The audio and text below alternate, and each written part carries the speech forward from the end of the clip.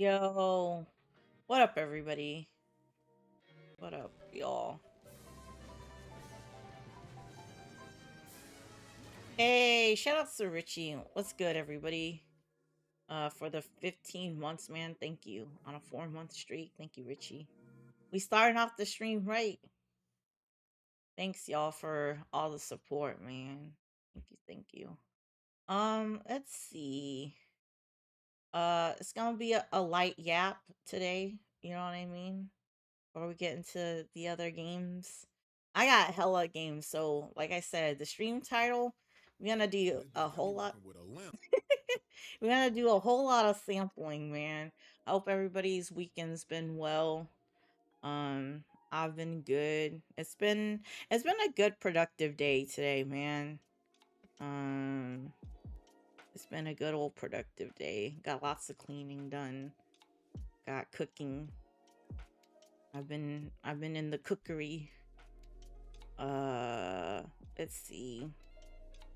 I guess I don't have much. I guess we got some trailers we could probably watch too, but um I wanted to check out people that got a chance to play what is it? Hell Let Loose. We're gonna check that out and whatever else. Or whatever. Said nice. Yeah. I do have sometime next week. We're gonna do the true ending to Pragmata. I have everything set up now. I completed all of the simulation thingies or whatever. I started my lunatic run. Oh my god. I was getting that work on I'm not gonna like, we don't have to specify for anybody that's still playing it. I don't want to spoil it for y'all. But the second boss for the city stage, oh man. Like playing it on that difficulty, I was getting like two-shotted. That shit is no fucking joke, man. That shit is so crazy. You said I did the truth. Was it worth it, Megas? You said I ain't started Lunatic yet, but I know it's probably some shit. A lot of the enemies are either gonna one tap you or two tap you. I'm not gonna lie. It is pretty crazy. I felt like it was like playing Jedi Survivor or whatever. Or Jedi Fallen Order. If you play it on like the higher difficulties, man. It is no joke. Like even but the thing that sucks about the lunatic difficulty is that you don't keep all of the stuff that you acquired, like your upgrades. You're starting literally from the beginning. You still have to like it'll have everything like unlock as that you found, but you still have to spend the Luna filaments in order to get them. So like to unlock say like the shockwave shotgun, right? You're gonna have to spend like either 100 or 300 to get it. So you don't if playing on standard or whatever, like how you can kind of keep everything even though no, you don't. Mm-mm. No, it's you starting from scratch. You got to do the training stuff again to unlock or get the cabin coins and the Luna filaments there. It's kind of weird though how they did it because you don't get any of the skins either. The ones you unlock through playing on the first playthrough, you don't get that in Lunatic. It doesn't unlock it. So you have to go through all of that. So it's not worth it. It's probably you're literally doing it for just the achievement. Like that's all I got fucking left now is just that. Hold on. Let me see. That's all I got left to acquire on a profile. I got everything else I should have. Oh, right, because I gotta get the true ending first before this is completed, right? And then this. That's all I have left. That's all I have left before I'm done. I said, so what the fuck? That's stupid. Yeah, it's really interesting the way that they did it. How you don't. But I do appreciate though all the amount of like different skins and stuff that you get is sick, man. It's sick. Like, Mega, since you played, you know what I'm talking about. Next time when I boot up the stream to do the true ending, y'all gonna see this one. Yeah, the cool suits. You know which one I'm talking about. I'm not gonna say it. I'm not gonna say no more. I'm gonna have a certain two equipped for Hugh and Diane. But yeah, no, it's been a good time playing though. I've enjoyed the game. Okay. Oh, and then me and Blake, we started another playthrough of Baldur's Gate 2. Um, or whatever. We've been inspired by Cammy and Matt playing it, and Blake was like, I want to run it with just you and I. I was like, okay, sure. All right. So let's see here. Have I tweeted out the stream yet? Yeah, he's like, you think you know? Lunatic achievements, all I have left too. Yeah. Yeah, because, like, I rarely, like, 100% games these days. I generally reserve it for, excuse me, for games that, like, I really, like, enjoy playing or whatever, and if I think it's achievable to actually even do. But I typically don't care to, like, do so, like, otherwise, you know. I don't know, whatever. That here as well. Said great game. It was a 7.5 at first, but then it went up to an 8 for me by the end game. It's so rewarding though. Like, as like the later it is you've progressed and how you like get everything, it's so satisfying to like play or whatever. Oh, here. Let's see. Hey, appreciate it, Savi, for tweeting out the stream. I'm just gonna retweet yours. I'm not gonna make my own tweet. But yeah, no, I would give it, yeah, I think a solid 8, 8.5 for me. Honestly, I not get a few points just for like story wise, um, or whatever. But it's cool. It's a solid 8, you know.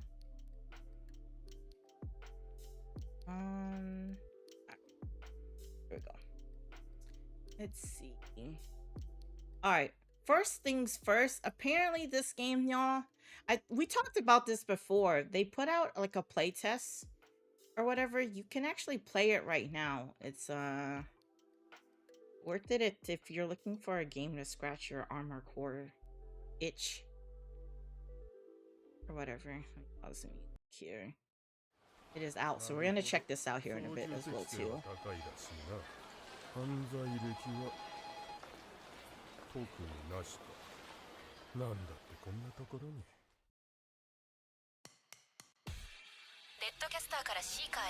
Yeah, that shit was fun, man. That shit was fun. Annoying for some of those fucking story fights, but it was so fun.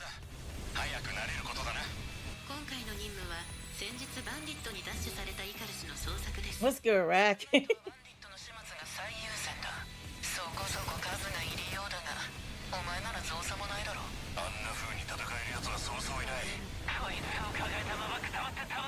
Let's see how this game feels. It looks good. Definitely armor core like.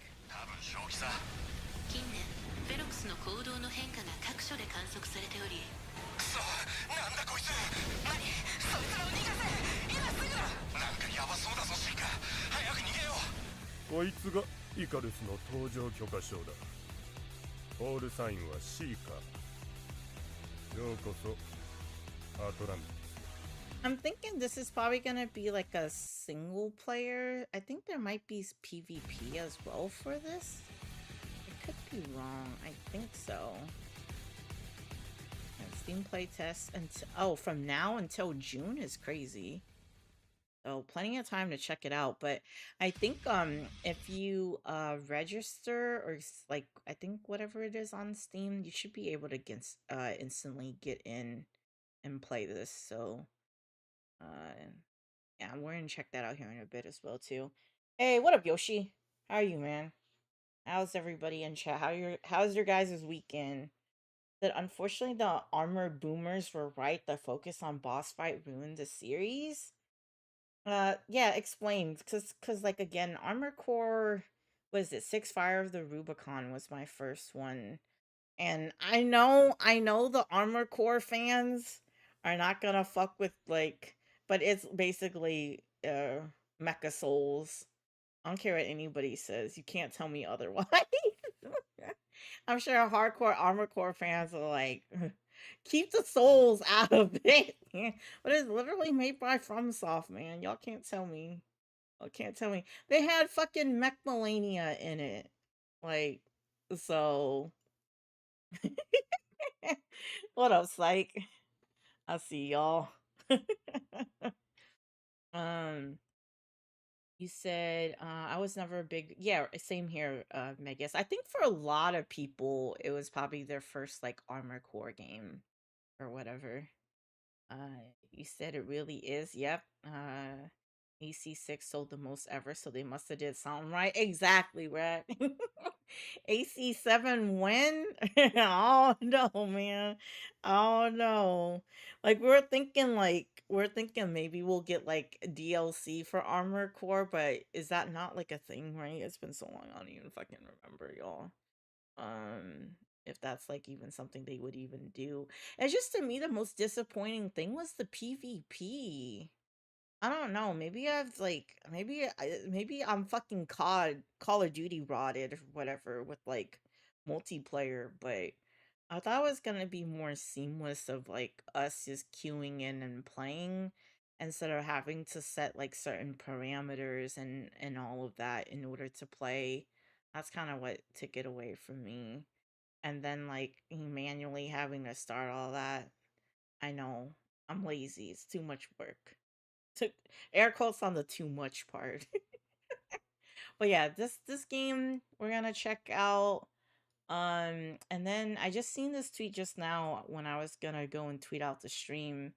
It says we hope everyone taking part in the hashtag Hell Let Loose Vietnam's closed beta this weekend has been enjoying the action at, bro, I can't even pronounce that.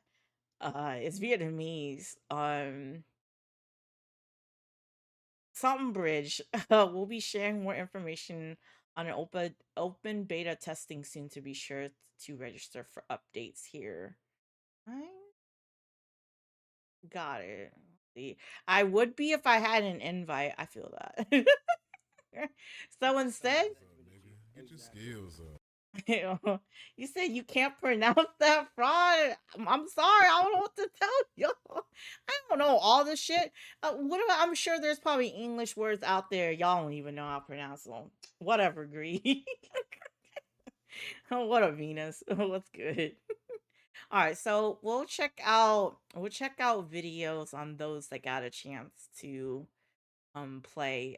Shout outs to Psych. Those of y'all that have any news, feel free to just drop it either in the gaming channel or or just tag us as well too, whether it's me or Flex or whatever, and I'll definitely like pull it up on stream. I have a longer one that I was interested in.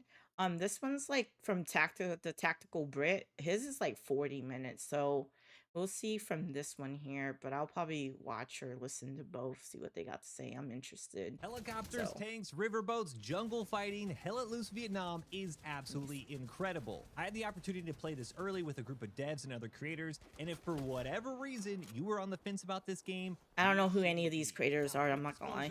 This is not an ad, I haven't been told what to say, but this is all provided footage. We were not allowed to record during this session. Oh. We'll be able to at a later date. So in this video, I'll give you an overview of Is there motion blur? It looked like there was motion blur when he turned briefly here. They said this is, oh, so this is like footage they given them, so it's not his own gameplay.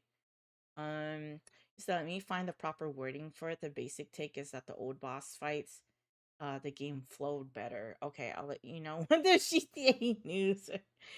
He said Papa Simulator when the fighting was back in maps, weapons, performance. I'll share with you everything I know because not only was this game fun, the devs answered a bunch of questions for us afterwards. So let's get into it. Hell Let Loose Vietnam is a 100-player game and it will have 4 different game modes: Warfare, which is the OG Hell Let Loose game mode, which we played; Offensive, Conquest, and Domination. Conquest and Domination are new and will have a morale system, which are basically tickets, which will bleed out until one team wins. wins. Just like Conquest and other games, you'll be able to attack points out of order, which is a huge change to Hell Let Loose, but with the pace and mobility of Vietnam, I think this will work perfectly. The combat in this game is amazing. I really enjoyed playing Hell Let Loose in the past, but I often got a bit tired of how much of a walking simulator it could be, just periods of what felt like no combat at all. But Vietnam is pretty different. Americans get 2 helicopters, a logistics and a transport one, and they were constantly providing supplies and dropping off troops or setting up garrisons on flanks. The NVA tunnels are also really fun. We didn't get any B-roll of how they work, so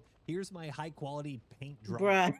Can't pull out the paint for this shit. Any other structure, and they connect to other tunnels or oh shit, there's fucking tunnel warfare. And then you click where on the map that you want to redeploy to. These are awesome, and one game our side just had these long snake oh shit on the flanks, and it just allowed man, I'm really tapping into my ancestry. Just redeploy through the tunnels and reinforce as needed. Yeah. That's big and loud, so it's a good balance. Yeah, real guerrilla warfare, baby. Could walk past this thing and not see it. The Yo, motion in this game was also for real Viet Cong tactics, man. Well, Viet Cong is not how you pronounce it. It's actually pronounced Viet Cong, but you know, that's neither here nor there. And it feels great. Like if you want to get technical with how to pronounce it, it's Viet Cong. Which is a real place that was primarily an air target in the war. The middle point is the bridge itself, and this map is so good.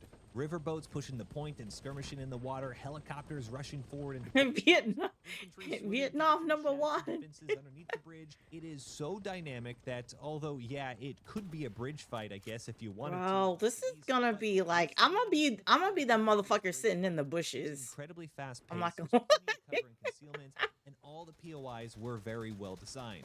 Now, you can slow it back if you want that more methodical Hell Let Loose gameplay with your squads if you wanted to. What I'm trying to say is that if you want to move a bit faster, you can in this game. Yeah, there's definitely motion blur. This shit looks nasty.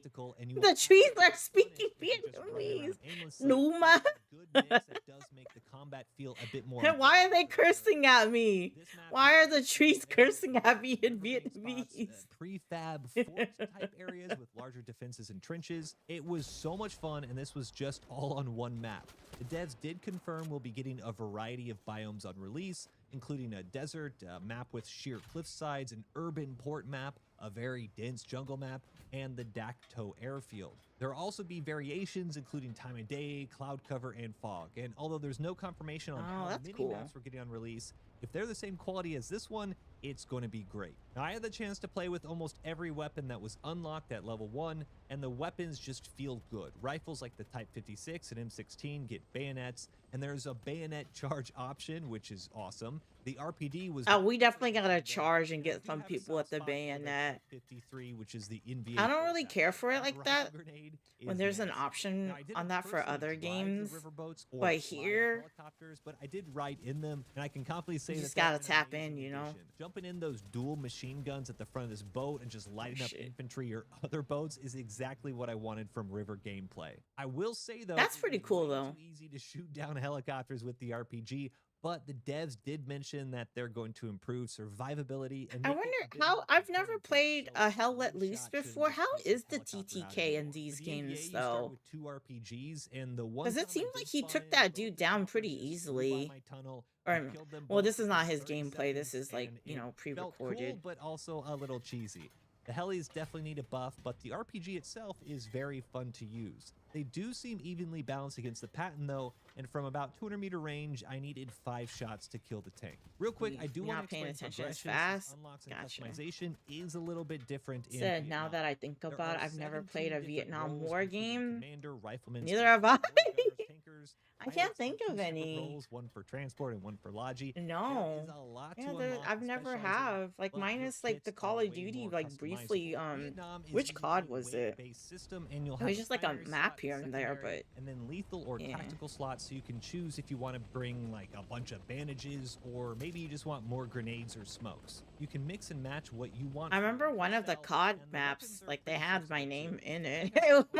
My name was actually in the game, but it just felt fun. I prefer this. If you know, you know. Having the constraints of what you can and can't do according to your role.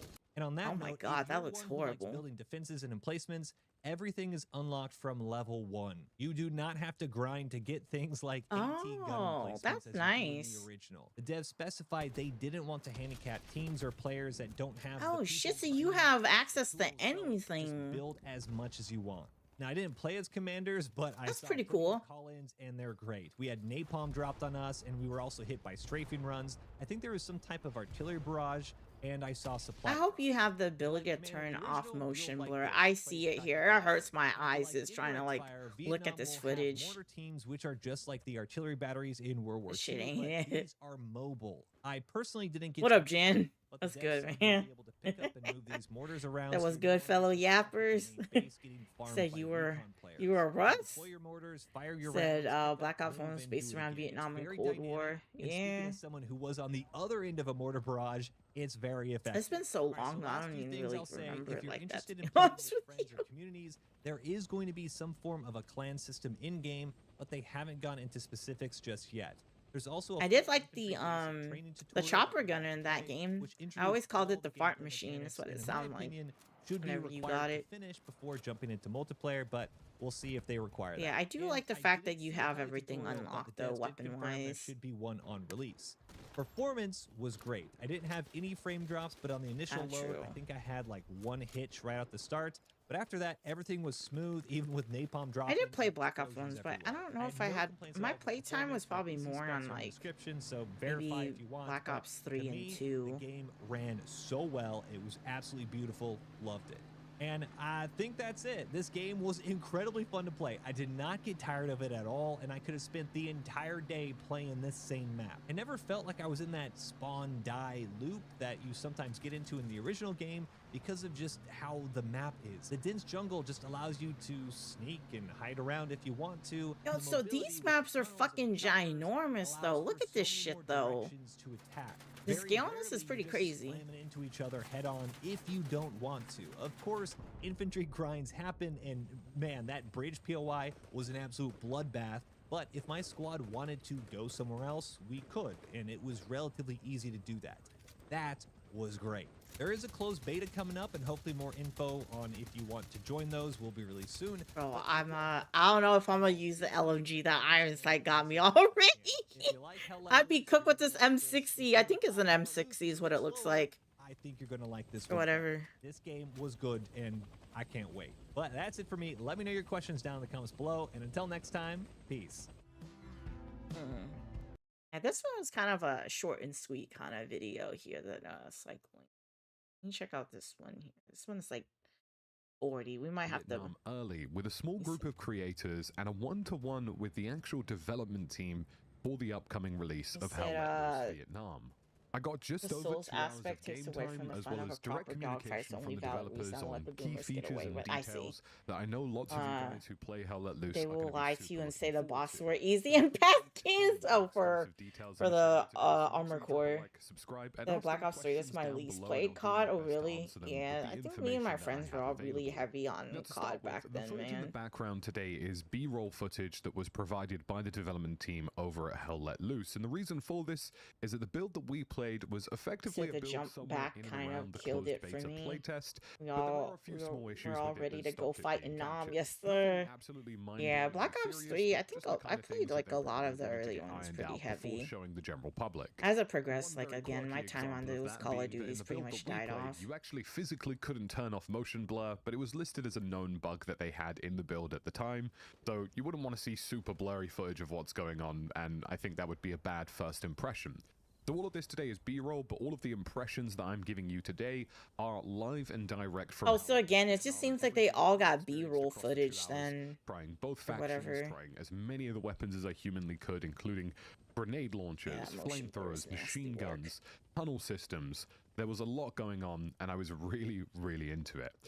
Before I jump into all of these details, I just want to note for those of you who are new here that Hell Let Loose is a game that I played for... I'm probably going to have to learn the pronunciation for all these Vietnamese, like, names and shit, man. Videos on this channel. And I might have to ask my mom, like, hey, what's this? What it produced and where it occupies the space of hardcore shooter, not quite milsim, but very authentic. And I love that about the game. And Hell Let Loose Vietnam, to me, from what I played is I always hated the sights on the M16. Really good. I never fuck with these iron sights, man, for it. Fans, not only due to the fact that it's kept the core ethos and it's kept what makes Hell Let Loose, but it's actually lent into some of those systems more in really cool and productive ways, like asymmetric warfare. And so wait, are those like all your teammates? They don't have like a name above them? Feels somewhat very dated in the World War II. That's interesting. So you just gotta recognize them by the uniform then. Systems feel a little bit slow. Those of you who are familiar with the title, are you a friend or foe? The massive frame drops that you get when lots is happening on screen, and it honestly feels like the game has been given that kind of fresh 2026 coat of paint from you gotta know which side you're on. Now in this don't forget interesting setting with really intense combat. So let's dive into some of the details here, and then I'll talk about my kind of hands-on impressions and what I played and how I felt it played. To start with, the motion blur is kind of hard to see. They're not straying from that formula. They want authentic. This shit right here would get me nauseated. Locations. They want warfare and offensive to be the core cornerstones of this franchise. And that was really great to see. You jump into this game and yeah, it looks, plays, and feels like... I know, that's what I'm saying. Like, how do you track enemies to fucking shoot at them? Picking up Hell Let Loose and going, this should be something else, or some kind of modified version of Hell Let Loose that is catering towards a different audience. This is Hell Let Loose. Cold War's my last COD I truly played. I dabbled in Black Ops 6, but I don't take Adderall to play that game. I feel that. Yeah, because I felt like the Omni movement was pretty cool in Black Ops 6, but did I feel like I needed to use it constantly? No, I did not. But moving from that, the developers have decided to take the game and improve upon it. I guess there, but yeah, but the fucking kids that be doing all that movement shit, y'all got it, man. Which is now going to allow the communities that make up Hell Let Loose to have a centralized location in game, and apparently there will even be. I'm more worried about the trees, or like when you're running around, they give us an option to disable this shit, man. As a battalion, which I think is really cool. Fundamentally, if you've played around with Hell Let Loose for a long time now, so I can't wait. I can't wait for when we get that. Give us that open beta, man. I'm ready to jump in. One of my favorite things about the game is noticing those same names over and over again and seeing the same guys on the same servers. So having a unified system in game with battalions is going to be really awesome. There is also 2 new modes coming to Hell Let Loose. The first one is Conquest, and this sounds like it works very similarly to the Conquest system in Battlefield or something akin to like Conflict in Armor, but this features a it's not always bad. Like with this B-roll footage you're using, when he's just driving through, or whoever it is just driving through here, it's fine. It's when you turn the camera that you see that motion blur like really fucking bad. Lose morale based on losing objectives, losing infantry, and if you progress, my old eyes can't handle it. Tickets, and the game finishes. So they better have that option. Then, if not, then I'm disappointed. I feel that. Yeah. And it's after like an hour playing the game, I have to ask myself, "Am I old?" Back system that we have currently. Yeah. Loose. And this is in addition. Yeah, look right here. It's again all the movement. And then there's Domination, which is appearingly to be a smaller scale mode, which might feature some more infantry. How can people play like this? People out there, there are some people out there that do prefer motion blur. Always a positive. How y'all play like this, man? Have also stated that for those of you playing on console and those of you playing on PC, it does not look good. Vietnam is going to have feature parity across the board. So there's not going to be any of these weird updates where PC gets something and then console gets it later, or console gets something and then PC. What's good, Galakai? What's good, man? These updates are going to be unified, and the platforms are going to receive content and receive key features at the same time, rather than having the split system that we have seen before. Hell Let Loose Vietnam has also had an upgrade in terms of the animations that you see in game, in my opinion. Sprinting feels a little bit more light on your feet. You don't feel so heavy and so sluggish. They don't have age eyes. Yeah, you'd be surprised, man. There's also a better vaulting system that allows you to quickly hop over walls and pull yourself up over longer walls. And some of the animations for this are super snappy and feel really fluid, to a point where you can essentially jump over a wall and then, hit the ground, make sure you've got some hard cover.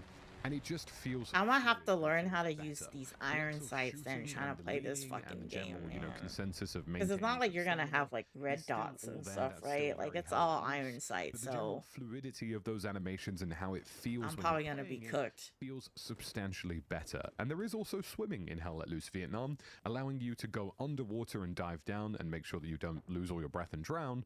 But you can use a knife underwater and take out some, unsuspecting opponents. In Hell Let Loose Vietnam, if you turn off the engine for a boat that you have used to drive down a river, that can actually operate as a boat spawn that can be used for objectives and used to attack and defend. And often when you spawn on these boats, unless you're near land, you do end up spawning in the water, so diving down and finding, a bit of cover and a bit of solace and making sure that you've got some protection is a good way to get through the map and flank into some of those more advantageous positions. You just have to keep an eye on how much oxygen and breath that you have in between movements. Speaking of animations, they've also added dragging real guerrilla warfare tactics, man. Combat situation. Those of you who are medics will also get the ability to use your. Can you go prone in this game? I'd imagine so, right? Or can you just crouch? Obviously, reviving them. I haven't seen prone gameplay. And the loadout system in Hell Let Loose Vietnam now has I'm not familiar system with, to it that like gives I you said. a little bit of flexibility. Oh, you can? Oh, hell yeah. Have the ability to yeah. And decide to take Snake in the grass. Or you could take a lighter primary weapon type shit. And opt for a few more munitions. The idea behind this is just I really can employ my jungle Asian tactics within their classes, while still maintaining that they are very distinct classes. That there we go. Okay, now we see it. Okay. In terms of things that because we haven't seen gameplay yet. This Hell Let Loose Vietnam edition. This is Hell Let Loose Vietnam. Warfare. And it's, something that I feel a lot of us witnessed with the original Hell Let Loose is that yes, the different factions had different weapons, but the balancing ultimately felt quite similar. There was a real conscientious effort to try and bring some parity between the US faction and the German faction, for example, to make them feel similar and make it feel like nobody was at a disadvantage. I see Venus, yeah. You said like we get the motion blur, but not how games and movies think motion blur is and how it works. What makes these factions these factions. I will say it now and I'll say it again. I'm an LMG main, spray and pray till I die. I mean, when you got a big ass fucking mag. Which is a huge asset. On the flip side of that, the Vietnamese faction has the ability to build a tunnel network. And this in and out of a vehicle where you hold F on it. I don't know. I think people are probably gonna prefer playing maybe as like the VC, man. Cause like the tunnel network is crazy though. Like you can just avoid in order to get into a better position, just use the fucking tunnels or whatever. Pop out. Pop out and get them. Get into a good flanking position or whatever. Yeah, this seems like fun right here from what he's describing. On the map, and it will spawn you them. These tunnel networks are vast and can be linked together to a certain extent, which stops them. Right, I get a buck. It means you can get from main base all the way up to the front line, but you can get fairly close, and it's effectively like having an extra layer. I get to see how my people defeated the Americans. Counterplay, for example, to the helicopters that the US faction. A first glimpse. Both teams the ability to kind of creep in and give a bit of a break to that push-pull gameplay. The push-pull gameplay that makes Hell Let Loose is obviously incredibly fun, but I think most of us would agree if you've played the game for a really long time that there are a limited number of strategies to actually break through. Now in Hell Let Loose Vietnam, you've got this... So is it to me, would you say for those y'all that have played this game, or like I guess the previous entry, as well as Battlefield, would you say that the breakthrough mode in Battlefield is kind of similar to how the gameplay is in this game? Because the way that he's describing it, that's what I'm thinking of, or what my mind naturally is trying to associate it to something else. And that's the only thing that I can think of, like, in comparison from my experience anyway, is what I played in Battlefield is the breakthrough. It's part of the reason why I enjoy that game mode so much too. I found it very fun, or whatever. So you said the Asian, Mexican, and Mexican shall dominate. Let loose. Yes, sir. What's good, beautiful? What's good? You said we're getting lore accurate almost before GTA, right? You said yes, very similar. They took the mode from Battlefield. Oh, well, the idea, and they just expanded on it. I see. took the idea and kind of, you know, did their little spin or added on to it, kind of innovate from there. Tunneling system. You've got the ability to use the rivers and boats. You also not like what the Susans out there be doing, you know what I mean? How they just like gentrify different culturals, like recipes and stuff. You know what I mean? Not that kind. This is in a good way, not the bad way. A couple more, you know, multifaceted ways to approach an objective or try and get behind the back line and clear out outposts and garrisons, and I'm a really big fan of this. As with any metagame, there will be some adjustments. I'm sure helicopter health and how much damage they can take is something that is going to be, you know, tweaked and changed. Oh, that's so crazy the way they just freaking all how much the tunnel system can get into backlines and where it can be placed. Like boat on boat warfare. But they are just two asymmetric systems that give the game more depth and give it more variety. You know, whether or not you let a helicopter into your back line or shoot it down with an RPG or hit it with one of the boat-mounted dishkas or one of the stationary... Oh, launchers, they got RPGs, yeah. Really important. That's music to my ears. Whether or not a back line is going to be broken into or if you've managed to maintain a foothold. So this asymmetric system with asymmetric weapons, you know, your M16s, the Type 56, the grenade launchers that were available. Hey, what a flex. How you doing, man? Had a rifle-mounted grenades, the tanks that are available to both factions, the boats that are available to both factions. You know, Flex has blessed us with his presence in the chat, y'all. But there wasn't sort of a balancing concern for me. It was kind of like, you know what, this makes sense. You know, there are two different deployment methods, and whichever team makes use of those and leans. So wait, okay, so as far as the multiplayer goes, how many people can we have on a team? Because so far in his video, as well as the other dude's video, they mentioned squad, but how many is in a squad? Is it your standard typical 4, or because this game mode is 100 players, like 50 on each team, can we have more than just 4 in a party? I hope we can, man. I really hope having a big ass party roll in there like that. Like that's what I was hoping for in fucking Battlefield, but we didn't get that. We only got 4. For a game that's about, you know, like large scale warfare, you would have thought that like maybe we could party up with more than just 4 people. Cuz it's like how can Call of Duty have fucking ground war and you're able to have like 8, 9, 10 people in a party, like queue into matchmaking, but y'all can't do it here? I don't know. All I'm saying. He said, I'm chilling. How are you? I'm good, man. I'm good. It's been a busy, productive day. But I'm good. He said the flexor has touchdown. It's more. I hope so. I think it's 6. I'll take 6. But I would like it to be more. Nah, I don't think Savi. If it be 3, that is nasty work. For a warfare game, for a squad to be a trio instead, nah. Yeah, it can't be. Yeah, it's 6. Gotcha. I see. That's good to hear. I'm just enjoying the day. True. Facts. I need like 10. That's what I'm saying, Black Hoodie. Like, yeah, 3 would be absolutely criminal for a game like this, man. You're fucking large scale warfare. We got party of just fucking 3. Wait, what is this? What is this from Black Yeti posted? Out of context flex. Hold on. What is this from? Was this from the other day? Hold on. What is this? Oh, wait, is it what I think it is? I started massaging the goat neck, bruh, and he was sitting there for a good minute. He was liking that shit. I said, oh, yeah. Never had this kind of treatment before. Bye. I'm the human that's going to treat you right.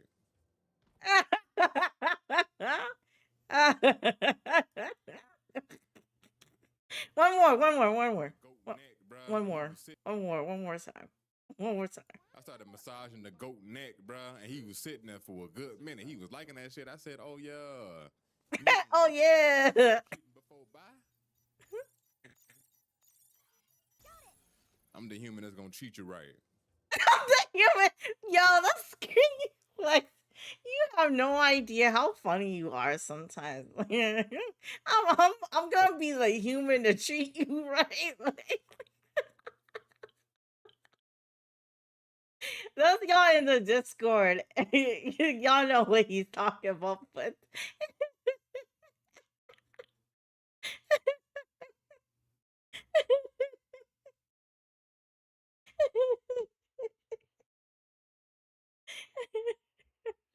oh my god, that's funny. I needed that. I needed that black hoodie. Thank you, man.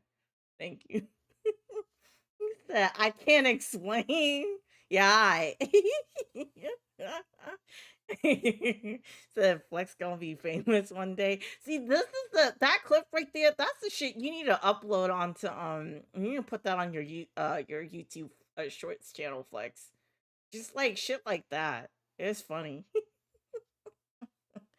So I was just speaking about my experience. That's what I'm saying.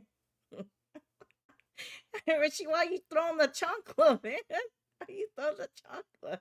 Says certain parts of Scotland would be fighting Flex for the goat. Oh man, that's funny. Said that they wanted essentially every addition to Hell Let Loose Vietnam to have counterplay. So anything that's introduced, like a helicopter, for example, would have counterplays that the Vietnamese faction could use to stop it being super effective. Alright, hardcore. What's good, hard? This man, y'all, can y'all chill? I love how like you guys see Flex sometimes. Y'all just be popping out of the woodwork, man. Out of nowhere, hardcore is trying to do an RKO out of nowhere on Flex. That's crazy. You didn't. Incredibly well. Naturally, when the general public gets their hands on this and things are metagame to the absolute finest minute detail, I'm sure things will change a little bit here and there. But the situation and state that I played was the first game when it came out, y'all? Is this like a full price? It shouldn't be, right? Maybe like $40, $50? Is that would that be right to assume or nah? Fucking, I don't know if this shit's $70 though. A little bit more fluid in this game. I don't know if I would spend that kind of money. Feel quicker, but not in a bad way. Now, I know lots of you are sitting here thinking, you know, you don't want this, you know, military authentic shooter to you say yeah, something like that. Okay. You know, high action FPS, but it does feel like it got a little bit quicker in a good way. It means that the build up to it better not be 70 black hoodies. What I'm saying. In a way that feels no. And I think that's a really good thing. I think one thing that Hell Let Loose is, you know, sort of struggled with at times is that the build-up takes a really long time. And maybe you don't have a garrison in the right place or something. And yes, ultimately those are, you know, punishing push-pull rewards for destroying garrisons and not destroying garrisons. But the actual exactly Venus for sure, and how long it takes for you to get into fights, for just like a multiplayer only experience or whatever, sometimes felt a bit too long in places. And I feel like in Hell Let Loose Vietnam, having, you know, waterways that can be utilized, helicopters that can be utilized, even if it isn't necessarily the case that the tempo of the game is faster, because ultimately it isn't, it's still Hell Let Loose, the actual ways to get to the front line and the ways to push forward and the ways to spawn in do feel that little bit quicker. Yes, it's still punishing when you lose a you said it wasn't my plan, right? As Flex was like, likely story. Likely story. I've got no garrisons, so I'm gonna have to, you know, spawn in absolute Narnia and maybe get in I'm kidding. It'd be like that. I'd be doing the same shit. In fact, when I'm streaming, sometimes I do it in between my breaks. Or maybe I spawn in you know, put clothes away, make the transfer, and that can get me somewhere towards the front line, or perhaps start a flank with a different squad. You see that, Flex? I couldn't help. I couldn't resist. It was right there. I likened it to a little bit like, you know, Armor of Forger, where you've got multiple little birds coming out of. So this looked like and it gives that kind Steam of early access. Nah, doesn't. It looks good though. I think it's just pre B-roll footage. They should have. Didn't they say there should be an open beta for those y'all that are interested or don't know? An open beta sometime in May. Felt like it fit the setting and to try out, whether you're on console or on PC. Specific details that the developers have shown us and things that were standing out to me in the actual build that we played. But now I kind of just want to talk about, you know, how this felt as somebody who's played Hell Let Loose, as somebody who's played Battlefield, played Armor, into my milsims. where does this game stack up? How is it in terms of gameplay? Is it fun? And is this going to be something that I view as a successful Hell Let Loose? Oh, you said I'm cool on war shooters? One of gotcha. the concerns going into a new game like Hell Let Loose Vietnam is that it sometimes feels as though maybe you lose. Hey, I'm always itching to shoot. Previous titles, and especially even better if you can shoot with the squad, you know. For example, Shadow. That's what I feel like is missing right now. Because I'm not, like, for me right now, I'm not really interested in Marvel Rivals. I feel like a lot of the homies are happy for them, but for myself, like, I just don't really have all that much interest in playing that. I'd rather be playing like other games than at that point. So I guess, like, for me, it's like I'm looking for a game to shoot it out with the community, with the squad or whatever. Because the only other game that I'm thinking about I'm playing right now, like, that's not counting like single player games, is like Ready or Not. I'm trying to think what other shooters out there am I really playing. Crickets, exactly. I can't think of anything else. Down to the lowest possible settings previously in Hell Let Loose when it You initially. said Marvel Headache, you mean Gooner Rivals? They all feel the same. So yeah, that's crazy. No. And I'm happy to report that as far as I'm always down to play.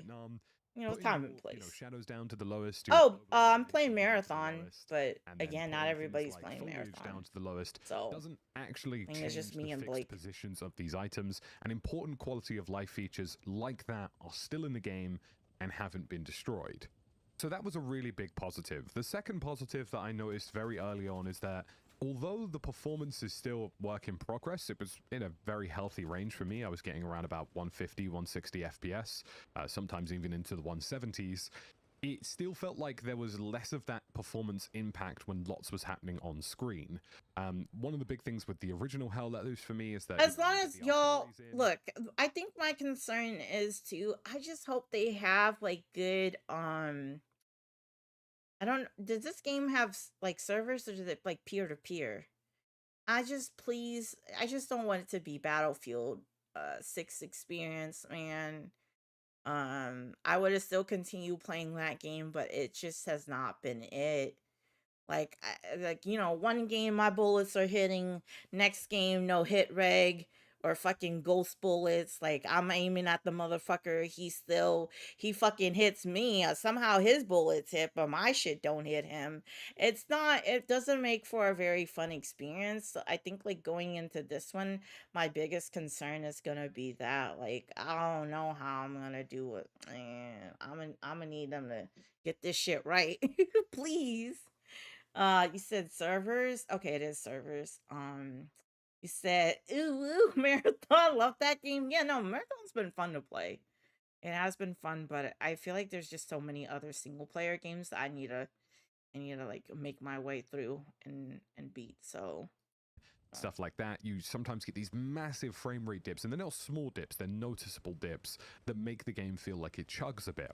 Now, there are still, big things that can happen in Vietnam. There are napalm strikes, there are, airstrikes, there are straight up artillery barrages, but it doesn't feel as performance. There's not going to be friendly fire in this game, so I don't have to worry about hitting y'all with napalm. It felt a little bit more smoother.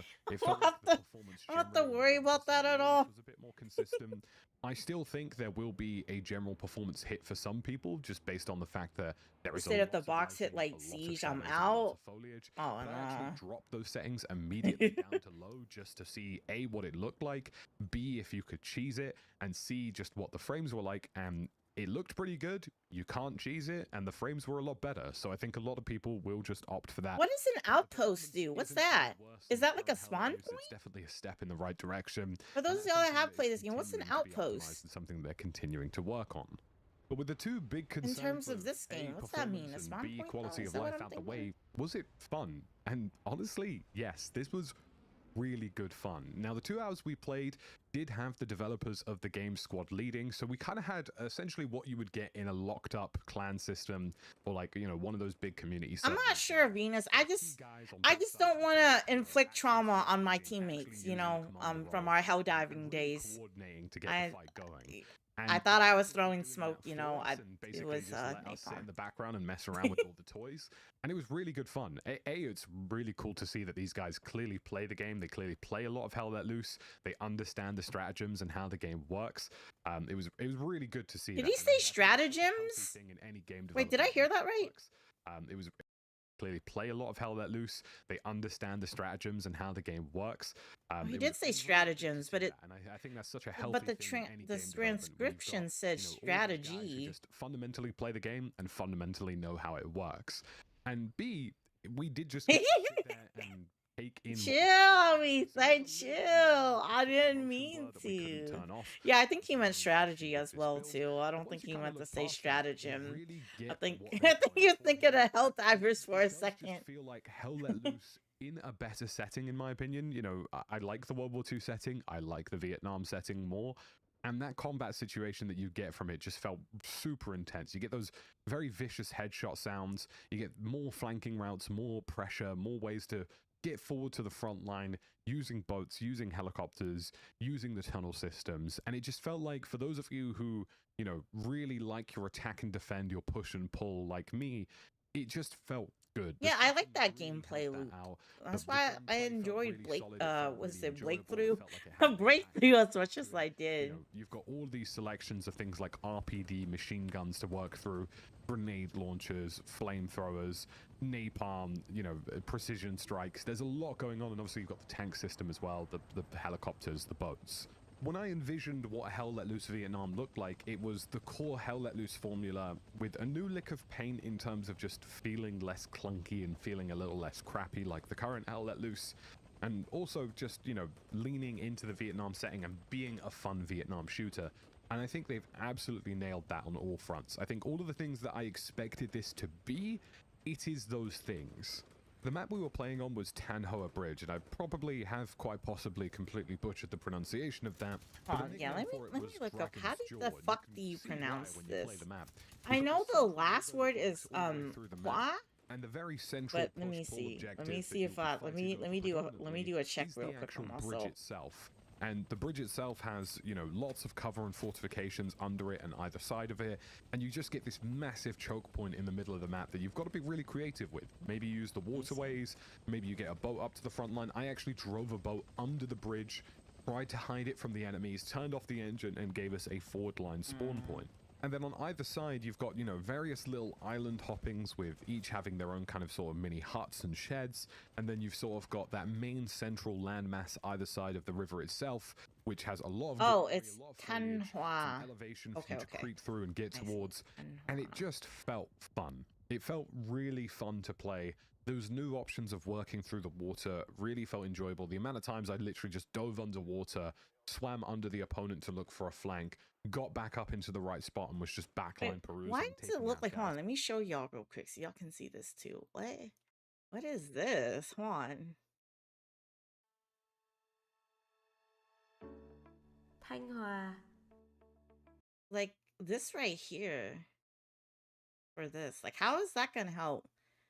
Oh, okay. Maybe I see. Like, but I don't know what it all means. I can pronounce it because I'm Vietnamese. It's Thanh Hoa. Thanh Hoa. Thanh Hoa. Yeah, okay. So I knew the second one. I didn't know the first one. Because, like, sometimes the different asterisks and accents on it can change the pronunciation. So anytime when I see a Vietnamese word, I'm like, you know, I'm not sure. Oh no. And Outposts was absolutely insane to me. I think I finished one game with like 4 or 5 He said, to be kills honest, and, I'm like, 3 or over the 4 World War outpost II takeouts as shooters. well. I guess I just need a good one, man. It's everything you love about Hell Let Loose, but in a Vietnam setting. And I don't really think you can go wrong with that formula. I think it's just such a painstakingly simple statement. The setting is it for me. It makes so much sense when you play it. And they got grenade launchers too. Through the jungle and just taking out guys with a Type 56 and hearing the dinker, the headshots, you know, seeing people try and drag away their opponents and me, you know, throwing a few more shots their way. I just want to make sure I'm not mispronouncing it either. I don't want to do my ancestors shame. See myself playing He said it's pretty cool to have a streamer who could pronounce all these words correctly. I appreciate y'all. I try. I mean, hell, there's like English words I don't even know how to pronounce, man. We gotta look that shit up. We trying to learn. Now, whether or not I retain it is like one thing. You know what I mean? But since this is actually gonna be one of the maps in the game, yeah, we gotta remember that. Obviously, this is an early build. It's not finished yet. One thing I will say is that we all learning. Audio at times sometimes felt a little iffy in places. You know, you've got a lot of new assets in the game, like helicopters that are taking up a lot of the audio space. And it was also sometimes a little bit difficult to pinpoint the distance. But yeah, Thanh Hoa is like they said, it's an actual city in Vietnam or whatever. So the distance of I don't even know all of my geography like that for Vietnam all that well, to be honest with you. How far away he is wasn't inherently clear. And when you factor in things like Dishka machine guns firing off, and napalm strikes coming in, and helicopters, you know, being in the airspace, the audio got really messy really quickly, and I would like to see a bit of refinement in there. I'd like to see just a little bit more of a focus on that directionality, and perhaps having a bit more distinct gunfire sounds in terms of distances that they are away from like how y'all know too. Like for me, again, like the VC is like if I remember correct, like that's like North Vietnam, right? The South was basically like the good guys or whatever. So till this day, when people talk about like the capital city, like Ho Chi Minh, like I don't call it that. I always call it Saigon. I don't refer to it as that. I will always call it Saigon. I will never ever call it Ho Chi Minh City because fuck that guy. Maybe there was a bit of a system where the audio from the gunfire was echoing a lot because it's predominantly a fairly open space with trees, and just seeing that possibly be tweaked would be a big one for me. Performance wasn't a concern for me. I think I happily played in and around 150 to 170 frames, but I do have a monstrous PC, and you know, it's just something that I think said, will be on my radar for the general release. He said, "Don't say that about your pawpaw. He ain't my pawpaw." People who are on lower end systems. So, okay, personal curiosity: has this man played shooters like these, or is it just your average game? Because I want seems to be the case. This to succeed in its own way. I mean, his name is a tactical Brit. I just came across like the video or his what is it? His tweet on the timeline that linked to his video, so I just decided to like check it out.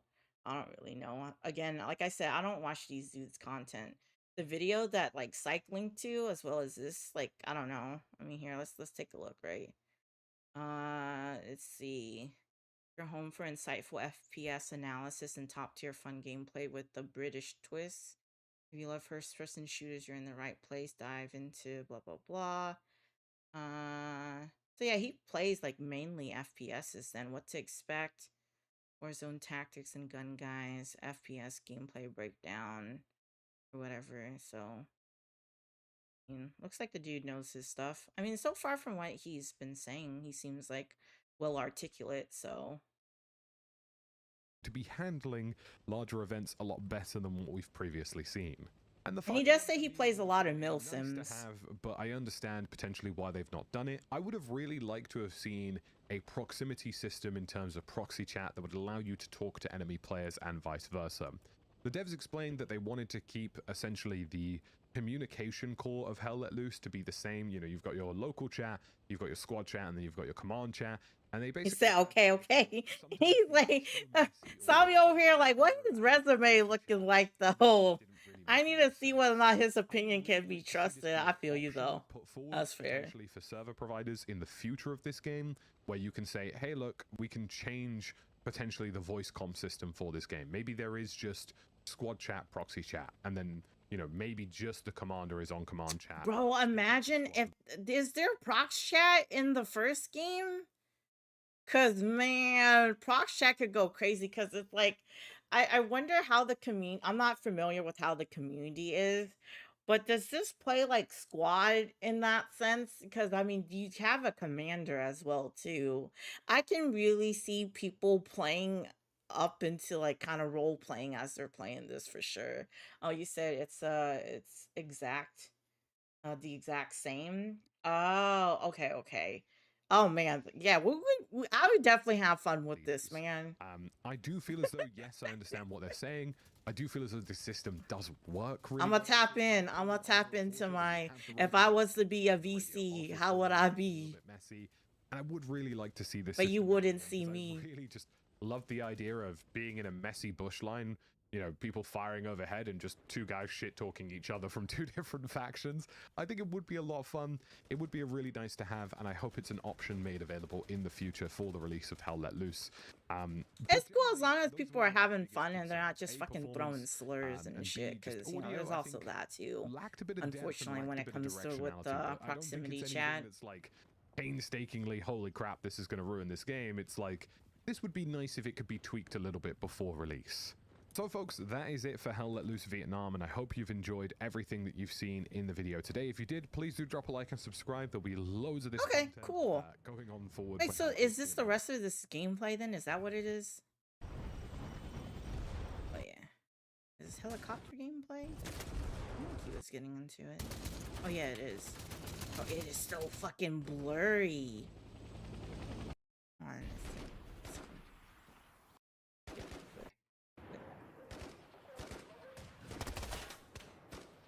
Yeah, the TTK is like super quick. Look at that.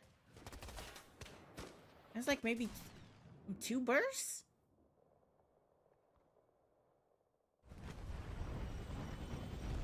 Let's see this helicopter.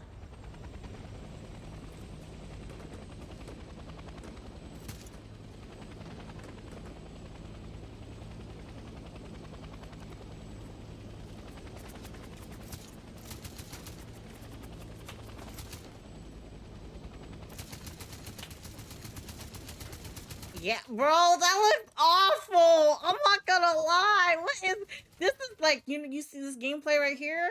Is me shooting without my glasses on. This is what it would fucking look like if I was on a helicopter and I was on an MG without my glasses on. Literally this. Yeah. Where's the bad guy? I'm just praying and praying at that point. Dog, you can't see shit. Oh my god. What the fuck? Where is that? What the heck? Did the video freeze? Am I tripping? What's going on? Oh yeah, it did. It's the video. It's not me. I was like, y'all am I still here? Did the internet cut out?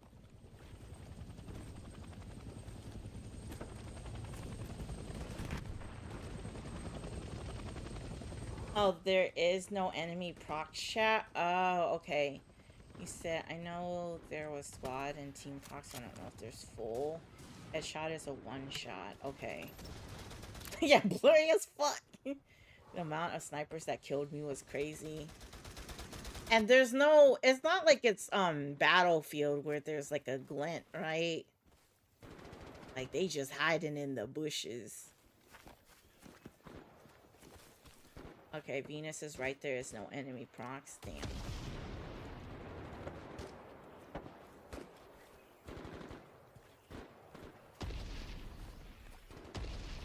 I'll be crawling through the rice fields, man. Head on a swivel. Ooh! Yo, hold on. What is that sound? Hold on, listen to it. Oh, that's satisfying. Click!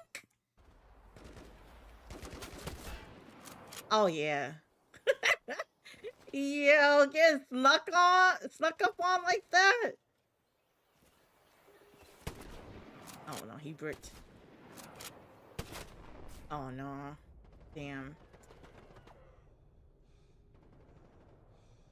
So, are there classes in this game as well, too, y'all, or no? Like, like it says that here, you can request a medic.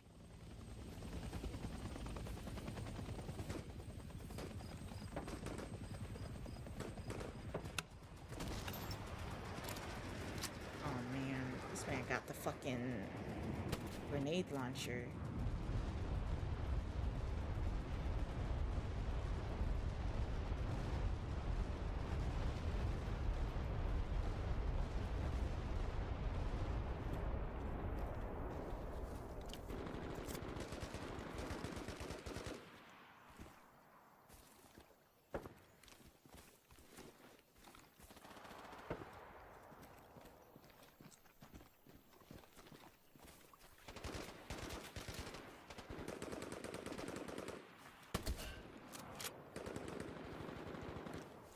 Did he drop him? Oh, he did get him. The range on this shotgun, if that shot actually dropped him, is pretty fucking crazy. I can't tell. Hold on.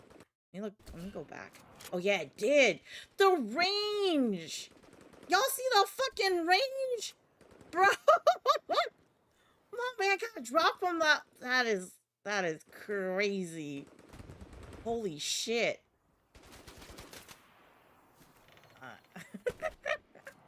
You know, cause like if y'all remember in was it in Battlefield 6? Remember the range on it? But I think like didn't people call for a fucking like nerf or whatever? Didn't it end up being nerf or not? I could have sworn it was.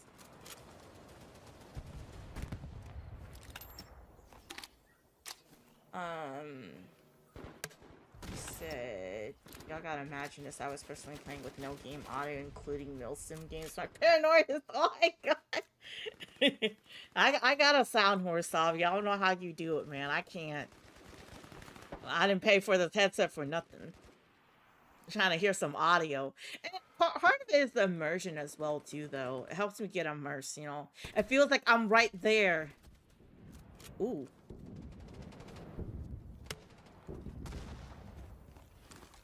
I see his tactic. You see this gameplay footage? That was smart. He popped that dude. He's like, all right, let me hide behind the bushes. He can't see me. And I'm just like, I have an idea where he's at. I'm going to just shoot. I'm going to do the same thing. I see what he's doing. Yeah, though I feel like he aimed a little too far with that grenade launcher or whatever. I would have aimed it a little bit closer to where the first guy he downed was. Oh, that looks so crazy.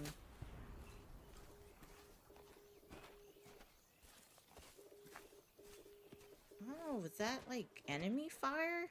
I would have gone prone in the bushes and just waited. See if they pushed up. Yeah, but this motion blur is definitely nasty. What the fuck is that? It looks horrible. I'll turn that bitch off immediately.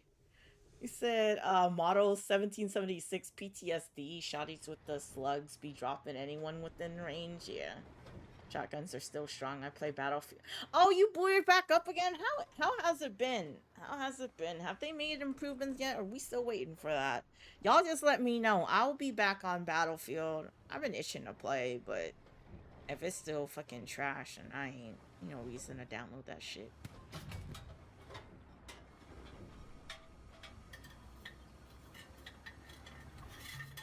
If it's still no hit registration, I don't want it. I don't want it, and I don't need it.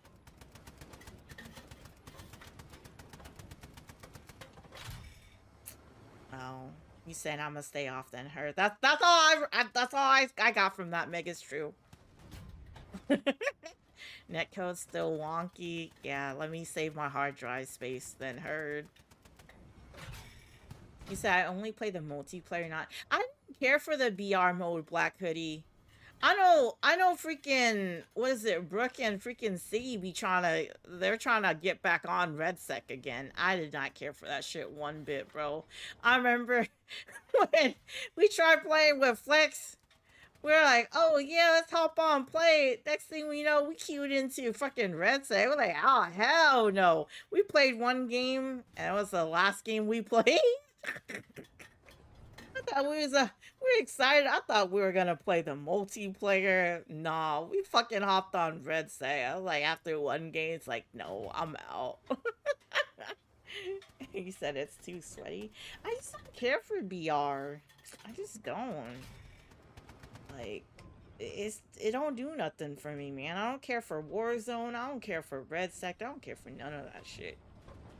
Just give me TDM, Conquest, whatever the fuck, like, mother mode to play.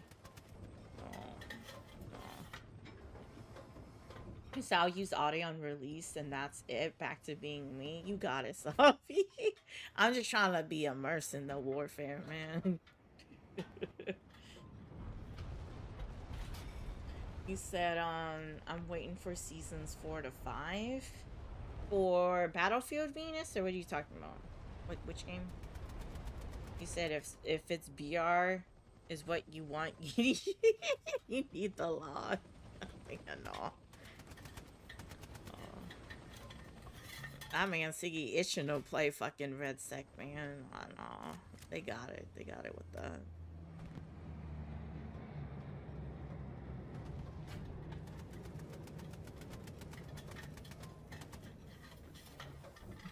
You said objective based shooter. I'm in BR. Yeah, I sleep. I sleep. Oh, you do drop pretty fucking quickly in this game. I'll have to get used to that. We're gonna. What is it? Dying and trying and dying. For sure. Oh yeah. Okay. Let me see.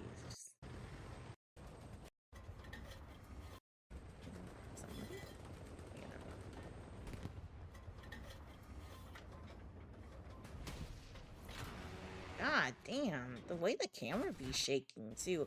I'm gonna have to turn a lot of these effects off though, man. Camera shaking, fucking motion blur. Oh, okay. Oh, so it is like Battlefield. You got engineers as well. Oh yeah. But I'll never forget those of y'all that was playing the Battlefield 6 beta with me. Fucking, we were so good at being engineers, the other team questioned whether or not we were fucking cheating. That shit was funny. we would heal the fucking tank so fucking quickly. Like, I think because there was like 3 or 4 of us that was engineers, we were quick to hop out and heal it. The other team accused us during the beta that we were fucking cheating. Shout out to my man Tubby, man. Tubby was great. Tubby was a great tank driver. Yeah, shout outs to Tubby. That's how I remember. That was such a memorable game on stream. When you're so good at doing your job, you got the other team questioning whether or not y'all even legit. Cheating on a beta, though, is fucking nasty work. I'm not gonna lie. If y'all cheating on any game, period, pathetic. But if you cheating during a beta, especially, get them up out of here, man. Get them up out of here. They gotta fucking go. He said, "Don't remind me." I'm sorry, psych. I think it's because we were watching like clips and stuff the other day.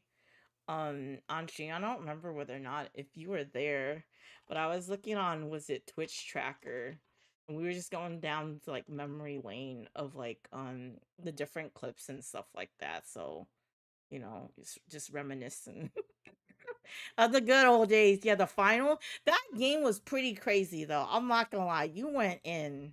But yeah, we were just going down all the clips and like different games I've played over the years, which is so crazy to like think about though. Like we play a variety. Like this is basically my my digital video game resume, I guess. Or catalog, I guess is probably a better, not resume, catalog of games I played. Some we taste tested, others we beat. But regardless, we play a variety of games. Yeah, we played the final as well. Yeah, we did. I'm gonna just play this one real quick again here for the one time, y'all. And then I'm gonna take a quick break. And then we'll get into all the games I'm gonna be sampling. I got the Diddy thing on me, man. Hey, yo. Yo, whoa. Y'all see, y'all know what I'm talking about. Hey, y'all know what I'm talking about. No. If anybody understand what flex mean, please let me know. You know. But yeah, no, we played a bunch of games. We even played fucking Redfall. Like that shit was not it, man. Yeah, there's so many. Shout out to everybody clipping over the years too. Without y'all, I wouldn't remember all these damn games I played, I'm not gonna lie. There's been many. Yeah. But alright, y'all, I'll be right back. Let me take a quick break. Oh, we still got trailers too, but let me take a quick break and then we'll get back. So they got the what? I don't know. Oh, Big Worm. I don't know. Y'all let me know. I'll be right back.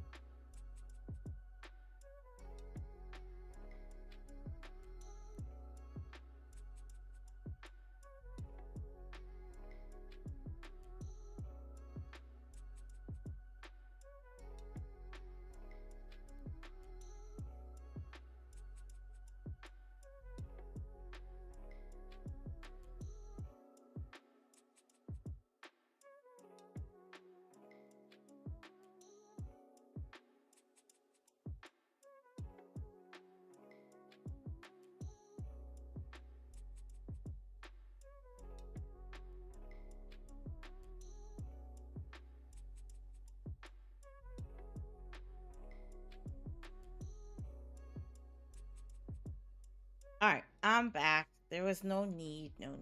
I was back before y'all even knew it. You know, the finals was okay for a little bit, but I think it quickly wore off on me though, Venus. I felt like it was really competitive or whatever, and after a while, like, unless you were playing with like a squad or whatever as well too, randoms are definitely once more very hit or miss. I wasn't really fucking with it like that all that much personally. You said it is. I hop on from time to time. Gotcha. I see. You said not today, but why more important? I'm liking it though, Psych. You ended up picking up the game. I know they've been trying to get me to hop on it as well too. I was like, I don't know. I've got so many games right now. I got so many. I don't even know if we're gonna be even getting to replace today to continue and finish that. So it might be another day. It might be another day for replace sometime like next week. We'll come back to that. But today we gotta sample all these other games. But here, let me continue. Let me check out what's here, and then we'll go from there. This is Hollow Blade. Battle Tendency. What are all these games? Oh, Red Light On. Hyper realistic looking ass game. Shadow Rush.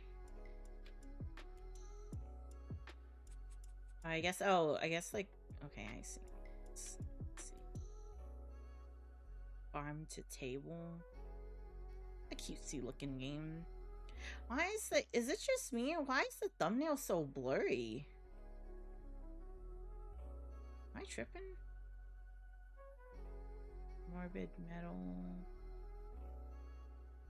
Oh, official Powerplex deep dive trailer. Oh, it's a roadmap thingy. Okay, never mind. Let me watch that then. I'm curious. Oh, Monster Hunter Outlanders. Anybody interested in this? Oh yeah, this is the mobile game one. Or whatever. Let's see. Oh, this Dodo Ducky game. Okay. I think the developer for this game follows me on Twitter. It looks cute. Let me see that. Is anything else? Final Fantasy. There's an Evangelion collab? Fuck.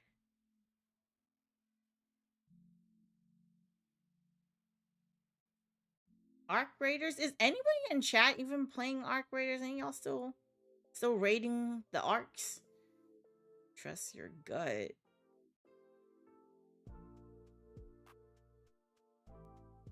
What's this?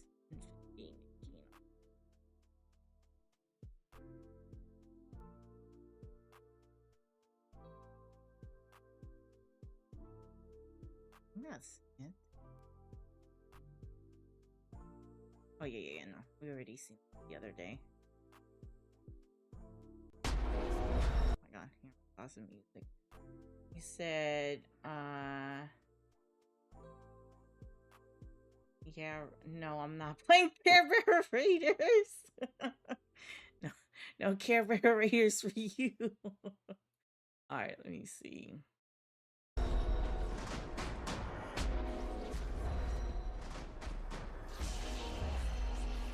What are these flashbangs, man? What the hell?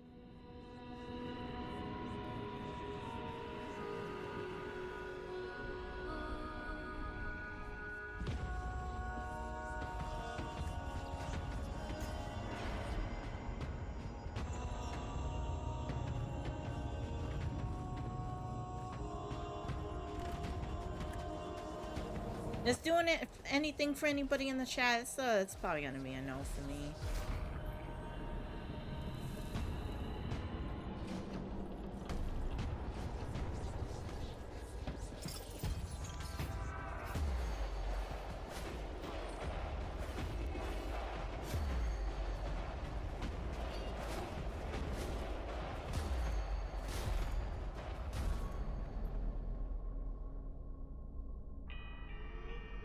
hollow blade. It looks alright. I'm not a fan of like that Minecraft style, like all pixels and stuff like that. Yeah, RuneScape Dark Souls, probably a good way to describe it.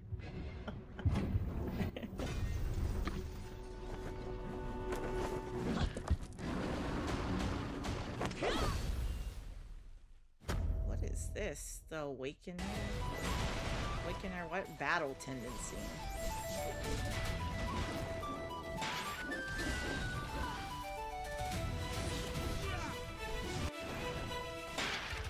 Do we have like, what's that? Okay, I'm confused. Okay, is this a Dynasty Warrior like? I'm confused. So we have medieval, and then all of a sudden we got the wuxia, like Chinese martial arts out of nowhere. I'm confused. Is that everything like? What is this?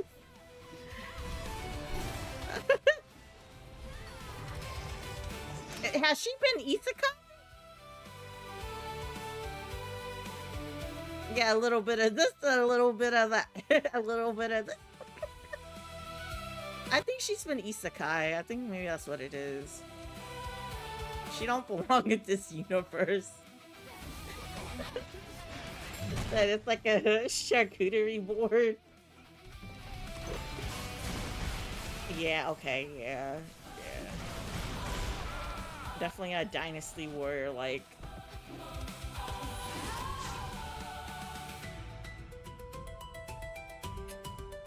It's, oh, maybe you get a chance to play as different characters? Yeah.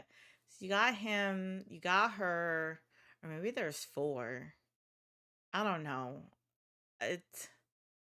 This ain't, this probably not for me. Not for me. You said, why do they always show themselves one-tapping a boss?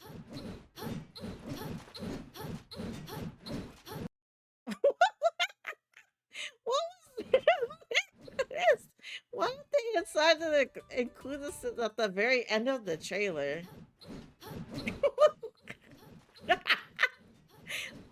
Is that doing anything for y'all? Like, what the fuck? What the hell? I'm so confused.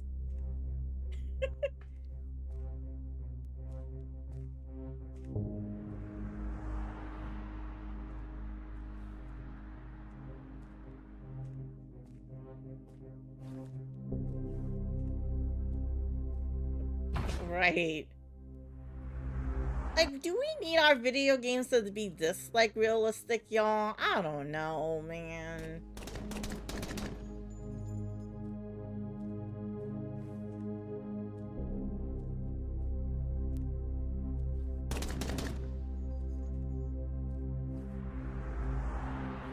I'll just go play Ready or Not.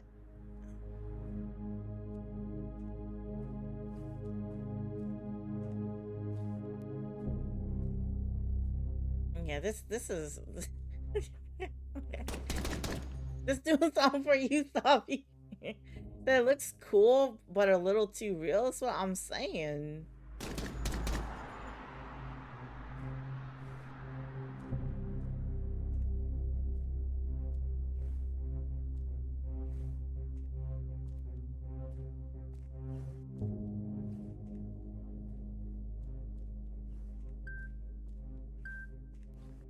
Oh no, not the low battery. Not the low battery hitting the screen. That's crazy. How you gonna forget to charge going on and off, man? You know, that's not. She ran out of budget. What is this one? Broken Lord Don't Play. You might be alone on that one, Sabi. It does, but I've seen the maps they got. Oh, and that ruined it for me. I see.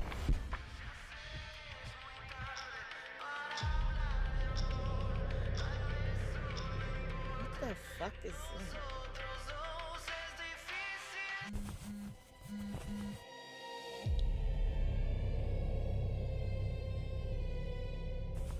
もしもし。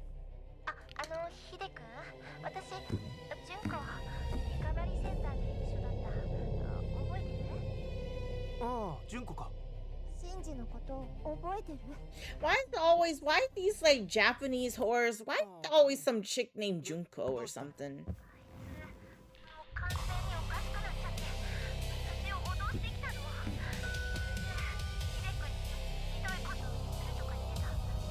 Wait, what? Oh, it's one of those games. Hey,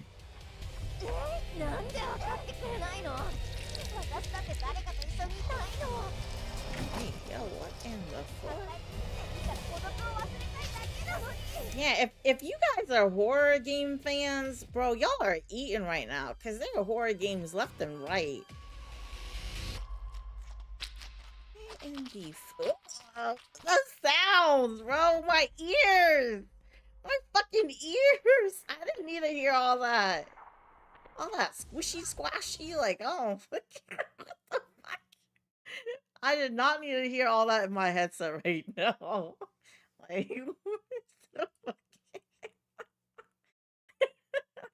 he said, horror game and style, you know, modders would do the most. He said it's probably the version of John Smith. I'll be going to church tomorrow instead of gym after this trailer. Or Shadow Rush? I need to be cleansed. Oh, is this Titanfall 3? Shell shaded?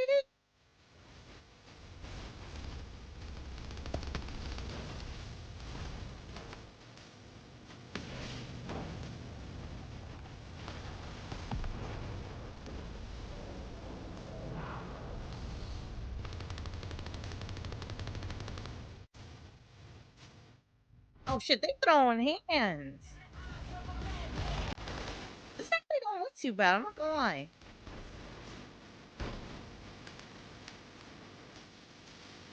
Oh, you say I see the vision, but it needs some serious cleanup.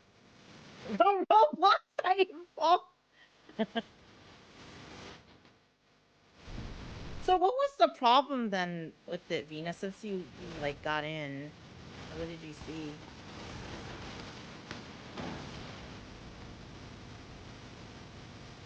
You said shell shaded. It could be fun.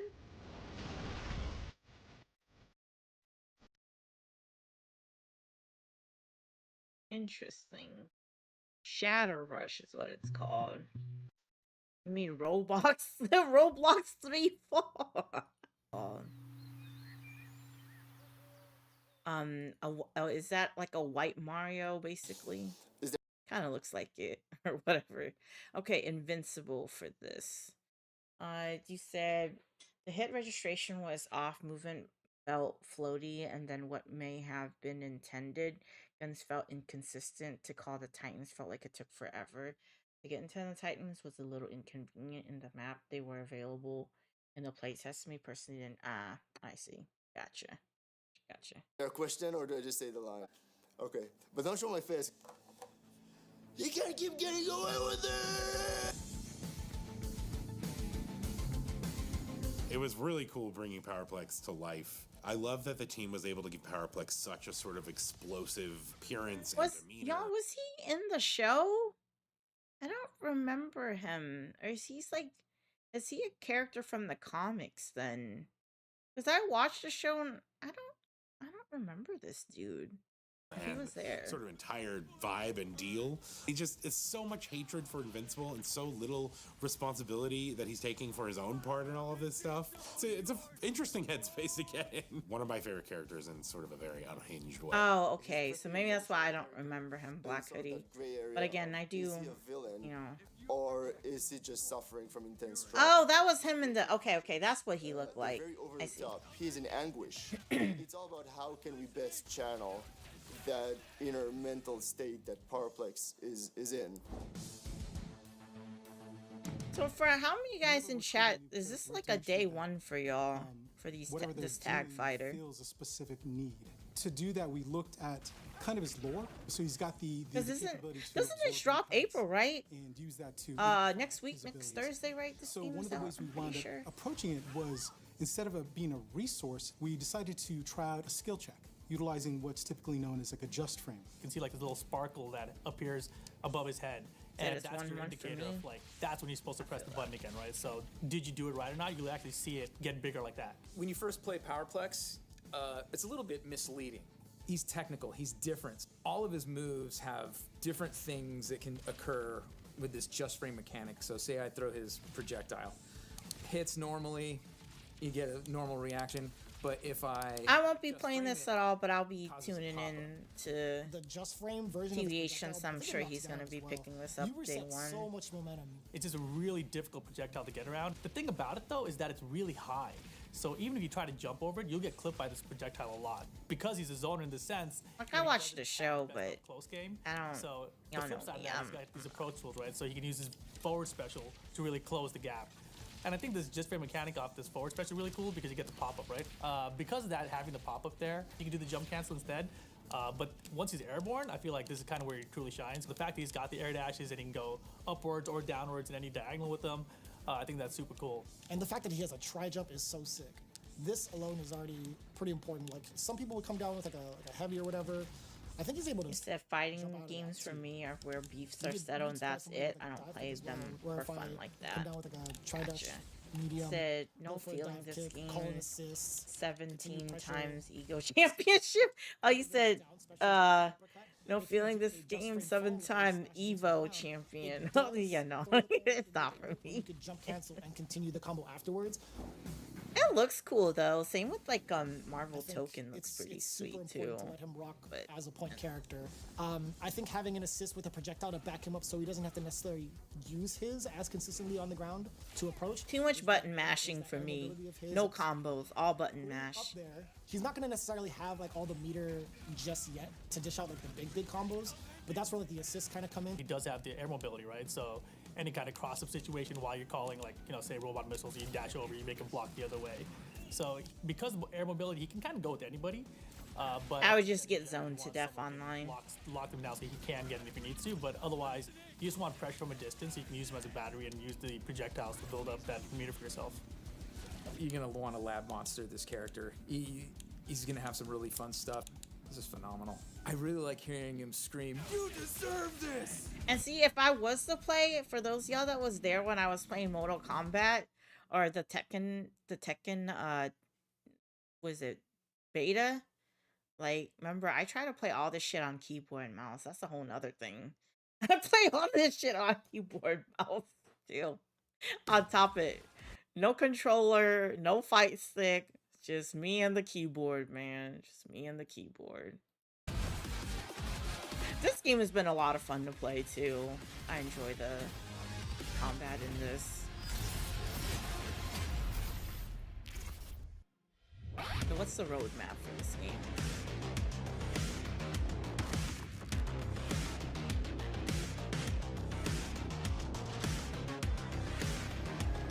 A new sub-biome.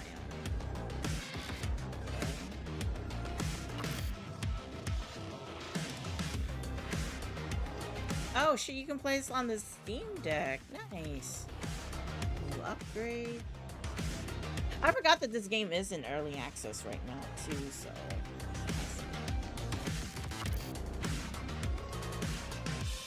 Oh, new character. I know, I see this and she just makes me think of fucking Ash from Apex or whatever, or Titanfall.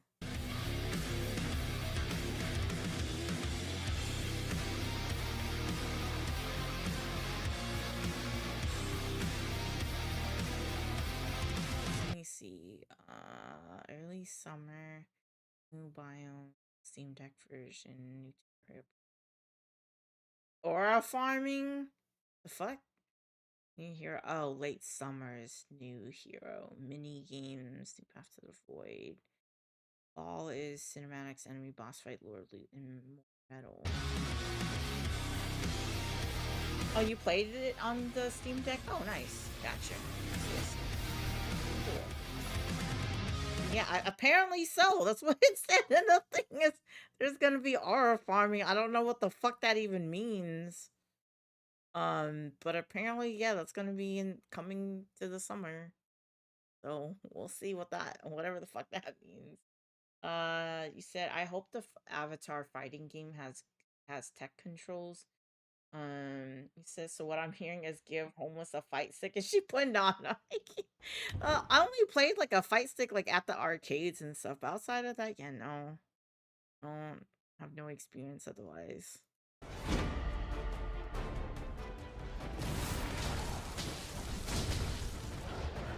I can't believe like we are now here with like a mobile Monster Hunter game like this. Not only can you just play this shit on console or PC, you can bring it to your phone now as well too. A more simplified version.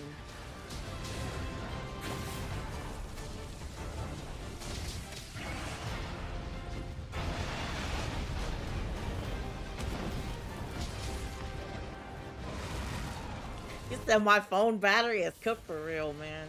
Play like 30 minutes of this. It's down to fucking 10%. That's why I don't be playing mobile games like that. I don't like killing my battery life and my fucking phone becoming a hand warmer.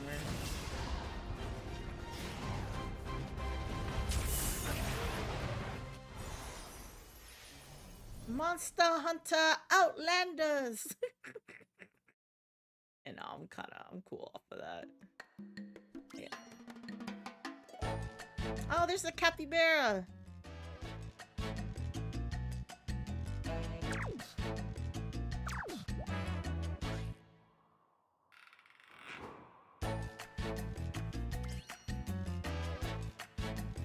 This game actually looks like it could be pretty fun. Oh shit.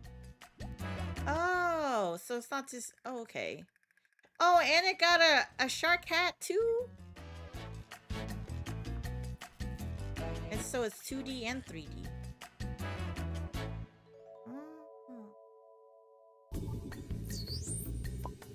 Neat.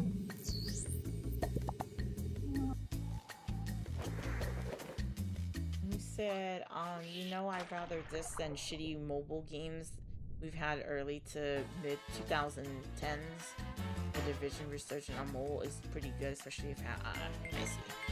Gotcha. What is you mean, especially if you have the backbone? What is the backbone?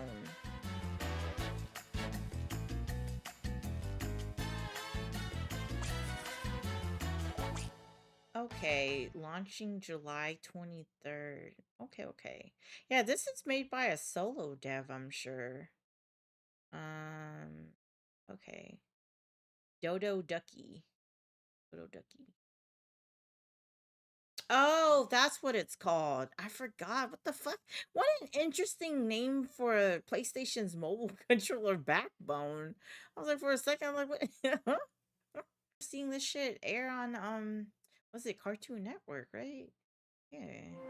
Shit. Oh, here. For all my Raiders of the Ark. It's still there. I mean, it would be. It held together better than I thought. I never played it. Remember when the next expansion comes out next year?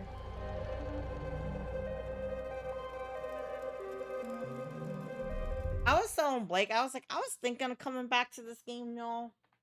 Just to kind of scratch my shooting itch. Besides, like, Marathon. Just to, like, do, like, Stella Montis runs. Where we're just PvPing. I'm over the gear fear. I'll lose it all. Clear out all my guns, all my renegades, all my Stitchers, Bobcats, Tempests, Volcanoes. Use them all.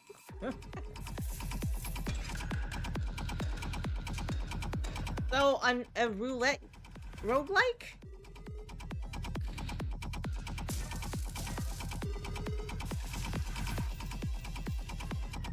You said what we got here?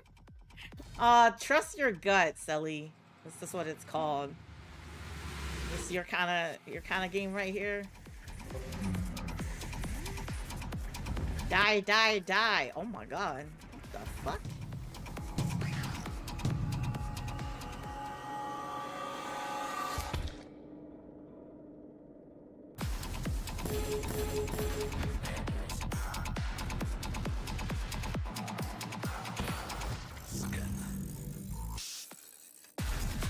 You just gotta trust. I'm sure there's probably a demo out for this game. Not be surprised. Oh, playtest is live. There you go. Trust your gut. Let me see. Is there a Steam link? Roguelite roulette game. Yep. Born unlucky, your life is tied to the game. To survive, buy mementos you want, bend the odds, and return to each spin a little stronger. That's what that is. You said because they're putting a shit ton of quality of life changes to Final Fantasy 14. Care Bear rated. You said be careful, homeless. You might get hit on. Get a hit called on you for PvPing. I might run into trolls, yo. I might run into trolls. You know, couldn't let that happen.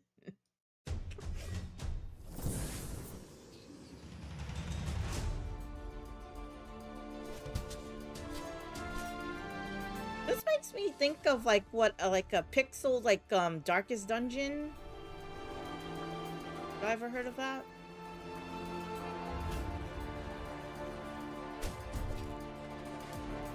Avenge yourself.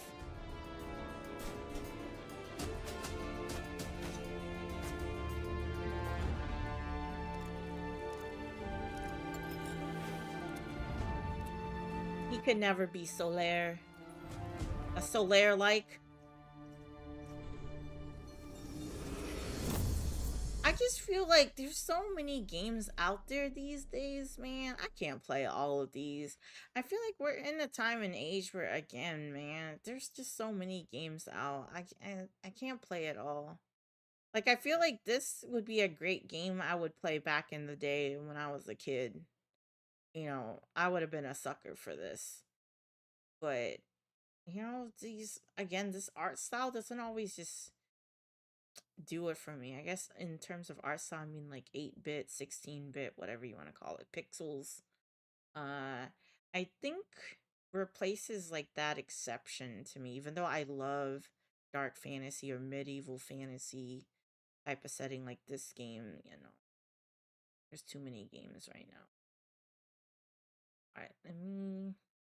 Alright, time for the games. What should I hop on? You said Spider has made Greedfall 2 on. No. I'm sorry, Sabi. I know you were looking forward to that game too. That's quite disappointing, man. To hear that it's been like that. How have you been liking what is it, Mouse PI though? Are you done with the game? Are you still playing through that? How's that been for you? There's so many. Darkest Dungeon is fire. I don't think I put that much time though, Black Hoodie. I remember I did pick up the game, but I don't think I played it enough though. Yeah. You said I'm finna download it now. What game? Because aren't you playing through Pragmata, right? How are you liking that as well too? Like I said, sometime next week after I yap, we'll hop on Pragmata and do the true ending. And then continue with like replace or whatever. But let's check out these demos. Some of these are demos while other ones are actually full games. I've got code too, so we'll check them out. So let's see this one. Is there a category for this one? Wait, what? Oh, I know why. I need to not put demo in there. There we go. Check this here. You said master class. I'm eternally grateful. Oh, you good, man. You good. Let's see here. Public, private, yeah.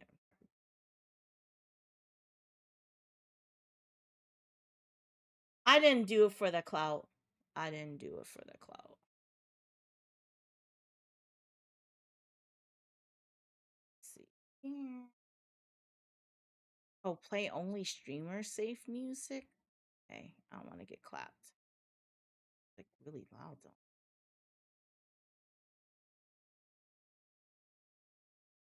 Oh my god, look at this. Quality. Depth of field blur off.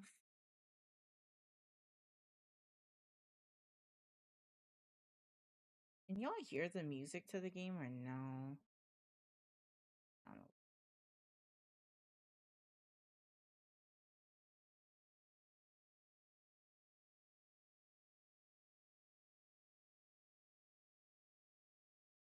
It won't let me. Oh.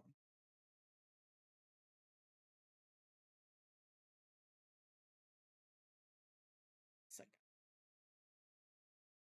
Then, of course, my. That's crazy. Alright, hold on. Yeah, I hear my fucking fan spinning, so. Yeah, I don't know if this demo is well optimized. My PC might be cooked, man. Y'all prepare. Let me see. Let me start up again.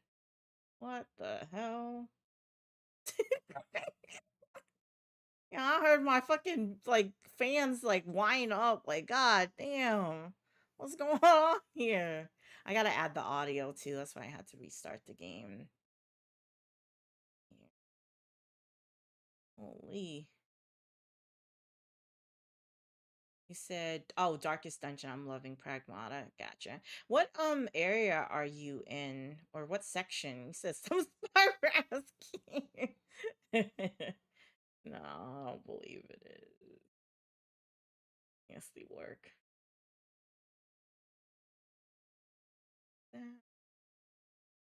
Well, let me remove some of these.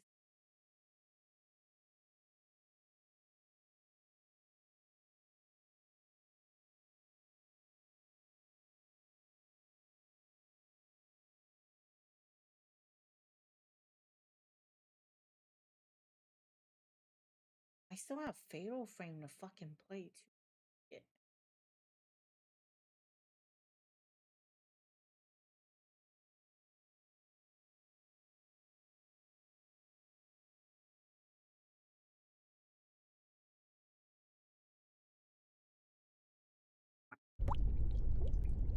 Aquarium.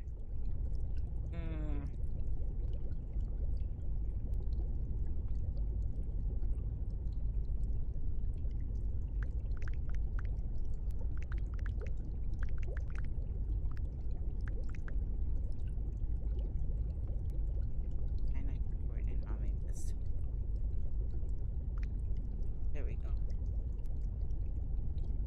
Oh, Terradome. Gotcha. You said, I just made it to the jungle level. Oh, no, I did not, Venus. I played it for that. I played it, I think, like, twice. Like, 2 different streams, I believe. And then I forgot what came out. Oh, no, then I continued with the Neo, I think that's probably what it was. Yeah. Add a thing. Okay. Oh, can I actually draw it? What? Shit. Okay. Done.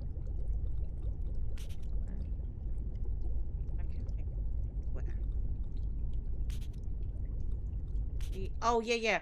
We're gonna do this for flex. We're gonna add a cactus. Okay, right here. We can add multiple cactuses. Oh. Yeah. We're gonna cactify this. You can move or copy. Can I make it bigger?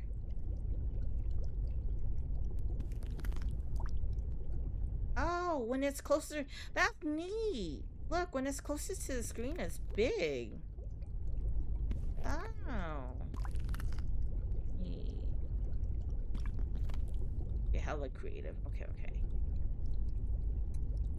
Add to wishes, give feedback, report a bug. When can... Oh, I gotta add 2 unique plants. Okay.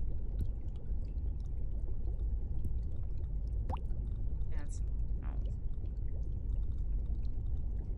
Oh, but that was a tree. Does that count as a tree? Oh, I gotta add plants.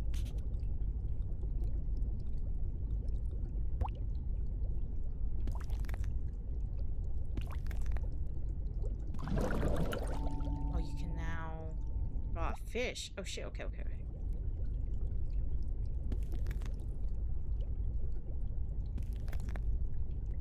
It does count. Okay.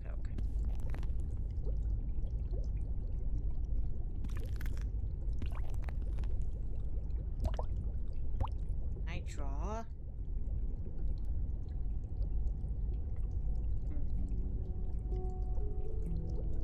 The first one I'm gonna do, I'm gonna call it Nemo. Because why not? Oh yeah, there we go. Clownfish. This color eye.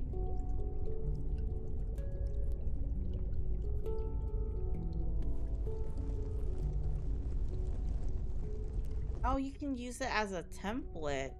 Wait, can I undo it? What if... oh, wrong brush. Fuck.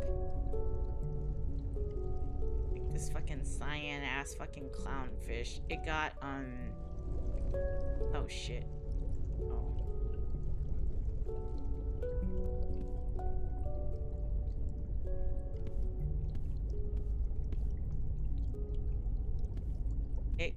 It ran into some bioluminescence and therefore got its different color here. That's how this clownfish went from being your usual orange to this obnoxious cyan color right here.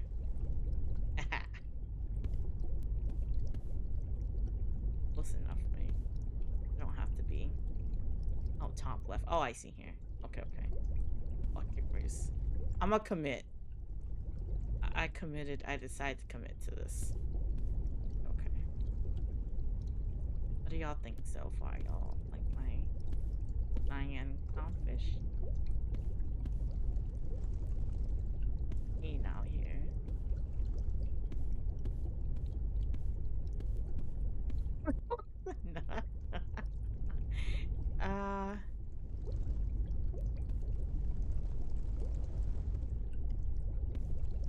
It's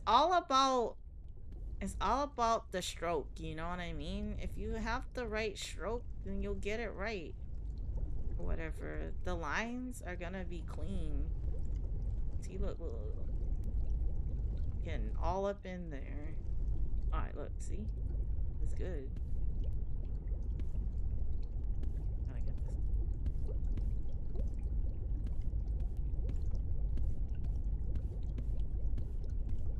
Yo, this color is so annoying on the screen.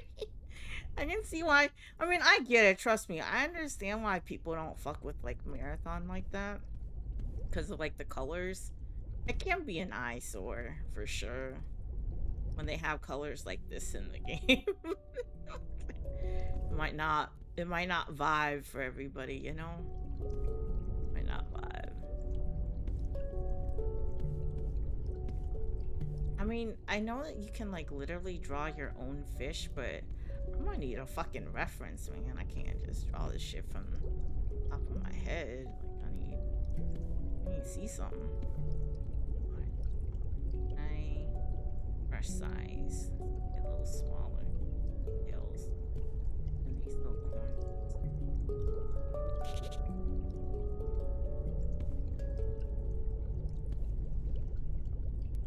Close enough. You said you can be a shark? Yeah, I probably will be able to do that. See if I can find one. Oh yeah, I see it right here. I'm gonna do that here in a second. I wasn't paying attention. I was locked in with my stroke. Trying to get it right. Okay. Shit. What the fuck were my Steam popped up for? I'm trying to draw. Oh shit! See, it fucked it up! Oh my god. Can I undo? Oh, man. I had to do this all over again. God damn it, Steam. Why it just popped up randomly for me? But, see? No! I had it good! What the hell? Hold on. I'll lock in. Yeah, fuck.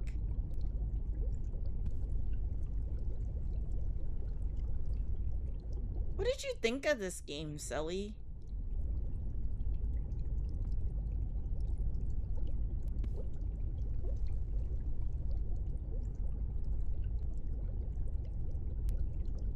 Maybe decrease the hardness? Oh, this? What does this do?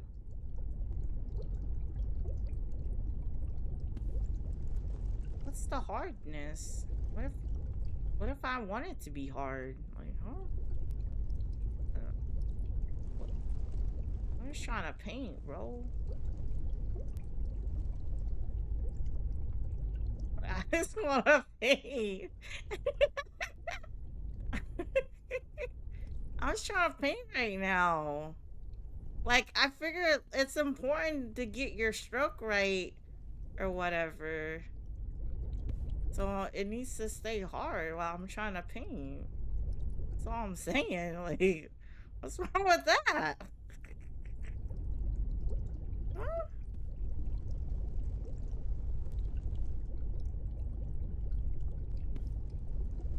Very cool. Look at my beautiful cyan clownfish, you know?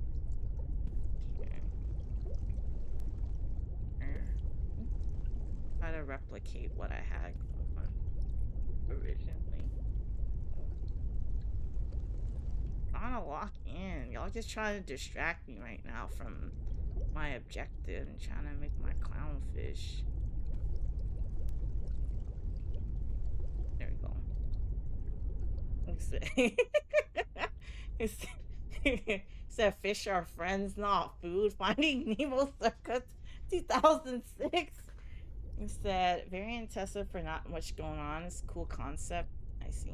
It's almost like a fucking like an aquarium. You know what I mean? It's an aquarium that we're creating for ourselves. Okay. Oh. See, I'm gonna remember this, right? We're gonna remember the way this looks, right? This is what I'm gonna do. Okay, we're gonna make this easy. Oh, shit! Oh! No, that's not the color. Wait, how do I... I don't need this color. Okay. I'm gonna cheat. This. Oh, what the fuck?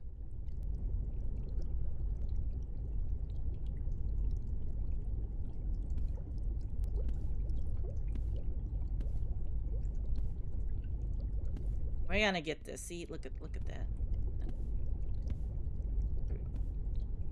See? Alright. And now we gotta make the eyes like go up. It was like yay big. I'm eyeballing it. It was something like that. Cool, right? Right here. Oh, maybe not. Maybe it's too big. Big. Okay. There. See? And then add like a white dot here. But we're gonna cutify it, right? It's how you do it. It's easy, simple. You're gonna make another small dot. You're gonna just, it's right there. See? And then what we're gonna do is, it's a happy fish. It's not gonna be sad. We don't want the fish dying, right? I'm gonna give it a little. It's gonna be the fish that smiles back. There. Happy fish. Alright, hold on. Let me fix up this line right here. Hold on.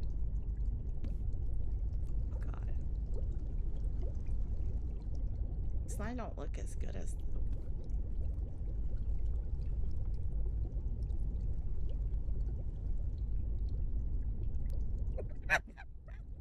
There you go. It's not. Yeah, it's not. It's not. Not quite a goldfish. You know, it's a clownfish. All right, all right. Let's see how it looks in the thing. Oh shit! Look. Oh, that's my fish right there. For the shark, I threw in as many fins as I could. I think he needs a friend. Is it gonna eat the other fish? Don't tell me, Sully. Hold on, let me see. That's right. I appreciate. Hold on, sloppy. Hey, yo, sloppy shrimp eater. That's crazy. Hold on. Alright. Love this name. Oh, copy? Oh, like this one? Hold on. Wait. I gave this a different name. Okay. Oh, I can edit it. Oh, okay. I'm not sure. Needle. Oh, this thing. Can I just... Viv McShrimp Eater? What are these names? Bob Sharker? Kid? Eugene of Troutfire. Bo Cray. Giggles. Siri McShining. Sharkman. Barb McFlushy. Gill. Thing one salmonella. Wait, it has to be a salmon though.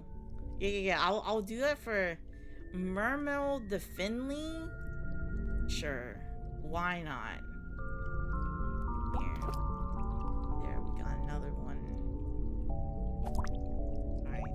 We bet nope, we're gonna Zillaphelis Lassos? I don't fucking know, Nom. Leaky. But what are these names? Shark. Alright, we gotta make the shark, and then I'll do the salmon.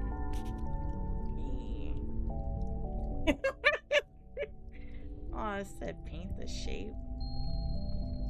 Colorize. Wait. Are they saying like I'm drawing this?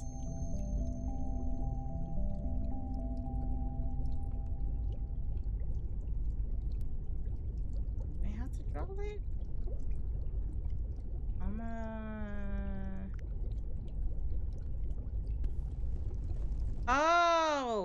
Oh, you're adding on to it. Oh, you can also import an image as well too. Hold on. Oh wait, no, I don't have like a full body shark though. Let me see.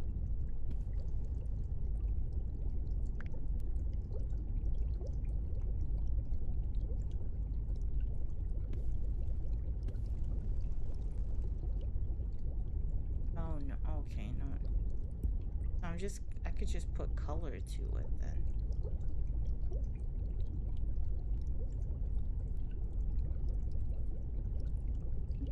Can't do this. I'm a cheat.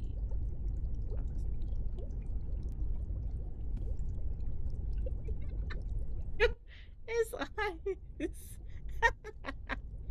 Oh, see. Oh, we're gonna cutify him as well too.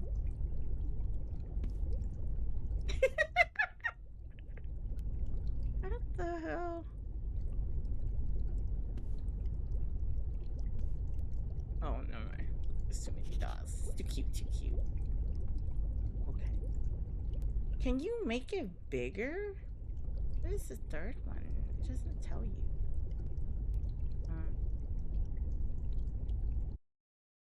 Why is my Steam kept popping up for this game?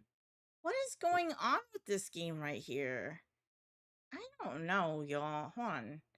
You guys can see this right now. My Steam keeps popping up. This is what it looks like. I'm so confused. Only this game has ever done that like this consistently. What's going on? What the hell? He said, Let's see, Doro Shark will be real. I'm gonna do the salmon next. I think you can just free draw it, right? What is this? Do they have guppy, rip, wild shark? Okay, so now I'll have to draw it. It keeps saying you're booting up. Yeah, this thing is tripping. I'm not gonna lie. Wait. How about a different type of fish? Okay. Why is the shark so tiny?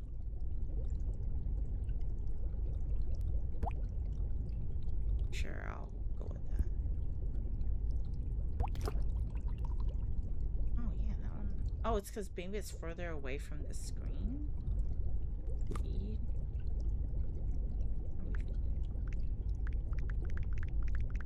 Ella. Make sure these motherfuckers get fat.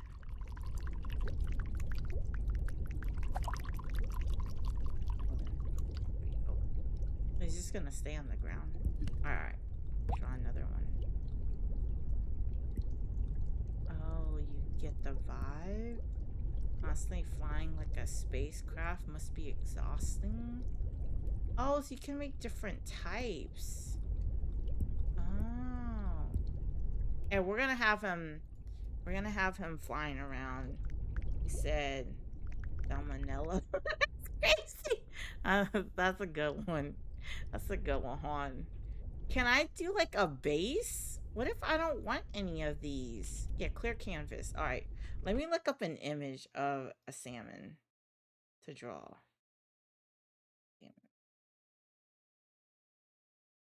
This. Bro. Oh, God. Oh, see, we trying to draw fucking salmon. Which kind is different one? A sock eye? What? A chum? Here, let's do a sock eye? A sock eye salmon? Let me see, sock eye salmon.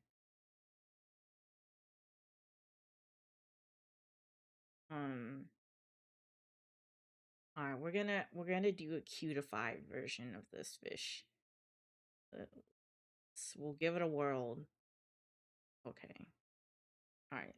I'm using an Instagram reference image right here. Let's see. Let's start. I'm gonna start with the body. Wait, I'll paint the shape. I need to paint the shape. I wanna see how this is gonna go, y'all. Wait, what color? Oh, do I not have a color? Can you do this? Okay. Oh no, that's too thick. Too thick of a line. Make it thinner. Maybe I should start with the mouth.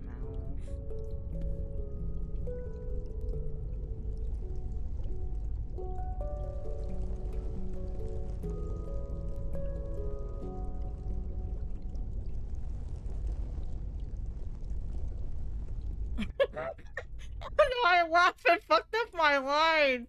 Oh shit. Hold on. Wait a second. Oh, it's 4. I gotta remember that. I laughed and fucked up my whole line. Hold on, maybe we gotta fix this. Alright. We'll fix it, 4. Okay.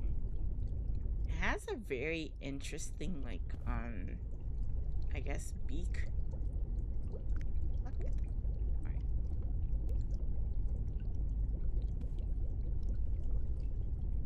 Why is it not drawing? Oh, because... Oh, my goofy ass. I forgot to switch back. Oh, I was on the eraser still. Oh, my God. Okay. I was, like, wondering why I kept trying to draw and it wasn't drawing. I'm tripping.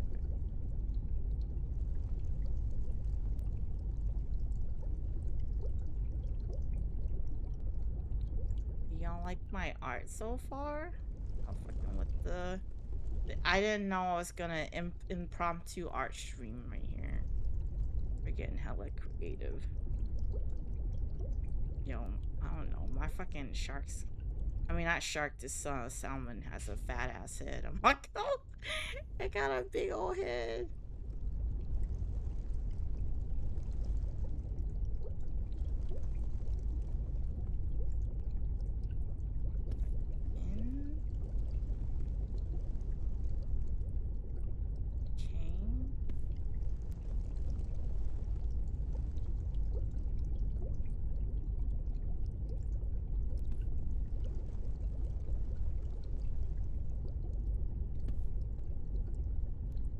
Okay. I'm gonna show y'all what it looks like. You guys can have an idea of the image I'm using as a reference. This is the image right here. The on stream. This is the one I'm drawing right now. It's a sockeye salmon, but I wanted like a cartoon looking one. Yeah. This is what it looks like. So how well did I do, y'all? It looks like it got like a witch's nose or whatever. Like, all right, hold on. We're gonna continue this. They're pretty good. I appreciate it, Sully. All right, let's see. We'll continue. Let me get to the colors. Let's see here. And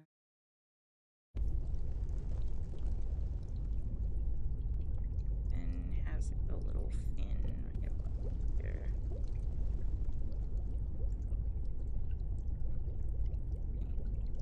I think I'm gonna color in this first before I actually do the lines or whatever. Here. Yeah, it does look. Just fucking throw a witch's hat on here, basically. Okay, so we got this, and then the colors are like almost like a reddish pink for the color. I think it should be like a red. Let's color.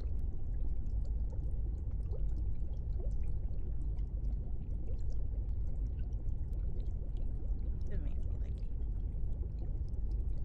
hard.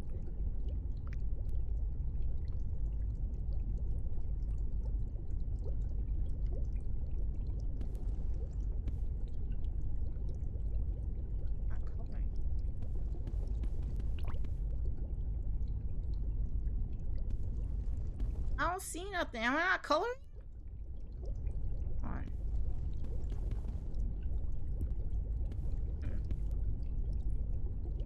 My color.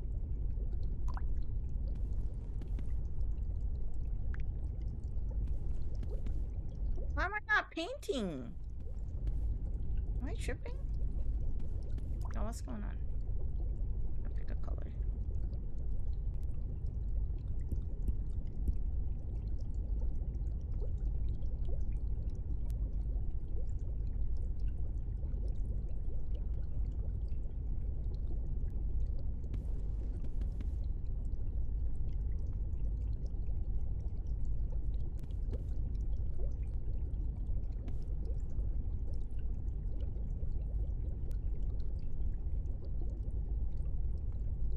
Not painting. Okay. Is this bugged? I can't even finish my fish.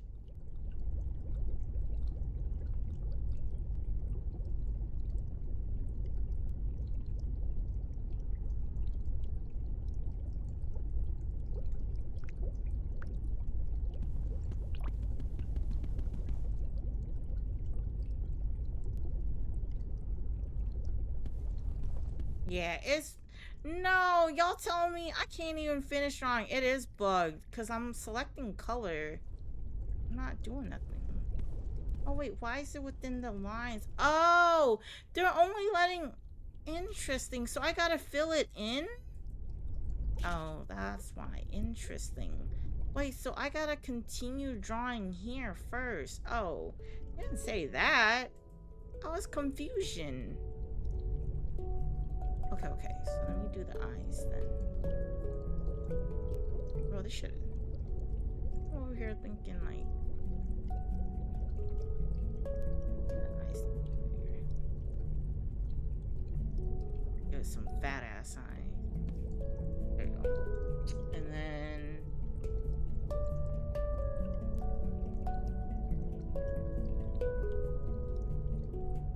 what? Oh, and then me draw some lines.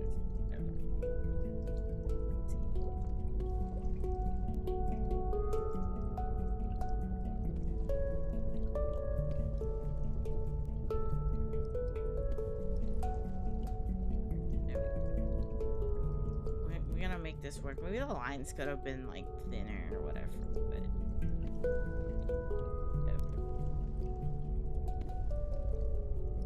there we go.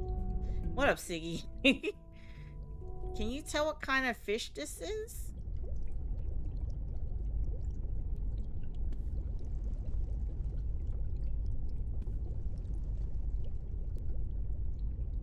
I hate the.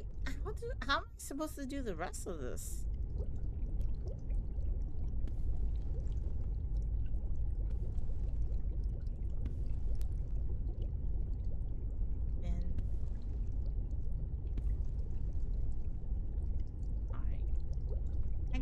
I can't color the inside of this. Like I gotta. The hell.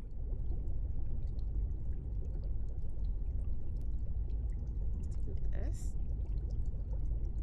If I do like an ugly bath, it's supposed to be a sockeye salmon. That's crazy. How it's 2026 and you misidentifying my salmon is crazy, Siggy. It's supposed to be this. This is what I'm trying to draw. I'm freaking see out here misidentifying my fish, man. That's crazy. Crazy. Oh shit. How are you liking Pragmata though, see? I'm trying to 100% the game. So I'm playing on lunatic difficulty right now. It's like one of the 2 trophies I'm missing left before I'm done with the game. This work. Oh, now I see the other layer. What the fuck? Oh. What the hell?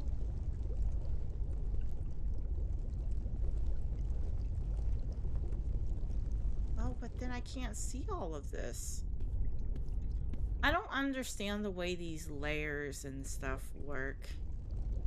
I'm messing up my beautiful creature I've made. Beautiful fish. All the lines are now being erased.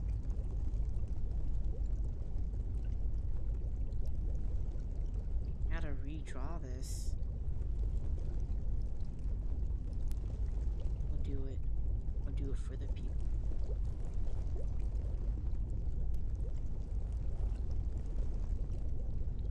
Yes. I didn't know that's what they wanted me to do.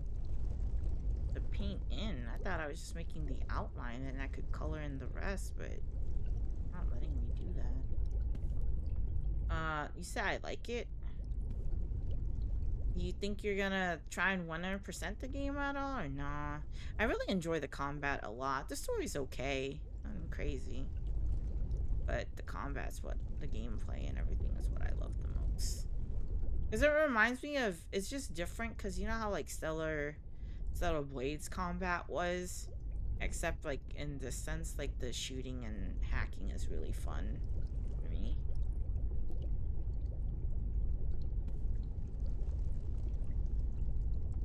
Bro, I really gotta do all this again.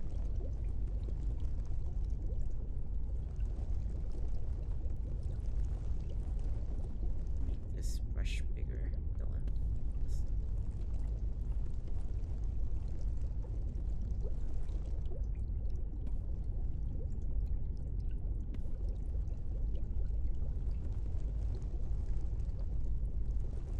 Oh, fuck! Ah.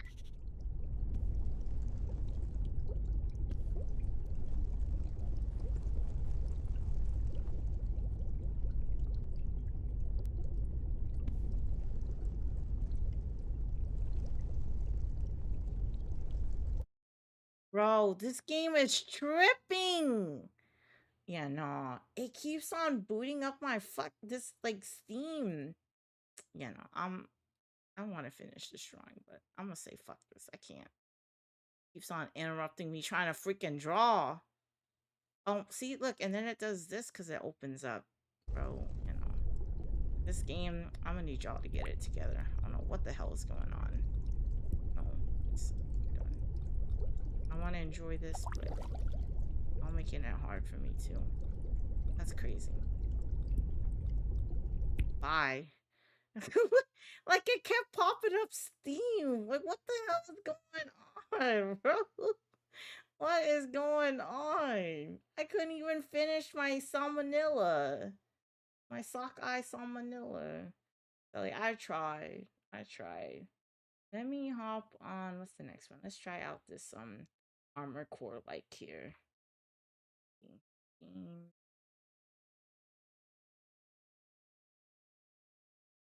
This is such a long ass name. Omega Phoenix Commence Project 6. Jesus. Let me uninstall that. Goodness gracious. It won't even pop up here. In the world. You know, gotta uninstall you. Uninstall. You know. I don't know what was going on there.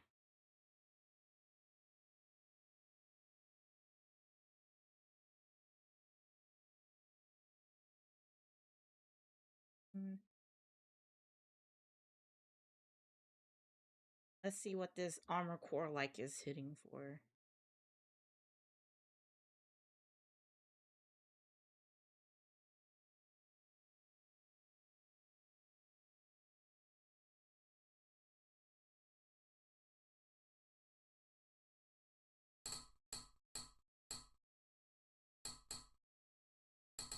Language. English. Like, huh? なるほど。出来は特になしか。なんだってこんなところに。まあいいわ。さっきも言ったが、非正規パイロットがこの大陸に来たら、祖国には二度と戻れないぞ。機密保持のためだ。家族や友人。Damn, they say you can't have nobody? 別れの挨拶は済ましたか? No friends, no lover, no nothing. You signing your life away with this shit. Call sign was Seeker. Your call sign is Seeker? Welcome to Atlantis. That's wicked. You giving up your whole identity for this shit here. Just to become a pilot.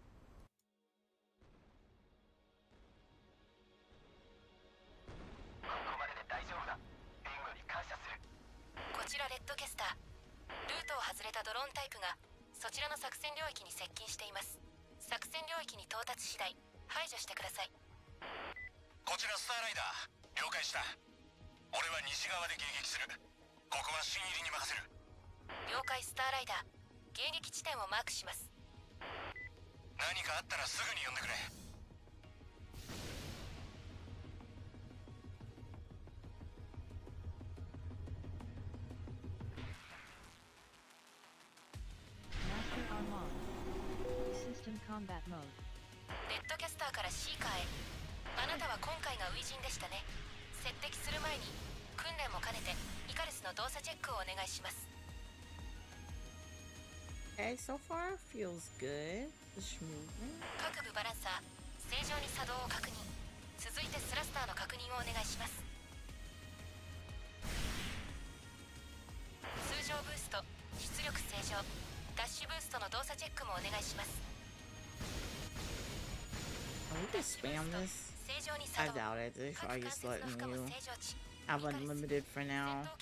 Toggle perspective? Oh, okay. You can switch between third and first.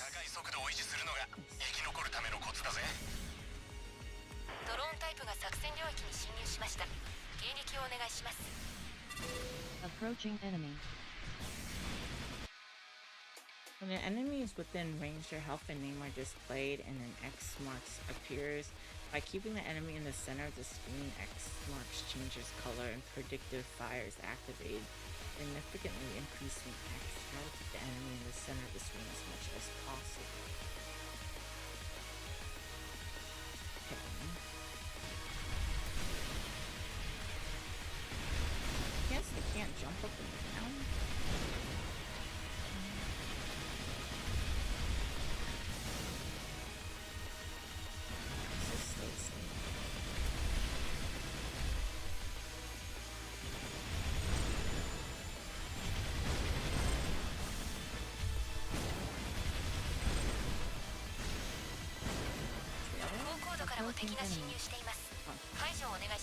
Oh, there we go. Now I can go airborne. Alright, press the boost button while not inputting a movement key, or press boost to quickly consume the energy and ascend.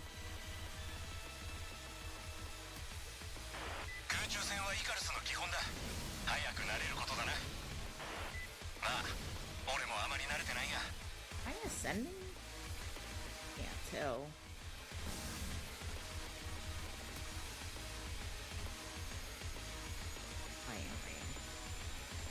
Oh shit. I'm ascending too high! Too high!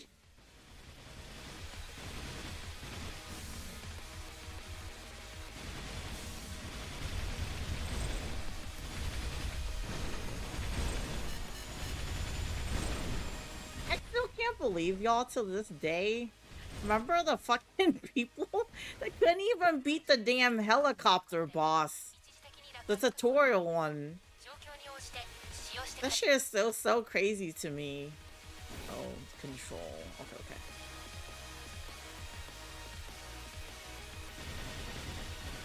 Insane the amount of people that got filter in that game.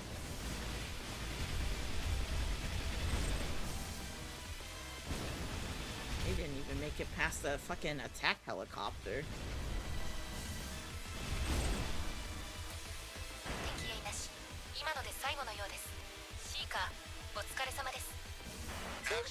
Good so far.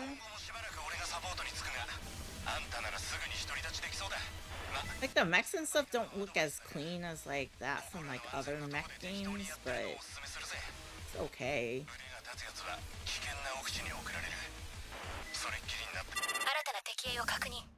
The boss? What the fuck is this thing off in the distance? Don't tell me it's another the damn pine cone. Approaching enemy. Megalith type? Focused on evasion. Okay, while the Icarus boosts high mobility, his durability is relatively slow. Utilize dash boost and focus on evasion first. High speed can be maintained by using dash boost while using normal boost. Okay. Oh shit! Oh this shit don't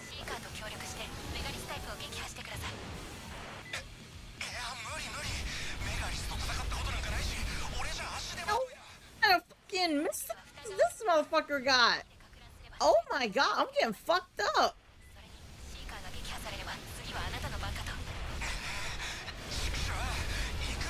Oh fuck. Fucking is that Baltas?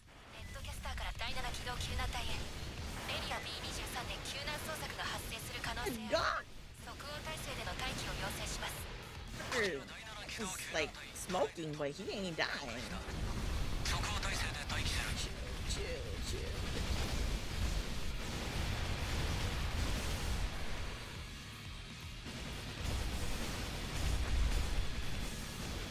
Am I gonna get filtered by this tutorial boss? Okay, we got him. Christ. He's down.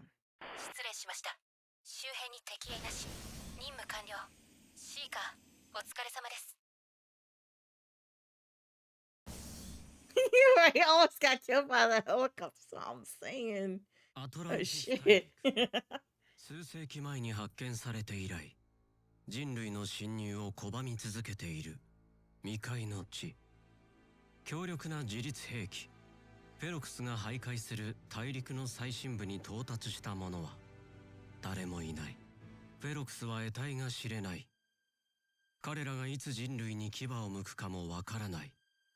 人類はフェロクスを大陸に留めるため国際未踏査地区監視機構 IUM を設立した。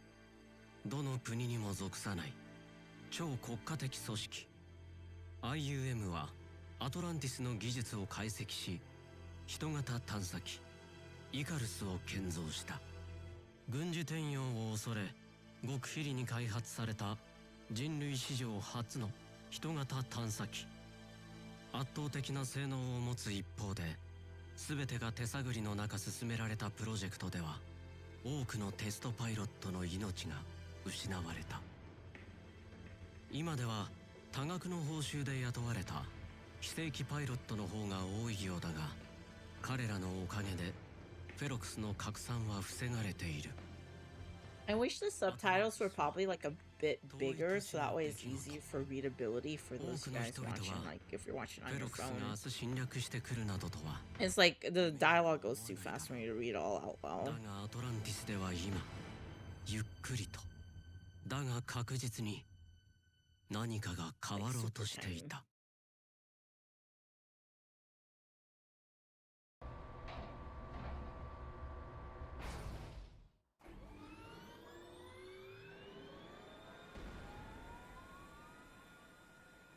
That shit really make me think of fucking Armor Core, man. Armor Core Gundam Mecha Break. Alright, I got a new Icarus. Alright, is it what it's called in this game? Or it's just called Icarus? Customization has been unlocked. You can purchase new weapons and frames in the shop and equipped in the garage. Start by purchasing a weapon for your left hand to upgrade Icarus. Yeah, it's definitely big Armor Core vibes for sure. Let me see. Garage. Oh, so you can PvP. Oh, mode to battle one-on-one against Icarus? Or is it like PvE?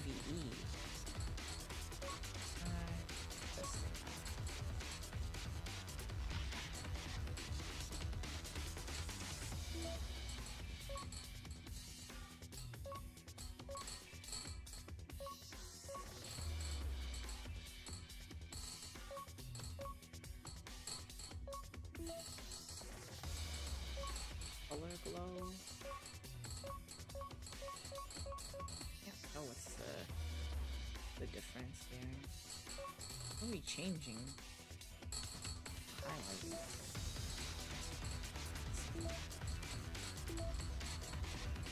Stop. Shall I?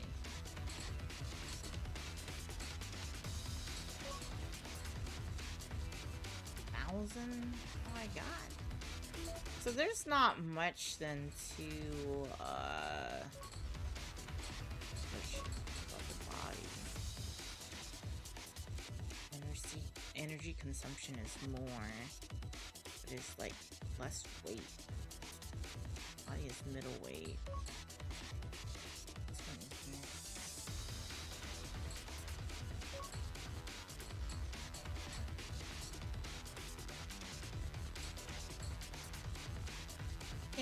I can only afford this and that's it, bro. I'm fucking broke afterwards. This is all like basic bitch shit. Damn. Double AR?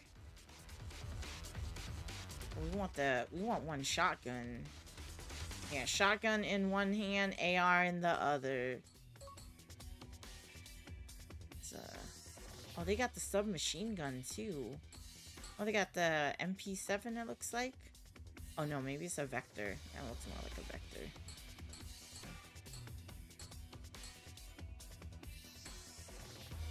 You said close enough. Welcome to Armor Core 7. It's a 90 hours and I finally got the secret poke. Hey, nice in Pokepia. He said Mecha Break, this was supposed to be you. Alright. Let me see. Bro, I'm broke after one. I wish, like, for a playtest like this, I wish they gave you more so you can, like, work with. Not much. I bought, like, one part, and now I'm fucking broke. Garage, customize. Left hand AR, right hand shotgun. Yeah. I don't have anything else. And got shit.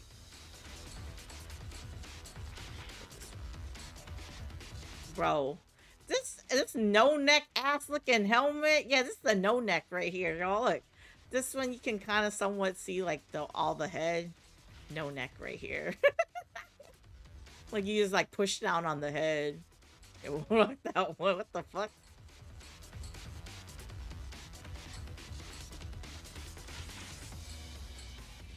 Oh, the weight. This is like lighter. Not as much health though. Let's paint. The body. I wish it would preview you the colors.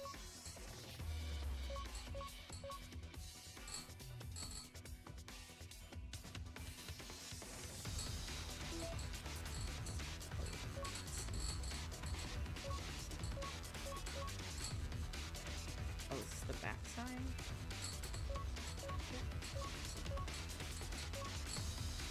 I'm trying to mash up all the colors first and then like go from there. Maybe do the chest.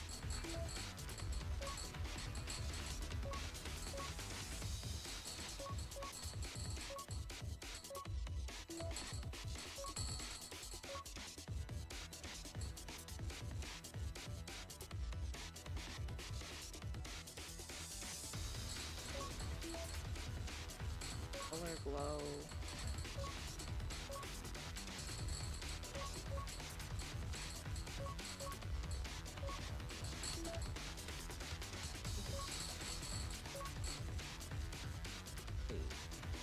And we'll do the all black. All black everything.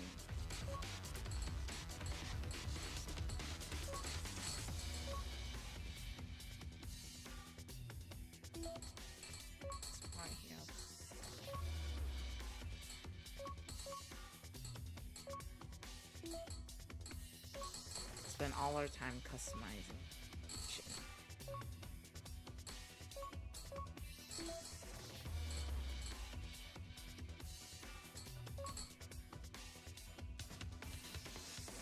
Wait. No, I know. I need to move the black.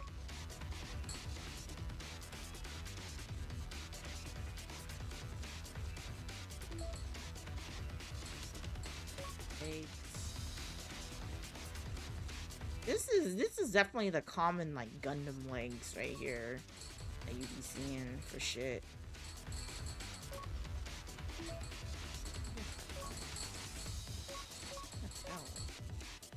Oh, it's the side. Oh, okay, I see. I'm gonna make that shit. Make that shit blue. I wish the perspective was better. I can't tell what's here because my taskbar is open for whatever reason. Why is shit like this? Why? Because I can't see whatever y'all see on stream. I hate when games do that. Why is it open like this? I can't even see it at the bottom of my screen.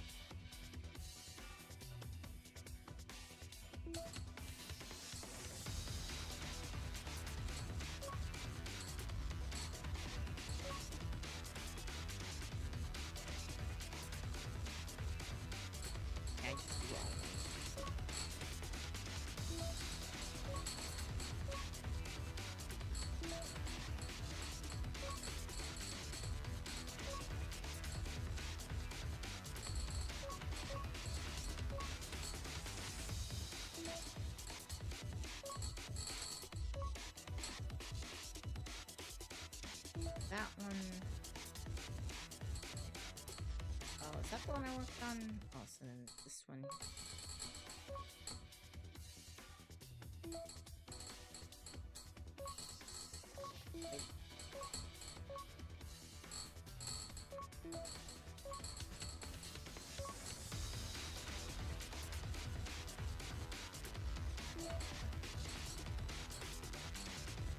This is pretty bare bones in terms of like customization, in my opinion. You know, it's doable.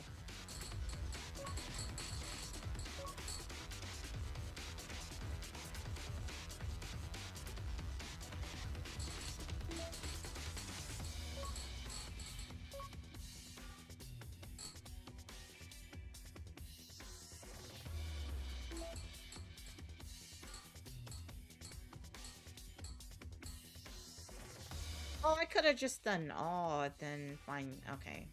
There is an option for that. Alright, let me do the head. That's the head. Alright.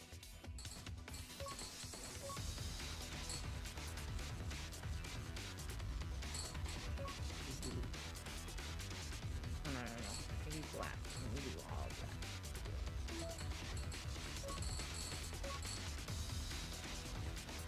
Then this part here.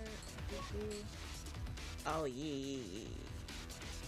Wait a second. Hold on.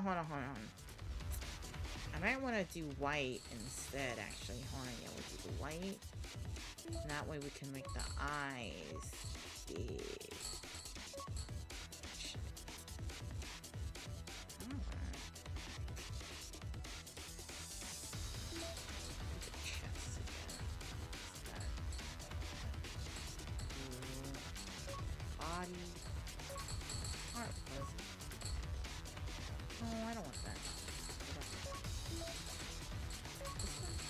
I wish you would highlight what part you're editing. I think that's the problem right now. It's like, you're just like clicking through each of these because you don't know what's what. So far that's the one thing I don't like. But these are easy quality of life things they can do. A fix. Alright, mission is dual. A one-on-one battle against anchors registered in the database. Oh, you're just like fighting against... Oh, this isn't like actual people. Ooh, what's this one? Did Capcom put the Pragmata soundtrack out for streaming? Unfortunately, oh, it's only on Spotify. Gotcha. Can I not fly up? I'm just gonna see. Yeah, this shit fucking fast. Oh my god.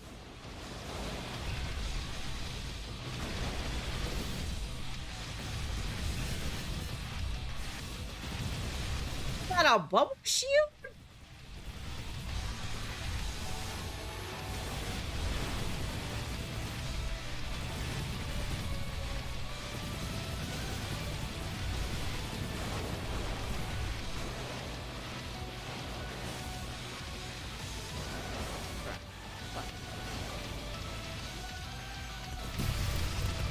Ooh, I broke him.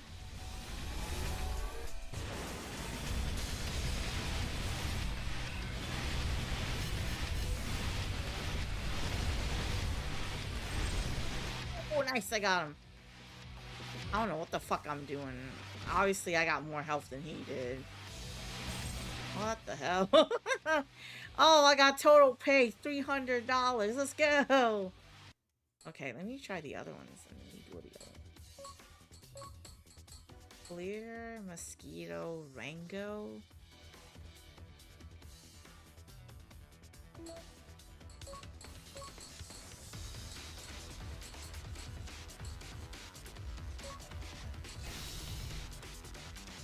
Master Armor. System combat mode.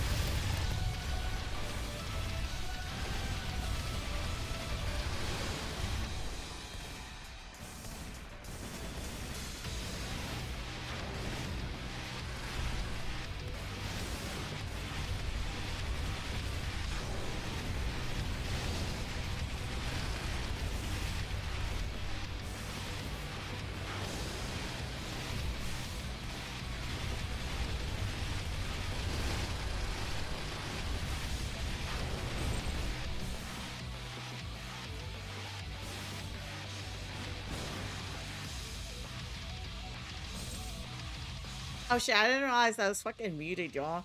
I was talking this whole fucking time. Get the fuck out of here with that damn bubble shield. Bubble shields are for pussy, I said it. Fucking AI popping them shields. All these motherfuckers popping them shields. No, I was not watching. I was talking shit. When's the last time y'all heard me say anything? It must have muted. I did not hit the mute on my mic. It must automatically did that. You know, either this game or that other game. Or whatever.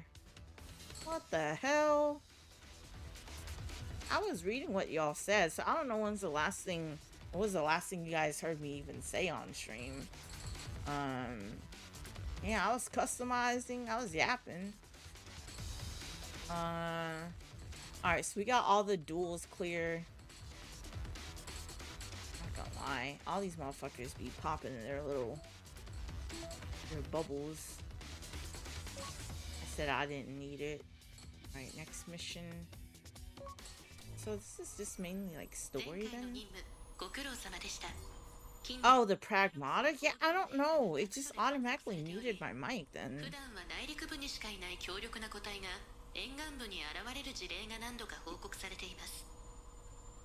I ain't pussy. I ain't need to use that fucking bubble shit bullshit.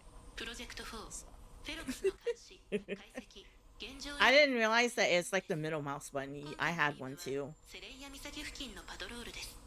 付近のフェロクスが外洋に飛び出さないよう全て撃破してください。今回も少し離れた地域に別のイカルスを派遣します。予想外の事態には協力して対処してください。Okay, so it must have like muted me like sometime like during that afterwards then for the Pragmata. I definitely gotta listen to the music. Let's go through all the soundtrack.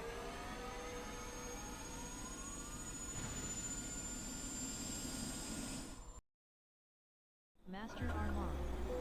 System combat mode. Defeat all the enemies. I do like that you can switch between third and first. That you wanna get immersed.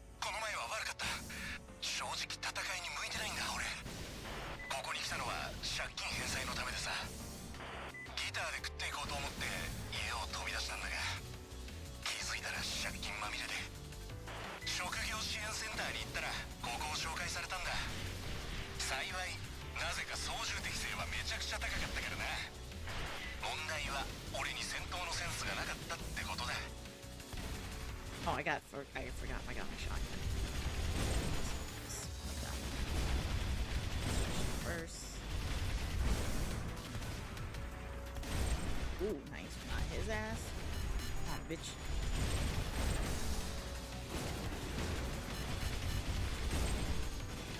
Your ass. Your ass. Get the fuck out of here. I'm clearing the skies out of all these damn flies. There's flies everywhere. Out of here. Come on. Your ass too. I fuck with the music though. The combat so far feels good. I'm not gonna lie. I wish the customization was a bit more in-depth.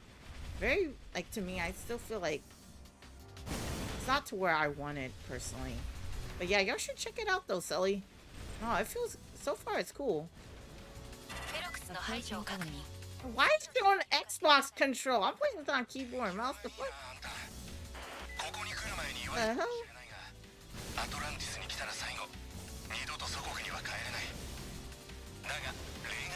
They do have the LMGs. They do have to push the payload.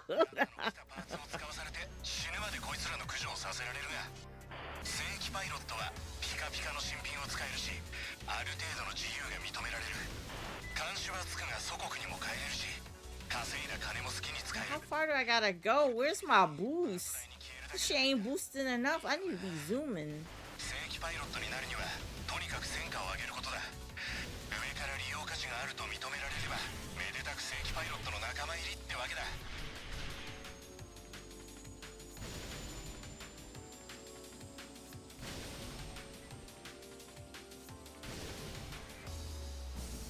these enemies to fly closer to me. I don't need them to meet me by this fucking, what would y'all call this? It's not in a body of water. What is this classification? I don't know. Come here and get this smoke, man. But yeah, look, we got a bubble shield too. What is this shit? I ain't scared. Pull up. Shoot. Is it an ocean? Oh yeah, it is. It is an ocean. I you know, I didn't want to assume.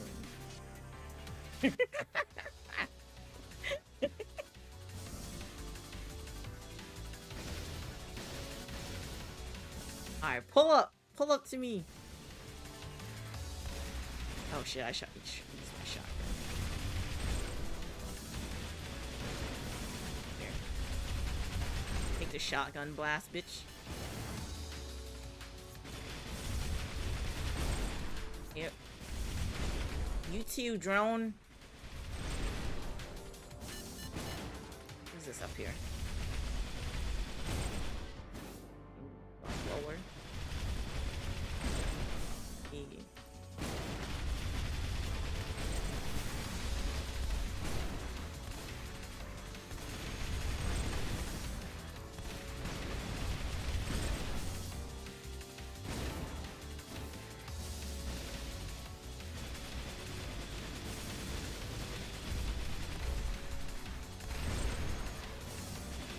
Body to the body.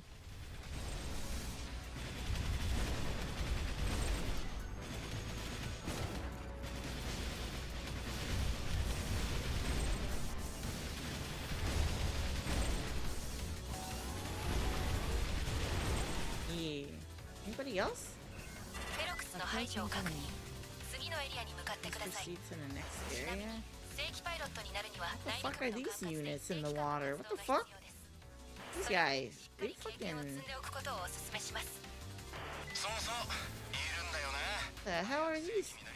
Oh, it's missiles. Ooh, ooh. Come back here. Why are they zooming? Oh shit. They're too fast. Am I supposed to kill these guys? Wait, what the hell?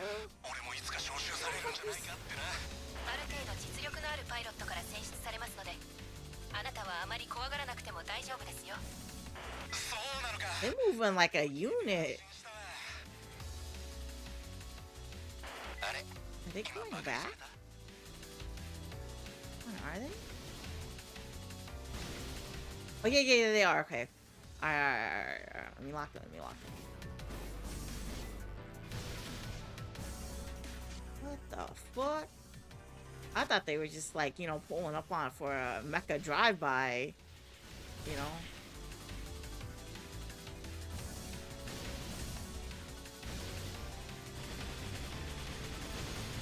Can I hit these dudes? Am I just that ass? Are they just that fast?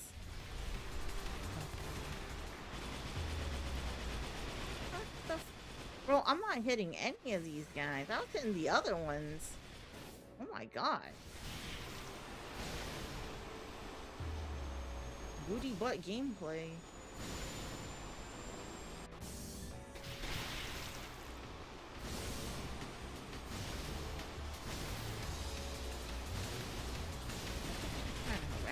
Oh, there we go.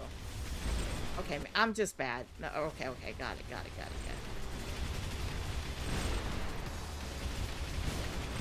Oh, see, there we go. I was just bad. That was a skill issue right there.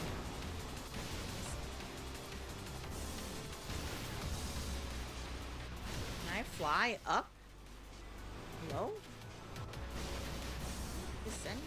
Or ascend?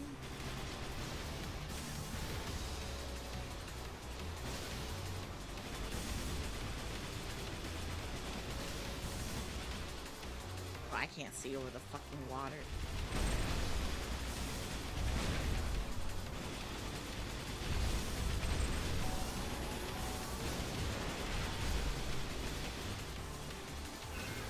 Oh god, there we go.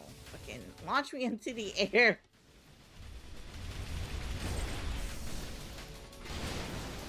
The fuck?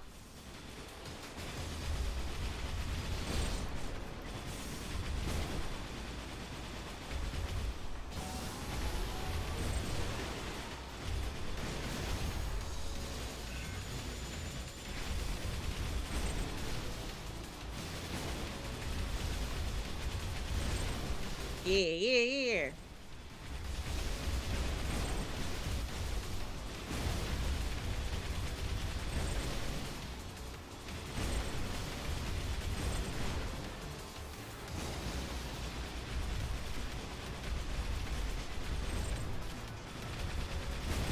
The cooldown for you to get your weapon back is pretty fast, though, like reloading.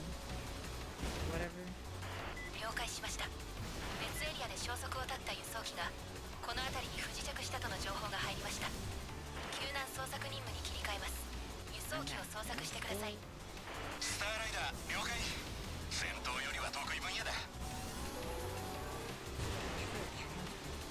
Oh. I see the flare. This is, look at the fucking boost. Okay, so this is what it is. Okay. Hold on. How did I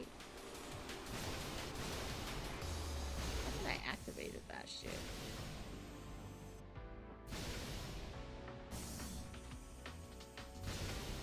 Did I use it all? I burned through my meter, basically.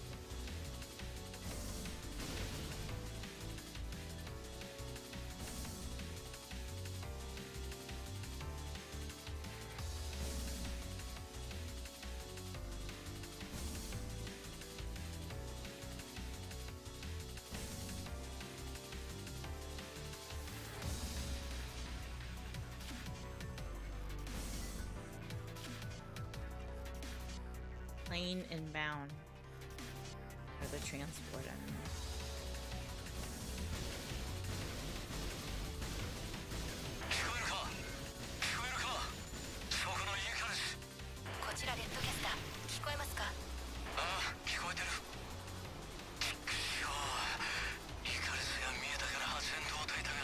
Alright, I'm expecting a boss fight then. Where is he?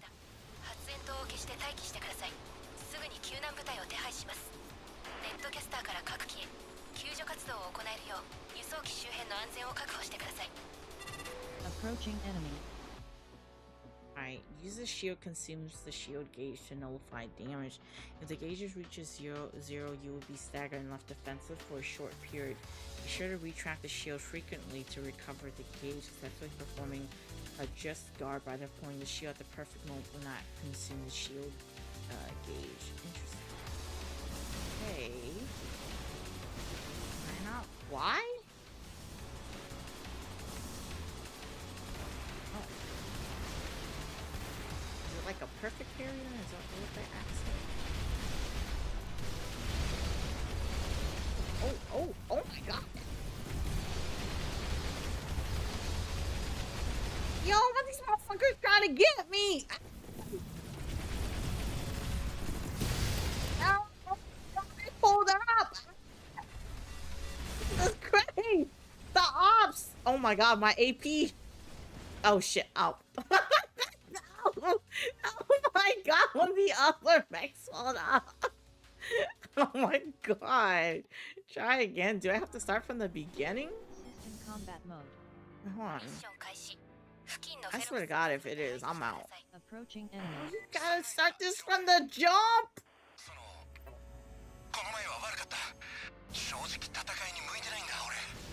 Christ, bro! Damn. I probably should have spent my money on some of the other stuff. Maybe I think double AR. Double AR might be the way. For now. I'm fucking broke. I spent it on a shotgun. What good did it do me? You can fire both at once instead of them having to be up close.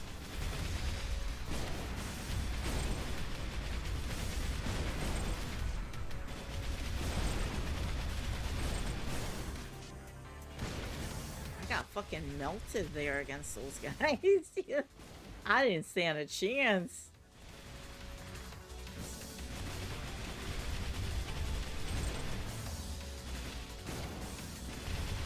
This shit right here, light work. I fucking close my eyes and get these guys. Those other dudes earlier, you know, they different. I got overwhelmed.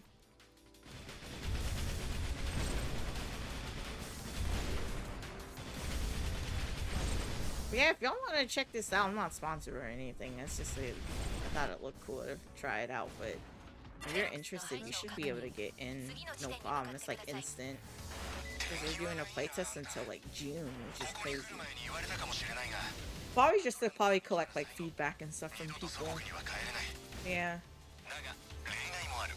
I wonder how many missions there are that you can actually like do. But damn, that's brutal. There ain't no fucking checkpoints. You start from the get-go again if you fail, you know. Let me hop on another game. We sampling out here. Big sampling. But yeah, the customization is okay. I feel like they can definitely improve it as time goes on. Like if you customize, I wish it would highlight what part it is. Like here, for example, on paint. Like, when you do this, like it doesn't tell you, it doesn't highlight which part until you just do the color. That's something I feel like they could definitely change. The way you can tell which one you're even painting for you do. And so, I'm gonna check out. Okay. Close out of this. You said Timu Armor Core. Yes. The customization is not as in depth. I wonder, is this supposed to be like an early access thing? It's a playtest. Oh. Here, I'll post it again for anybody interested. Team Warcore. Let's see. It feels good though, like the shooting and everything. It's cool. But I'd like to have more customization. More than 30 missions plus arena mode. Yeah, so arena mode is just PvE, so there's no PvP or anything like that. Oh, release date isn't until next year. Is that Korean? No, it's Japanese. It's Japanese. I don't know why I thought it was Korean. Okay, what's next then? What other game? You appreciate Armor Core 6's customization when you play the other mecha games? Oh yeah. Let me show y'all real quick. Hold on. Like what other game can you think of that lets you customize emblems to this degree? Let me find it real quick. Where's my Armor Core stuff? Let's see.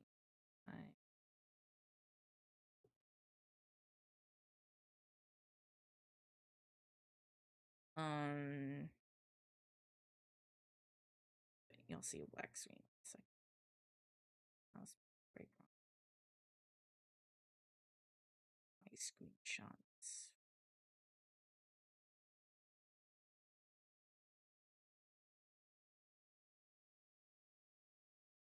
Like what other game let you do shit like this, y'all?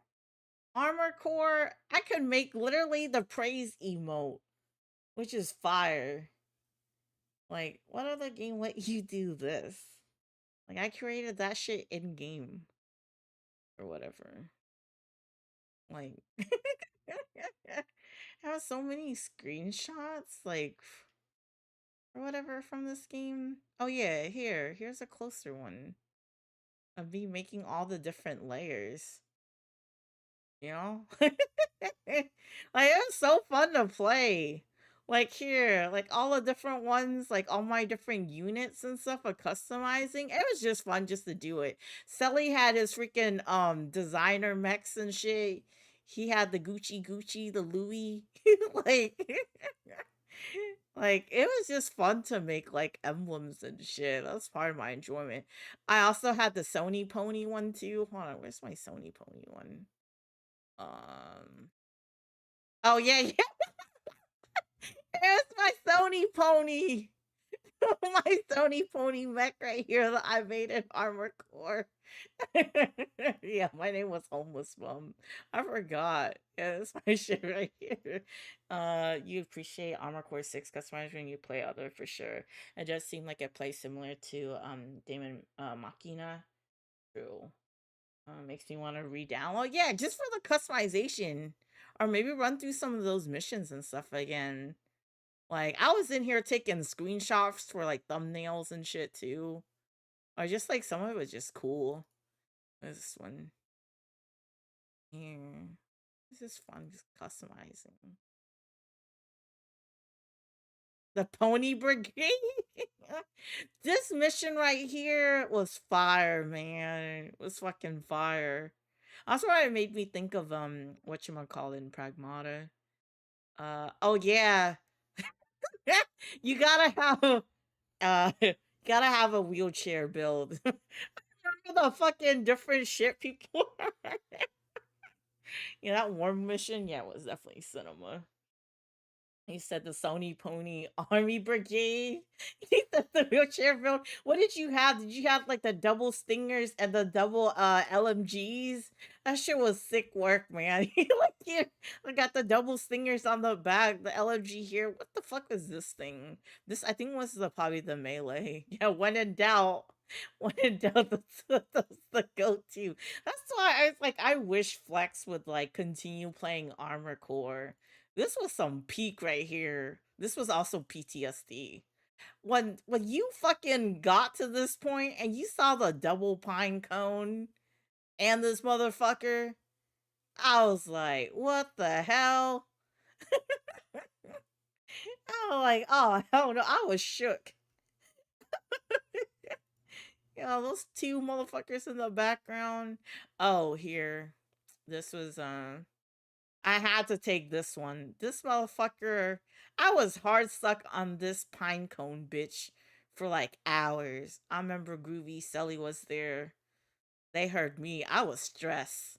I was stressed fighting this, so I had to take this shot. As soon as this motherfucker was down, no, he didn't. He got stuck on the Roomba boss or whatever, and he never continued playing it. He let a minesweeper end his run. And that little floor duster or whatever. What is this? Some other screenshots. The game was just cool. He said, I use this here. I know you put me onto that Twin Blade one, Megas. If that's the one you're linking me to. Or whatever. Let's see. That weapon looked really fun to use. Yeah. Enemy detected. Oh, it's the fucking. Oh, you had the shotgun. Yeah. Bro.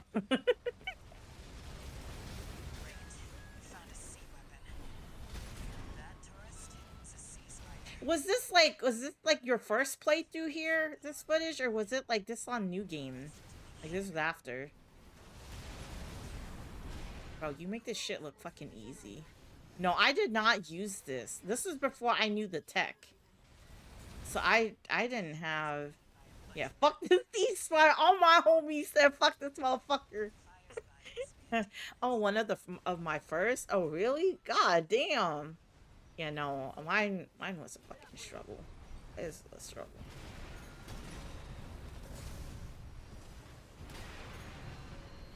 The gameplay for this is so good. I might just have to play through it again just to feel something. It feels some good mech gameplay, man. I might have to re-download this game while I'm watching. Like, it just... Like, the combat, the different weapons and stuff you found, or you could use how it had, like, the fucking moon veil as well, too, in here. Bro. You didn't even have to fly up to him! I'm sick!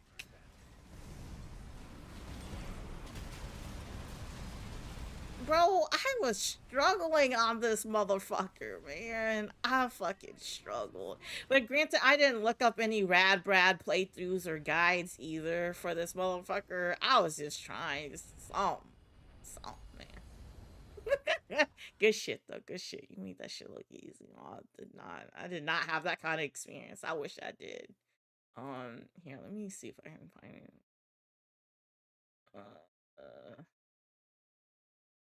It's this one.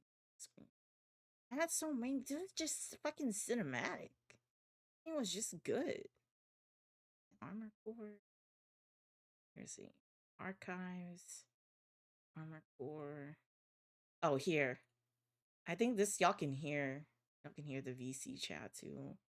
I was fucking almost there, and you keep wanting to go because you know. Look, this is what I had. This is how you knew. I was just trying something, anything, just to kill this motherfucker. I was stuck here for hours. I just need a thing to die. Please.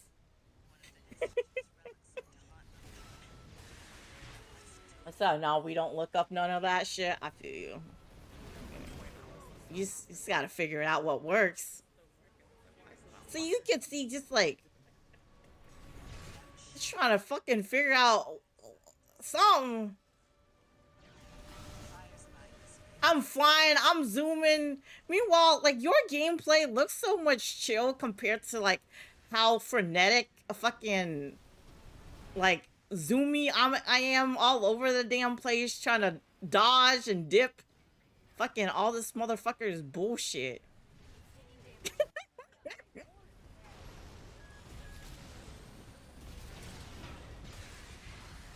I was just like, this motherfucker just need to go.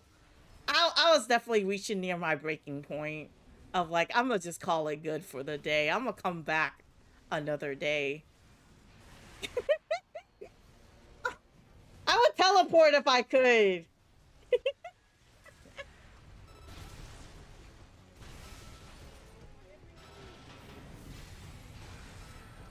Notice like how quiet, because I was in VC with the fellas. I was quiet because I was locked in. Now at this point, I was like, oh, it's game time. I need to get this motherfucker, man. I had one more health kit. I got one more repair unit where I was done. I had nothing left.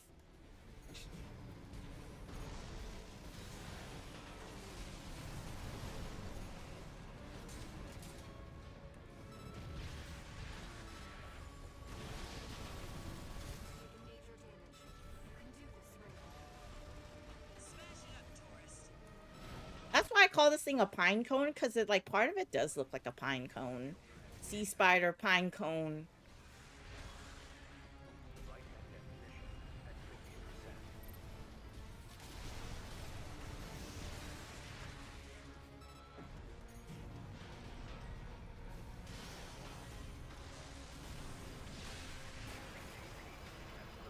Bro, look at my health! Alright, so here I don't got no more health. This is do or die. This is do or die. Come on. Lock in, homeless! Let's fucking go. Fuck this. Stupid ass, dumb ass pine cone. Y'all can tell I was stressed. I was so happy. I finally got this shit, bro.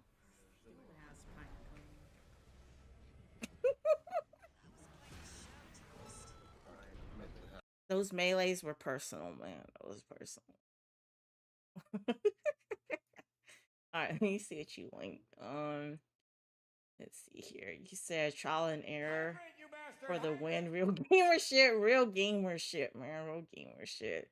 Armor Core was really fun. That's why I'm hoping we get another one within the next few years. I hope so. I hope so. What's good, Manny? What's good, man? You say your gameplay makes it look epic, like some DBZ shit, bro. Sheer will and determination, man.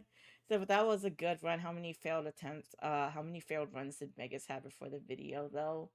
How many tries did it actually take you? You said that was like my 8th time. You don't understand, Venus. Megas is just different. He's not like the rest of us ordinary humans with these games. He's just built different. I recognize that.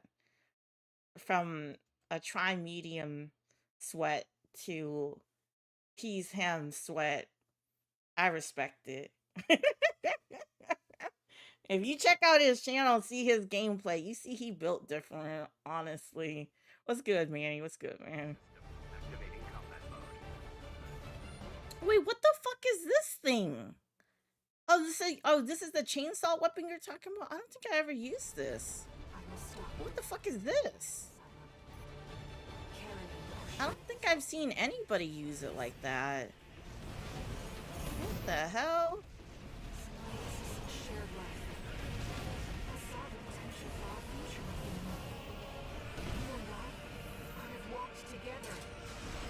Y'all see this movement though? Oh. What the fuck?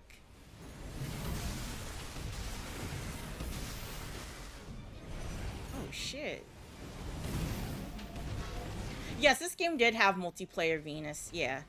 You could PvP. You could PvP. Or whatever. Hey, shout out to Domo Mosh with the raid. Appreciate it. Thank you. Yeah, we're just I was playing the play test or whatever, but we're just reminiscing about Armored Core right now. Oh yeah. No, it was fun. I feel like it still probably needs some work though, or whatever. But I appreciate it, man. Thank you. Yeah, we're just reminiscing now on Armored Core 6. Welcome everybody to the stream. He said, I'm getting a bad headache, so I had to take a break, but yeah, it looks good with some polish. It'll be real solid. Yeah, I would like to see more of the customization or whatever. You know, like how Armored Core, like other mech games, where it kind of like highlights like what kind of like part you're painting instead of you actually selecting a color first before you see like what part it is that you are painting. But I feel like they could work on things or whatever, but the movement and stuff feels good. Definitely feels good. Yeah, welcome in everybody. It's very promising, really good for a beta. Yeah, I'm interested. I'll definitely check it out, see what updates they do to it or whatever. But yeah. Have any of you guys played Mecha Break at all? That's another really good mech game that I really enjoy, at least at launch, but some of the stuff that they did with it, I don't know. They lost me. It had a lot of potential, though. It was really fun. But thanks for the follow, Domomosh. Appreciate it. You said no internal customization is a bit of a bummer, but I'm sure they'll add it. Yeah. So I like it from time to time. I haven't played it as much now. I pretty much am done with it, but nah, it was cool at first. I was actually really looking forward to it, but yeah. No, that was fire, Megas. Here, what is it? For those y'all, we're kind of just like looking at this is like Armored Core 6 spoilers for anybody, just a fair warning. What is it? Fucking y'all remember Balteus before they fucking nerfed them? This man caused so much fucking salt. Oh my, I wonder, is this my original one? I'll see when I see the weapons if this is either New Game Plus or if it's my base run. Fucking, oh my god, the freaking nerf when they slowed down his... Oh no, this is no, this is my new game. I had to run it back because I got the double stingers, the double stingers, the moon veil, and I had the bubble gun.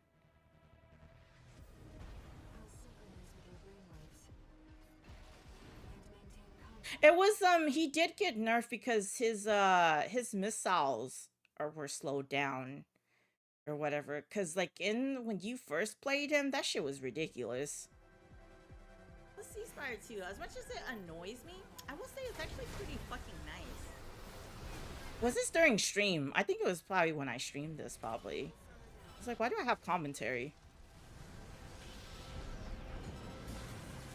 Yeah, Steve Megas, you put me onto that weapon, which was so much fun. Whatever, right there. Never mind, it wasn't the moon veil. It looked like it. Or was it? I don't remember. Bro, look how quickly you melted this man. Oh no, she's doing the fucking spinning shit.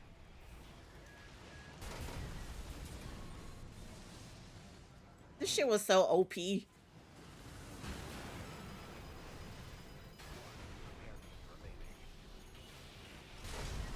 we go. Yeah. Oh, I fuck with that melee weapon. That shit is nice up close. Yeah. Fucking double stingers. What was this? What is this thing? Oh, I think was this me just running through this mission?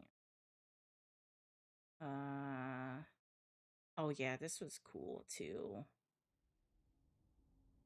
The Mech Melania fight, as I call it, anyways.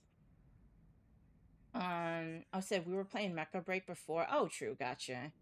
Let's see. I think I saw Ethos do it first in G. I could be wrong though. Not trying to be that guy, but trust when we said Nerf was basically insignificant. We don't have a lot of people who look into the game speed runs. The real change was that they buffed the overall speed of the game. I see. Gotcha. Gotcha.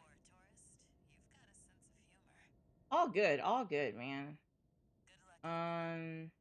You said, oh yeah, I used to do a lot of content for it, but they dropped the ball a bit. They're doing a lot of try and fix it now. There's a whole team change and such I'd go more into, but I need to stop looking at lights. Gotcha. Yeah, no, I was in the creators program, Domo Mosh. I didn't realize there was apparently 2 different creators program that they did for the game. It was a whole ordeal. I won't get into it here, but yeah. It was poorly communicated, to say the least. They definitely dropped the ball on that when it came to it.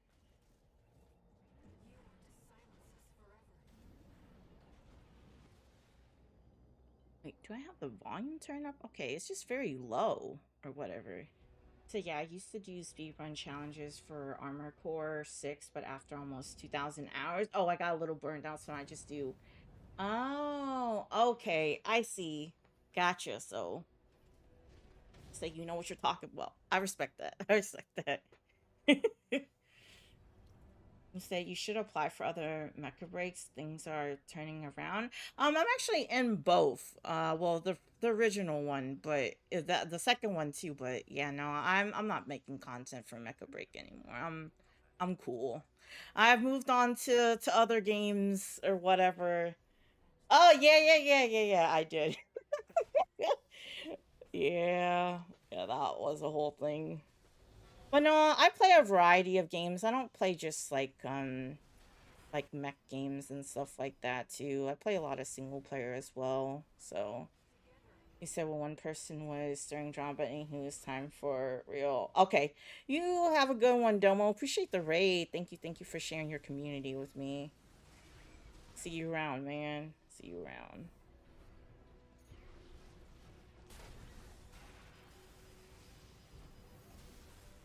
Bro, this fight was so cool. The music and everything. That's why it's like the fact that Flex never got a chance to see this, like, low-key does bum me out, because it's like, this game was peak. Playing through it. It was a lot of fun.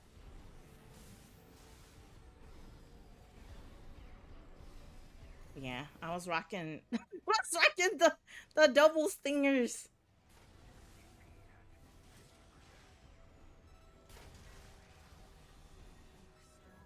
I think I had like was it the laser, the plasma gun on the right hand? The Moonveil weapon or whatever on the other, on my left. And then this double stingers on the back.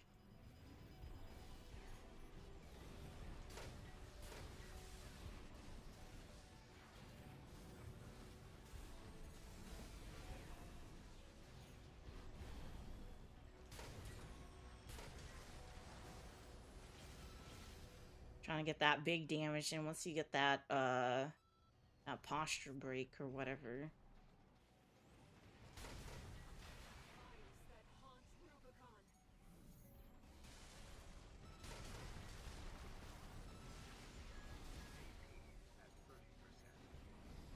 What year was it that Armor Core 6 came out? Was that Was that 2023, y'all? Was that it? When did it come out? Oh yeah, I was on my last fucking health. Look how much health I had. 1 HP, man. Oh my god, that was a booty clencher. Sometimes I be doing that to myself, I swear. It always comes down to the fucking wire. Clutch it. Or try again.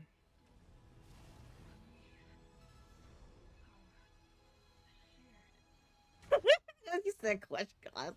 Something like that. Something like that. Yeah.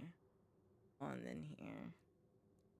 Yeah, this weapon, didn't you have to do like quite a bit in order to unlock it, right, Megas?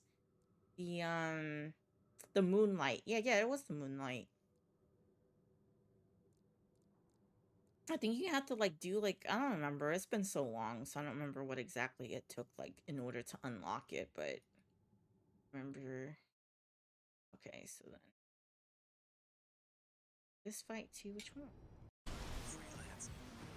Oh yeah. This was the pine cone one, right?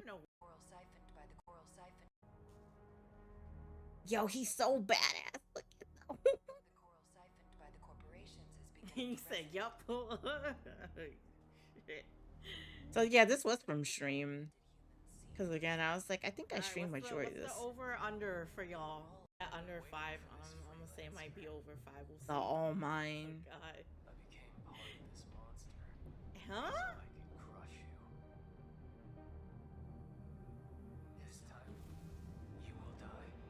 This man was talking all that shit.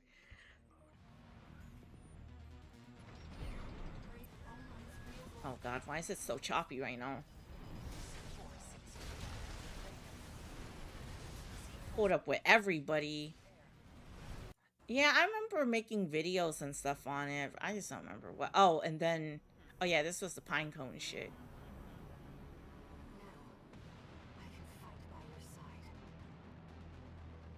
It was so epic when, like, I mean, this whole thing was like, hey, yo. Oh, yeah. Okay.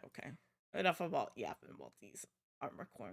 We went down memory lane again of how good this game was, how fun it was. Again, Liza P. Yeah. All right. What's next, y'all? What's next?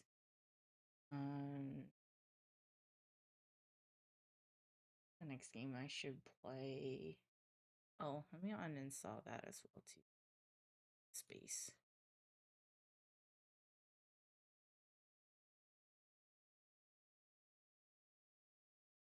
Next one.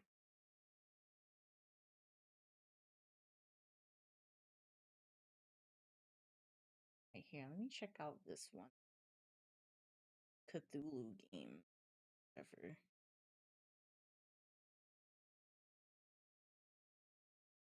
Alright. Here.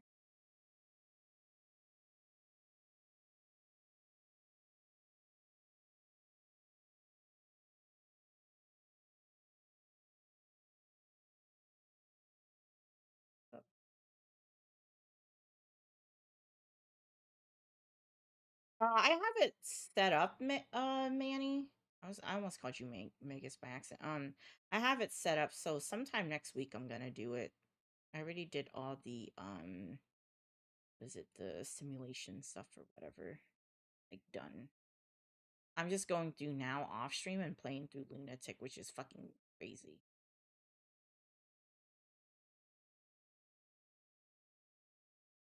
Gotta compile the shaders. Are you done with the game as well too? You still working through it? Where are you at in the game? Property.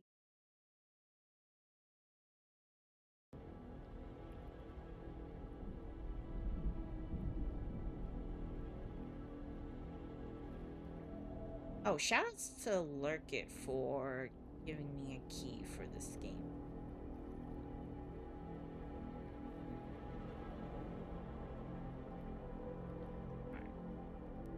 You said I just finished the story, just doing the unknown. Okay.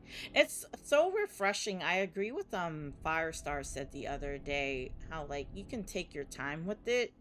like any of those unknown room stuff without having a timer, you know, clicking or clocking.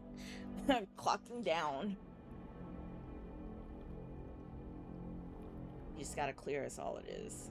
So I like it more than the challenge for sure. Yeah, it's a nice change of pace. Alright. It's open on my second monitor, y'all, so I apologize for it looking weird right now. What the fuck? Why we gotta skip? I don't need my I need to boot it on my second monitor. I can't see chat for now. Here. Put it on my other monitor.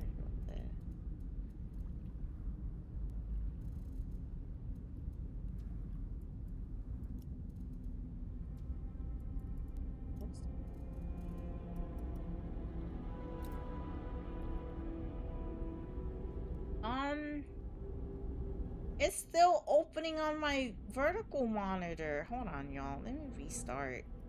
What is going on? What the hell? Alright, let's try this again. Hopefully this opens on my main. I don't know why sometimes, especially Capcom games on PC, it always opens on my my second monitor. Only recently with Pragmata, I think, where in was it Monster Hunter Stories 3 that it hasn't done that. Bro, what is going on? I might not be able to play this game until I figure this out. What? It's still on my vertical. What the hell? Why are you doing this, game? I can't even see the menu now. Alright, there we go. Can't see it, no.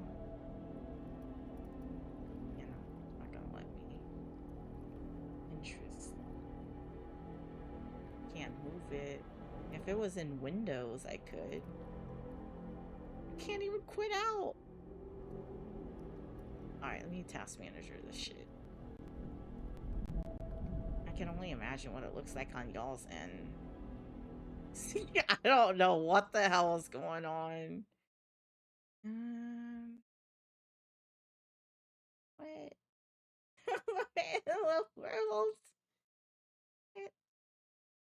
Alright, I'm gonna give it a third try. I'm gonna give this the third try. You say, okay, this is a screen test to see if the game will get removed from my wish list. Bro, I don't know, Savi. Hold on. Hold on. Like, what the fuck? I'm trying here. Why is it booting on my vertical? I can't even adjust my settings now because of the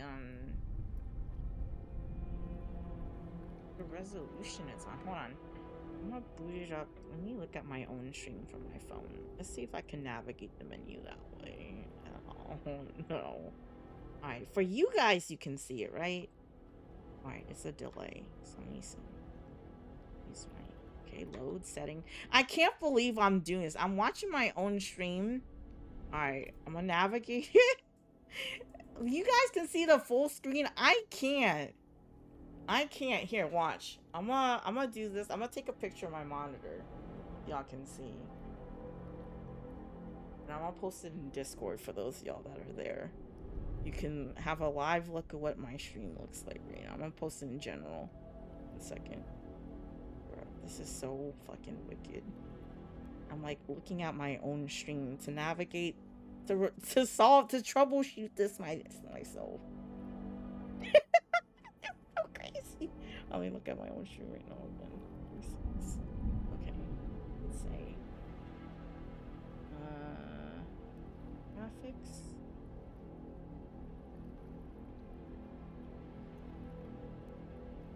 Can I not work with the menu? Okay, I can click.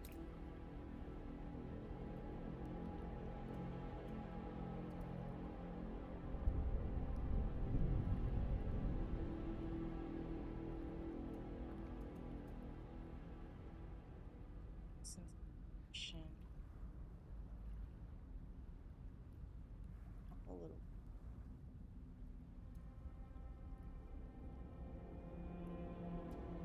Turn.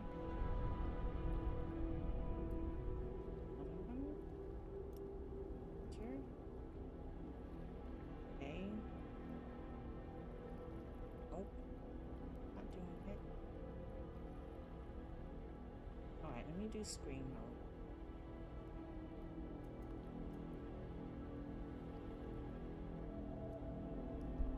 Hit enter.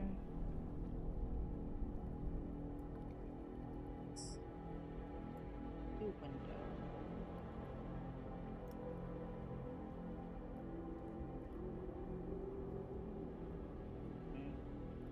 Just go down to right? No. That's it.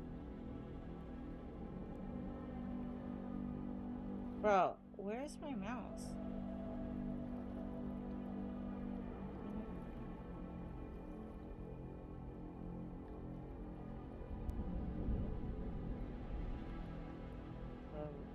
Right a little, or left a little bit?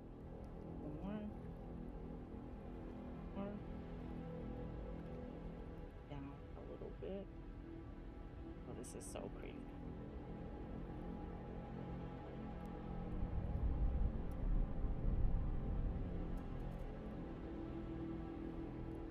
Now it's on both of my monitors. What is this game? Why is it like this? Like, cause I have it set to where it captures like the .exe for this game, so that's why for you guys you see the whole screen. For mine, it's like literally half of my fucking monitor right now. I don't understand. Why is it like this? When oh fuck, now I can't see again. Screen mode. I gotta look at my stream again. Fuck. Had it for a second. I could actually see the other side. Enter. Do borderless.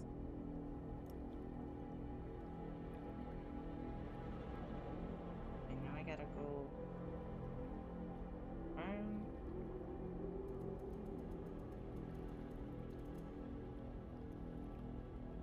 Oh, okay, no. You can't see it. I can't see it. Bro, what is going on, bro? I can't believe I'm trying to just... Hold on. Oh, wait a second. Where's my mouse? I can't... Oh, there it is. Okay. Oh, it's almost there to the confirm. Down a little bit. Oh, nope. Up. Okay.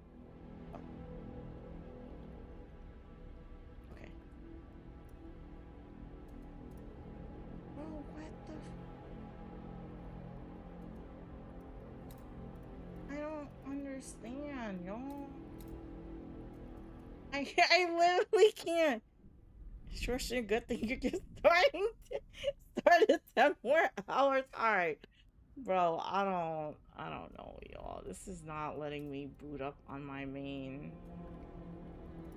Why is that?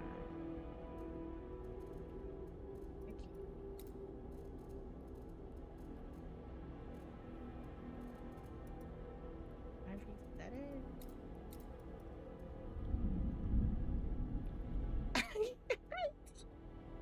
I need to see how crazy this looks on my screen. Hold on.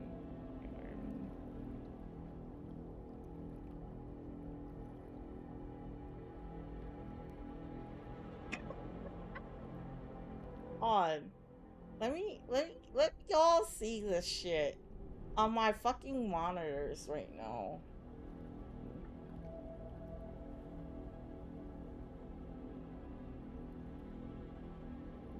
This is crazy. This is so fucking crazy. Yeah, I don't think we're gonna be able to play this game until I fucking figure this shit out. We're probably gonna move on to another one. I still can't see chat on here. Look at this. Look in general, y'all. This is what it fucking looks like for me. Like when I try to put it on my main, that does not make any fucking sense. Yeah, no, I'm just gonna have to close out. This is not it. Like, I don't know what's going on. It's so weird.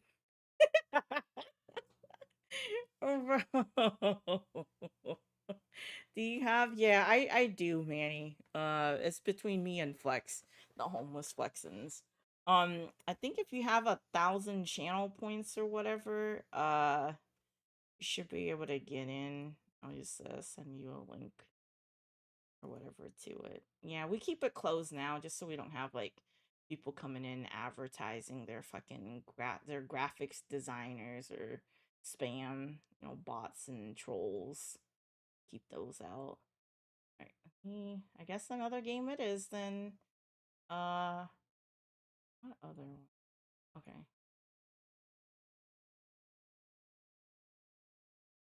I got you. Yeah, 1 second. I'll get you with the link. Bro, that is nasty work, man. All right, I guess we're gonna check out this game where we're gonna clock into a 9 to 5. Let me this up and that's crazy work. Fucking crazy. Let me send you a link. 1 second. I said unemployment. Yeah, we got employment, man. Right.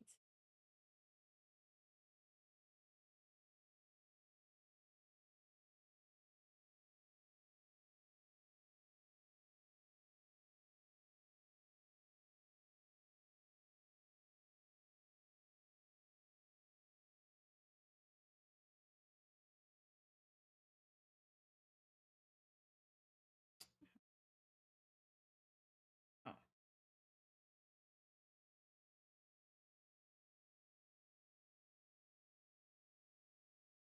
Do you have your whispers open, Manny? Here. Do it.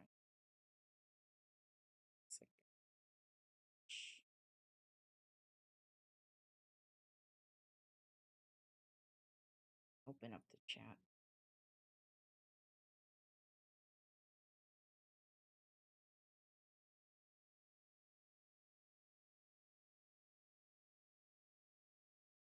Oh yeah. Okay, there you go. I just sent it. Welcome.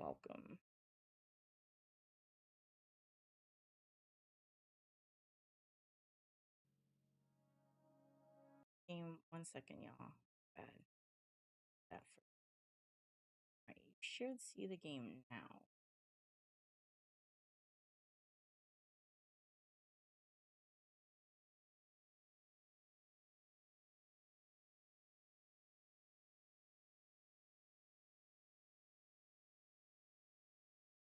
I believe as well too. Yeah, either or. You know. I think it's because like I think me and Flex have it linked to our emails and stuff like that, so that's part of the reason why. So that's another way that you two can actually get in if you sub. But no, it's not required to gain entry to our Discord at all. It's just mainly just to keep the trolls out with the just using your channel points. Yeah. Alright, please enter your name. Alright. Let's you don't hear the audio, right, for the game? Let's see. There are 3 deaths. The first is when the body ceases to function. The second is when the body is consigned to the grave. The third is that moment sometime in the future when your name is spoken for the last time. Damn. Hey, shout out to Sorry for the gifted sub to Manny, man. I said too late. Appreciate it, Savi. Thank you so much for the support, man. You said may the chocolate be with you. Said human resources. I know this department very well. Fair, the bots on the Discord be a problem. Yeah, as to kind of keep those people out too. That either are one of the bots or two just like people just on some other shit. I'm up out of here.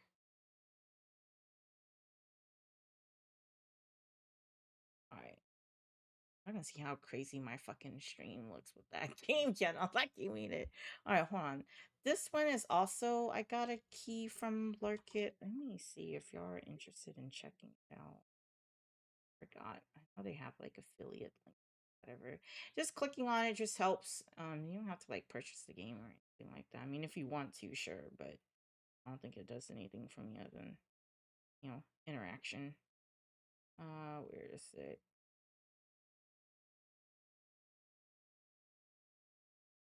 Oh, never mind. It's not. I guess they want you to click on the link tree.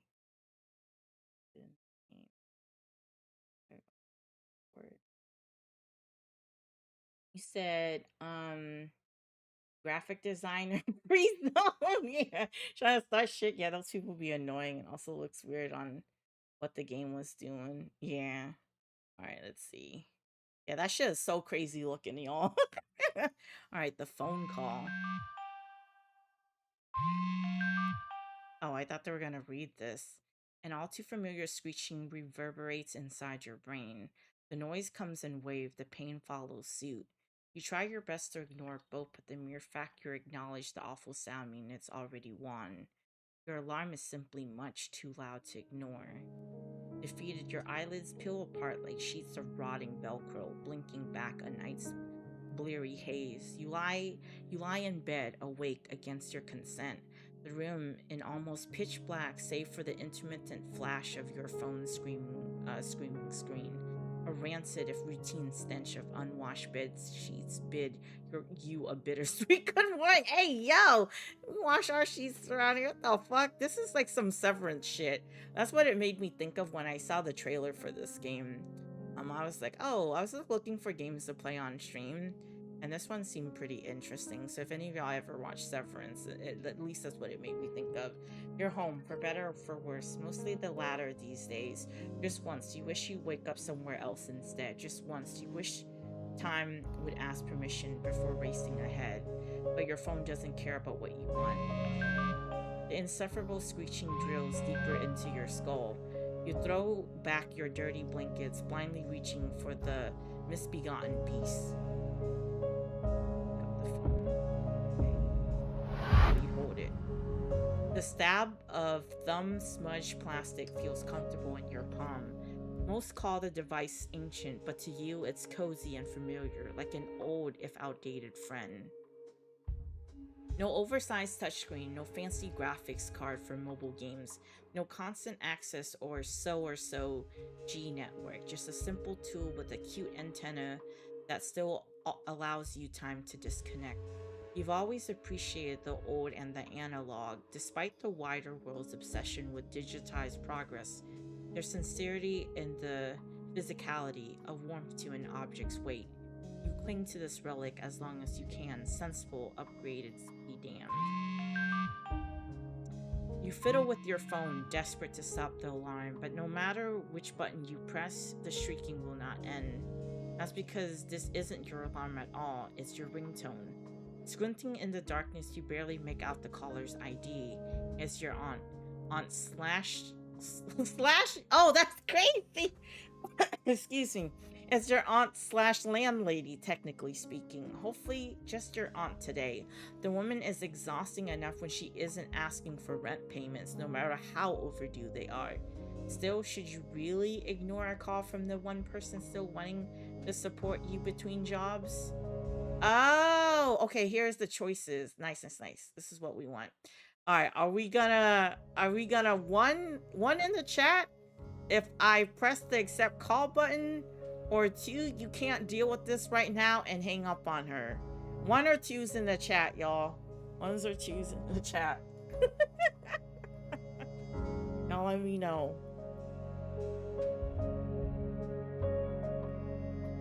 You said one, we about our paper at all times. Okay, y'all saying one. Okay. All right. One it is. We accept the call. Static crackles as your obsolete cell phone struggles to connect. After a sharp click, you mumble a hesitant hello. Hey there, sweetie. Sorry for calling you out of the blue. Hope I'm not interrupting lunch. The scratchy fast smile of her bombastically condescending voice greets you on the line's other end. No mistaking your dear auntie. But what's this about lunch? You flick on a light and glance towards your microwave LED clock display. A shameful number stares back from the room's abyss. 1:23 p.m. You wince and make up half-baked lies, pretending to talk with your mouth full. Your aunt doesn't seem to buy it. Well, I'm sure you're very busy with job applications today, so I'll get straight to the point. Do you have any idea when you'll be able to send me last month's rent? I know money's been tight lately, but it's already the 31st. One missed payment is bad enough, but two? Shit, landlady it is. You feel yourself deflated, glancing to the tower of rejected job applications, standing proud and precarious upon your messy desk. The top sheet almost grazes your modest apartment ceiling. Your aunt suggests to print each refusal, claiming they'd make you eventually hiring all the more rewarding. You found that harder and harder to believe ever since the letter started to outnumber the dollars in your bank account. Said, hey now, I'm all about that yen Kendrick Lamar circle last year.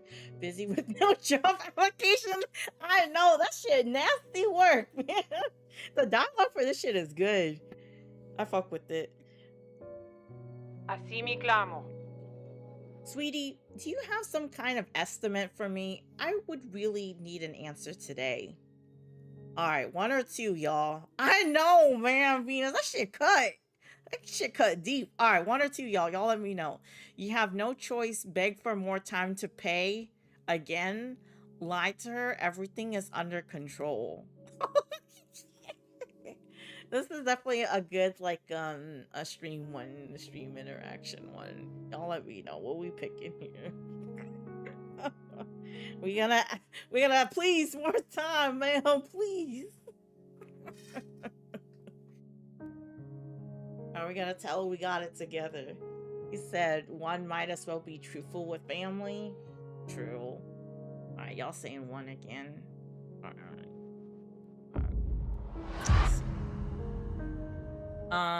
You swallow your pride. It goes down easy. There isn't much left. God damn. For the 100,000th millionth time, you swear to send your aunt the money the second you get a steady paycheck.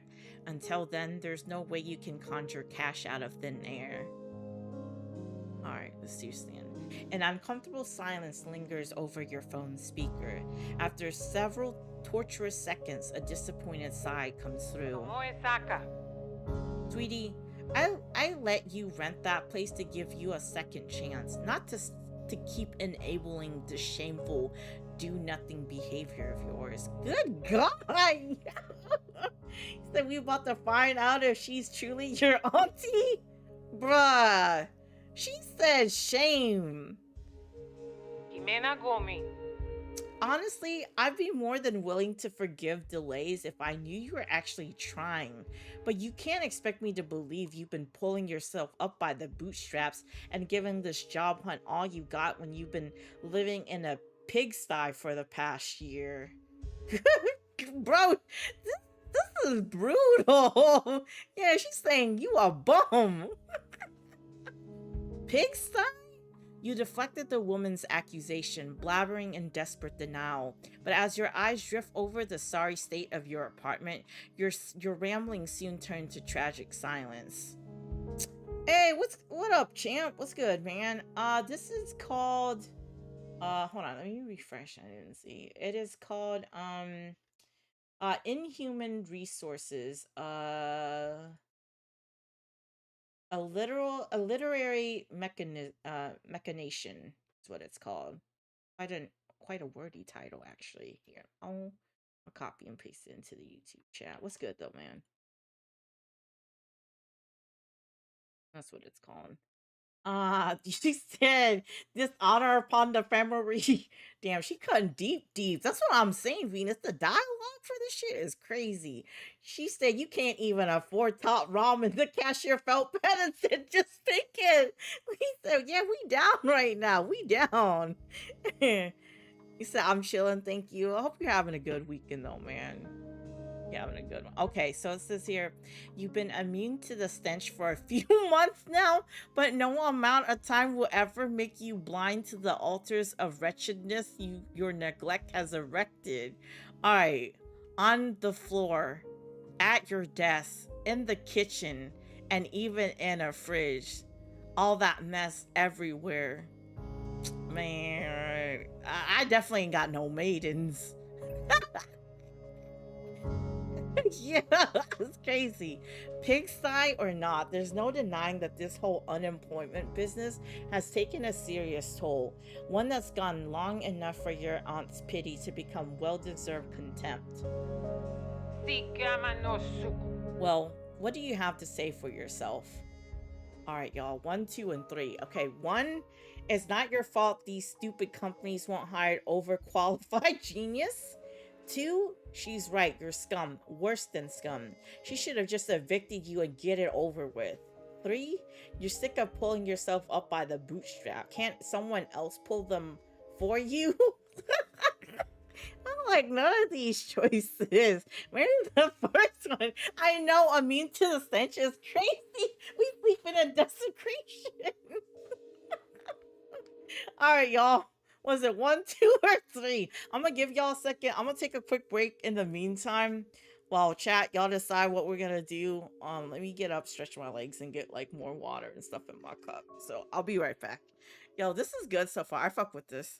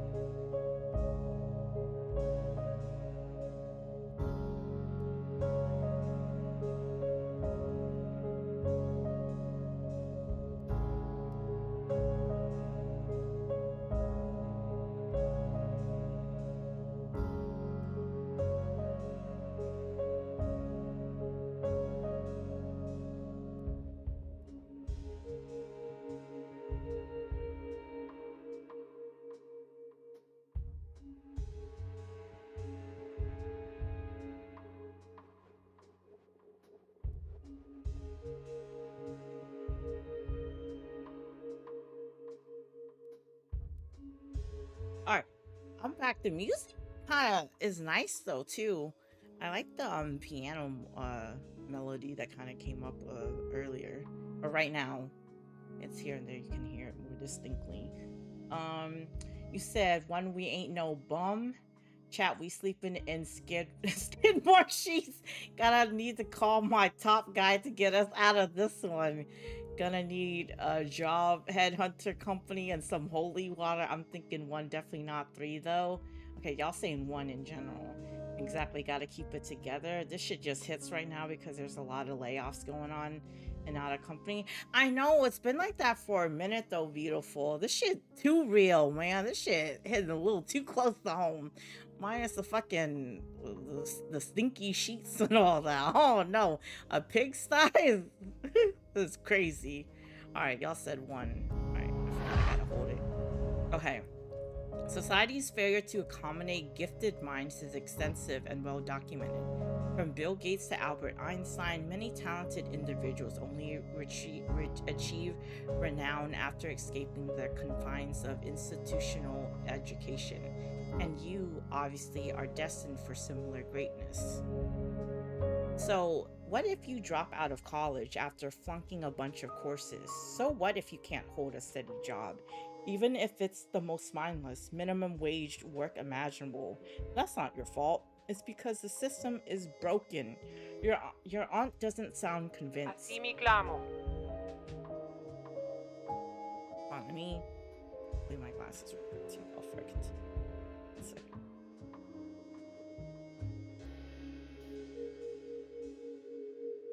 Honey, all those people you just mentioned actually achieve something after dropping out. You can't keep choosing to sit idly at life's crossroad waiting for someone to, what is it? Chauffeur? Or whatever? Right? Chauffeur you? Otherwise, people won't think you're a genius. They'll think you're just another quitter with an inflated ego who chooses to run away whenever anything remotely challenging comes their way. You need to eat yourself a big slice of humble pie and get it together. And you say you need to get your shit together. You have acquired college dropout. You brace yourself as the woman prepares to deliver her most frequent, most frustrating spiel. You could probably repeat it word for word if you were ever held at gunpoint. Jimena Gomi. Remember, sweetie, in our world, choices matter, the big ones and the small ones. We can't always take those decisions back, and we can't control their consequences either, which means we have to choose carefully. You most certainly have not been doing that, but if you have any intentions of getting yourself out of this mess, you need to start making the right decisions, and soon. He said, it's Kanye, but college dropout was a great album. You hang your head and nod, gulping down your last trickle of self-respect. Hearing this speech frequently doesn't make it any easier to hear. Anywho, enough of that. The real reason I'm calling is because I might have an opportunity for you. You can tell by her inflection, she means a job opportunity. Your reaction is practically Pavlovian. You salivate at the thought of your unrelenting financial woes finally coming to an end.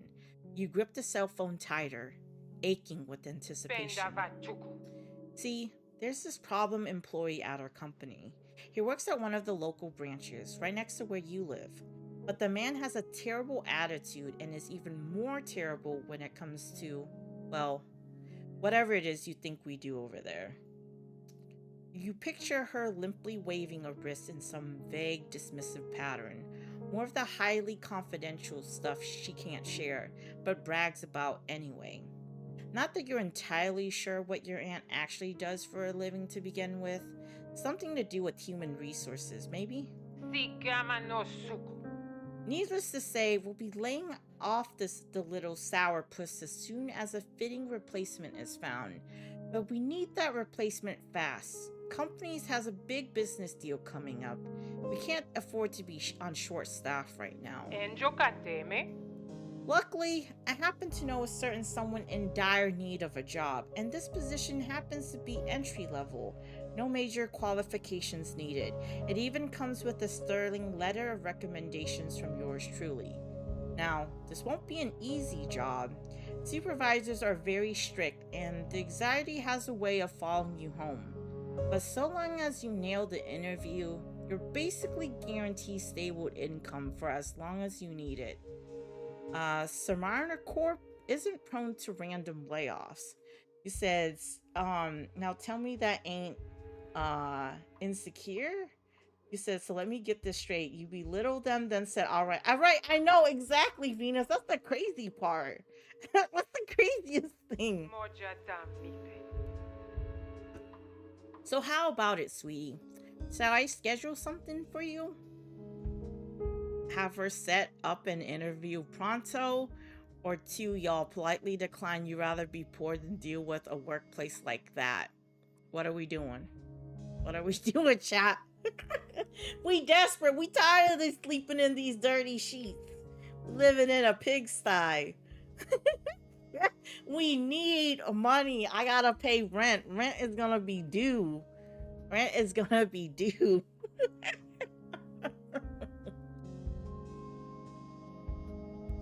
I think the answer here, y'all, I didn't even need to ask. I think it's obvious. We are gonna choose one. We're gonna choose one. High stress environment or not, it beats homelessness by a country mile.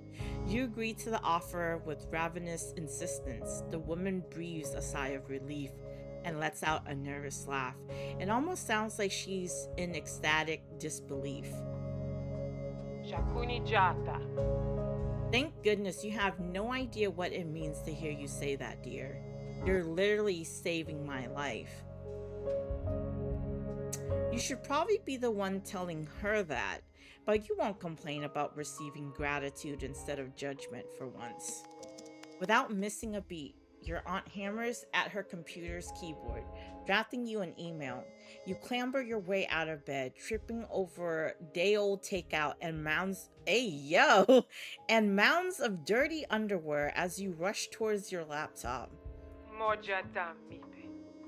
That's so wicked. I booked the earliest appointment I could possibly find. You should get an email with the time, address, and job description soon. Be sure to read everything carefully and do not be late. Mr. Burgard will skin me alive if I send him another unpunctual idiot.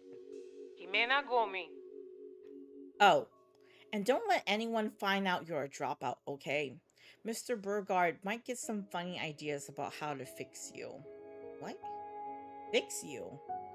Rather than offer answers, your aunt whispers farewell. Good luck, sweetie. I hope you forgive me for this someday. But what's that supposed to mean? Wait, what? I don't like this. We sound like we getting set up here, man. This is a whole setup, but we need the money. We need it. Click. The line goes deadly silent, save for a droning dial tone.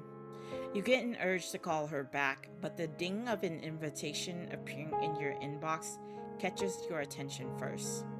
Uh-oh. Your interview is today at 4 p.m. sharp, no less. You said Beautiful was right. He do be sleeping a skid marks sheets. The fuck you mean forgive you? I know, right? I don't know. What do we sign up for? You curse under your breath, rushing to the shower and get dressed. Your stacks of rejection letters get knocked over by your charge and scattered across the room in a whirlwind of standard issues responses. You beg with every fiber of your being not to come home with the new failure to add onto the pile. Damn. Chapter complete. Proceed to the waiting room. The waiting room. The packed full city transit bus comes to a creaking stop right in front of an old building you've never seen before. Shoving your way past crowded commuters, you step onto an empty sidewalk. The vehicle roars away, fading into the misty afternoon and leaving you utterly alone. You briefly wonder if getting off here was a mistake.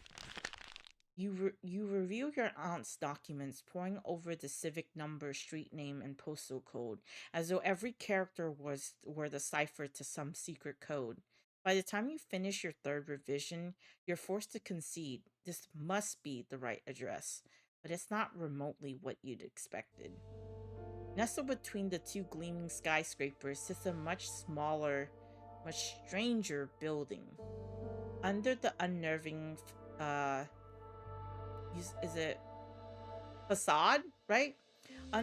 There's the unnerving facade, the decorative windows, the massive front gates, and the bronze door knocker. The local branch of Smyrna Corp is only 4 stories tall, yet feels impossibly imposing. It's caught between outdated aesthetics and timeless sensibility, somehow both outrageous yet invisibly subtle, as if meant to be forgotten at a passing glance, and to haunt those whose gaze linger. You suspect you may be underdressed. Your most confident instilling piece of clothing is the hoodie you brought on your first day of college. A plush cozy sweater inscribed with your aborted alma mater prestigious name and logo. For you, wearing it is an act of defiance, a proclamation that this esteemed institution was unable to contain your full potential within its paltry confines. Others tend to interpret it far less charitably, especially once they realize you dropped out years ago and haven't held a steady job since.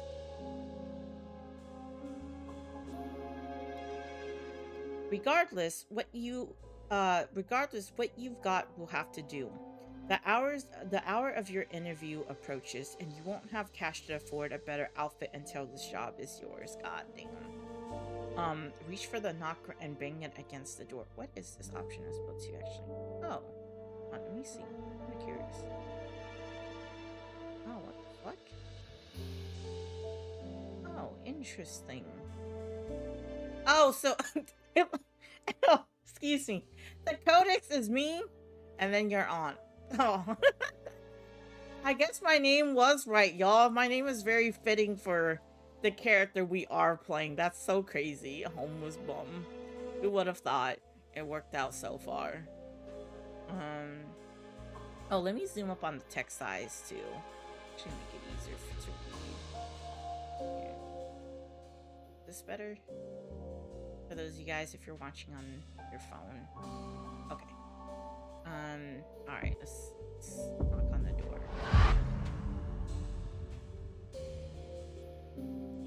The bronze object booms against the iron gates even harder than your thumping heart. Moments later, something clicks and a latch comes undone. The doors groan themselves open, inviting you inside. You step into the building and are greeted by what seems to be a 5-star hotel's reception area. The room is utterly massive, with high ceilings that would rival a Renaissance church cavernous belly, as windows let no sunshine through, and no fluorescent light bulbs fill it with their pale glare. There are just low-hanging chandeliers and an array of green glass banker lamps bathing the room in burnt orange.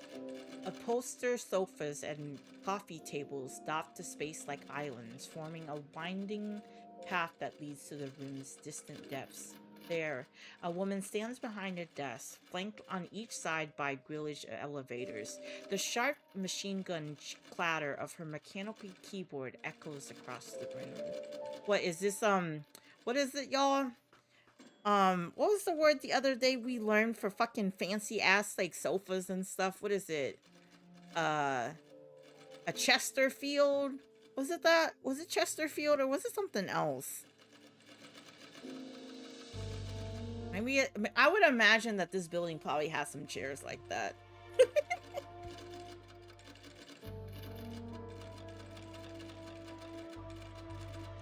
You appreciate the old and analog, but Cymer Corp's apparent fondness is downright ridiculous. Hopefully, the receptionist won't feel the same way about your subpar outfit. Meaning what? Oh, it's just like fancy sofa. Like, or whatever. It's a certain style of sofas. Pretend to be confident, stride over like you own the place, adapt your crappy clothes, and meekly approach. Alright, what is it, y'all? 1 or 2? Are we gonna, you know, walk with confidence? Are we gonna let the clothes hold us back? How we approaching, y'all? One or two? We're not dressed for the part. We're definitely underdressed for this fancy ass place, man. A fucking jacket, our alma mater jacket on. He said, "Nah, command presence." Okay, we gotta have confidence. He said, "Fake it till you make it." All right. All right. So far, we've been going with one a lot. All right.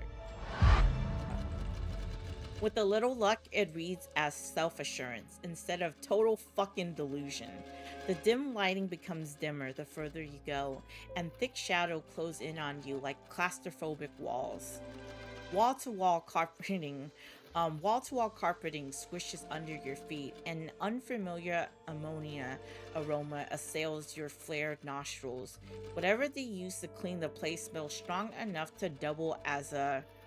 What the fuck is that word? Oh, a bioweapon. Bro, for some reason, I did not read the word bioweapon. I thought it was some new ass word I never heard before. My eyes as I'm like trying to look through and read the dialogue. But no, I know what that is. But still isn't enough to erase the lingering stench of cigarette smoke. The off-putting odor does suit the outdated decor. However, except for those unsettling sculptures carved into the room's concrete support pillars, disturbing shapes that assail you from all sides, emerging from the shadows like pretentious interpretations of 21st century demons. On your left, on your right, up ahead.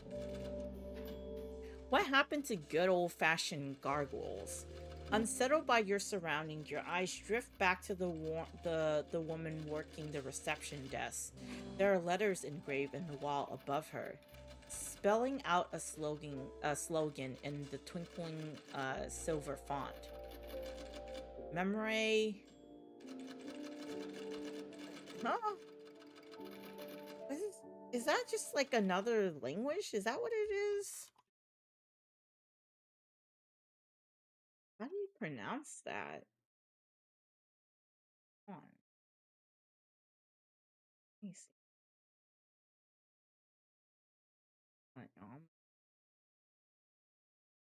Oh, it's Latin. Oh, okay.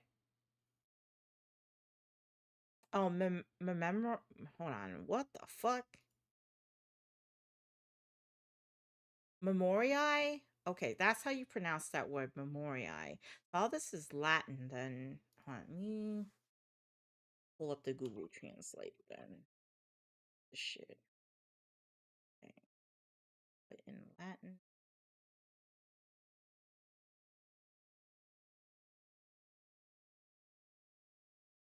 New words I've never even heard of before. Let me pull up it on here. So, let me type it out. Okay.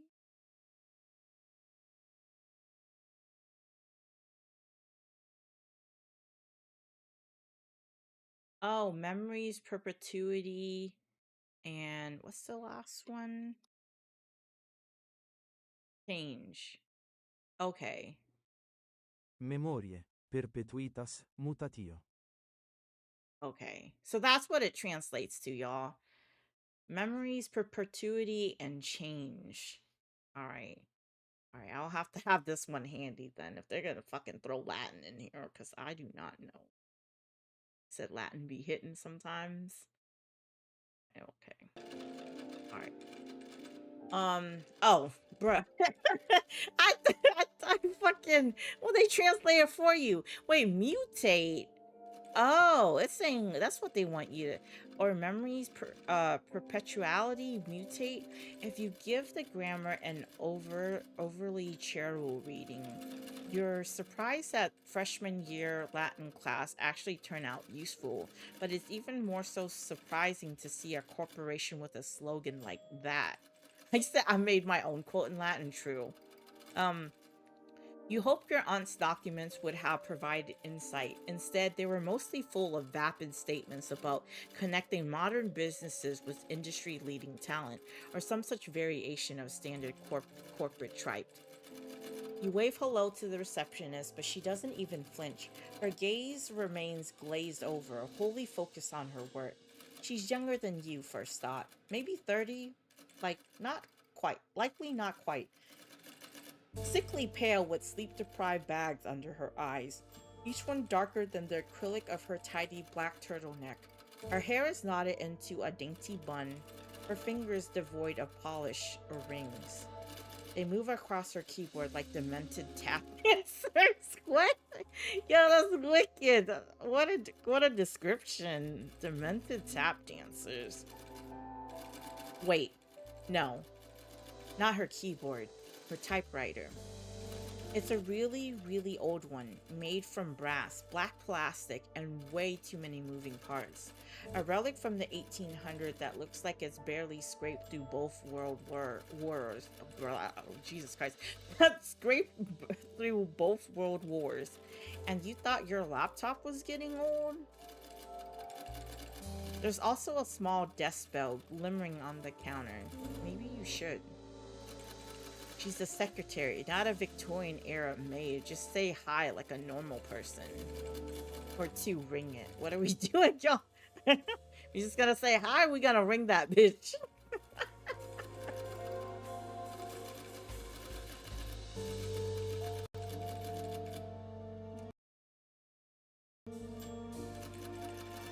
Okay, Vina says two. Avi, Manny, the rest of y'all, what are y'all thinking? He's like, she's clearly locked in. Right. Fucking, her keyboard fucking moves across the keyboard like demented dancer is a crazy description.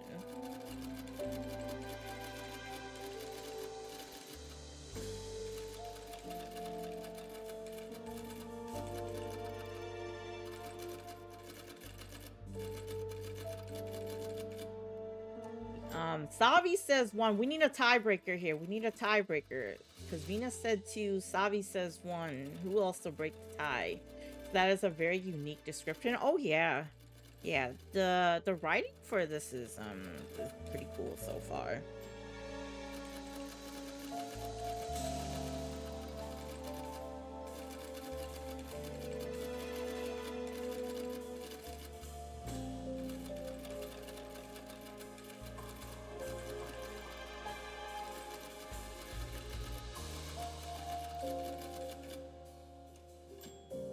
I love how you hear the sound of her typing as well, too.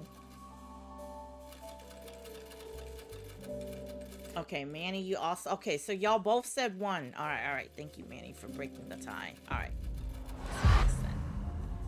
You meant to whisper a polite greeting. Nervousness turned it into a shout. Y'all wicked! Oh, brother! Y'all thought y'all meant well. Look what happened!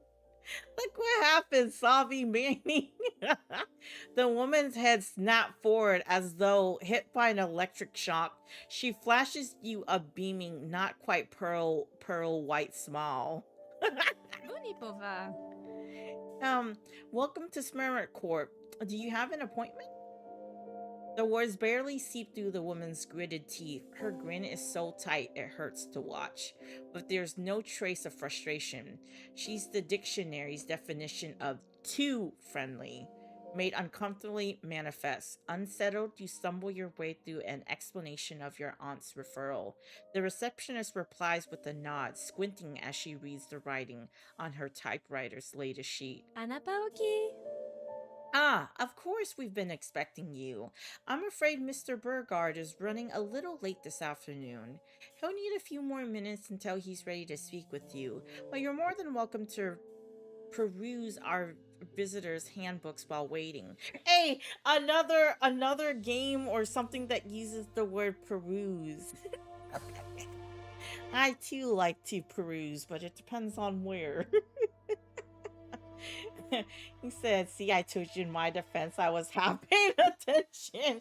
This man probably locked in on Pragmata. Said, oh, this is very uncomfortable. How the fuck do you mess up a simple hi, right, Savi? It'd be like that. You know, it's like when, as an introvert, whenever you were called up, at least for me, like in class to say, like, you know, like for attendance or whatever. You know how you would normally talk to like your friends, or like when you're in class and you're being called upon? It's like, you know, in your head you can hear how different you sound than like normal usual you. It's like that.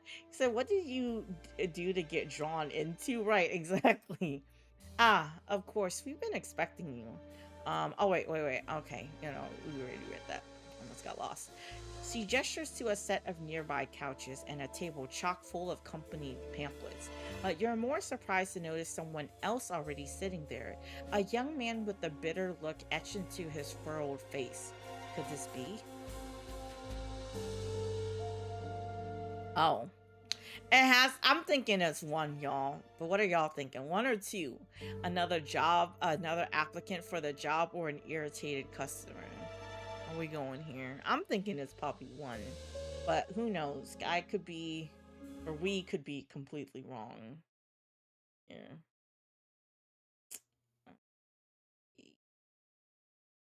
Alright, Rena says one. Wait, what is the rest of y'all?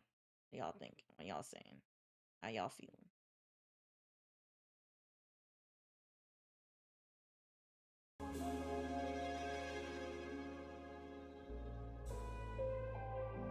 Hey, shout out to everybody in the stream though, man. If you're new to the stream, feel free to hit that follow button. If you're not, consider subscribing. Or 3, if y'all feeling generous or whatever, help support the stream, man. We be yapping, I be reading, you know.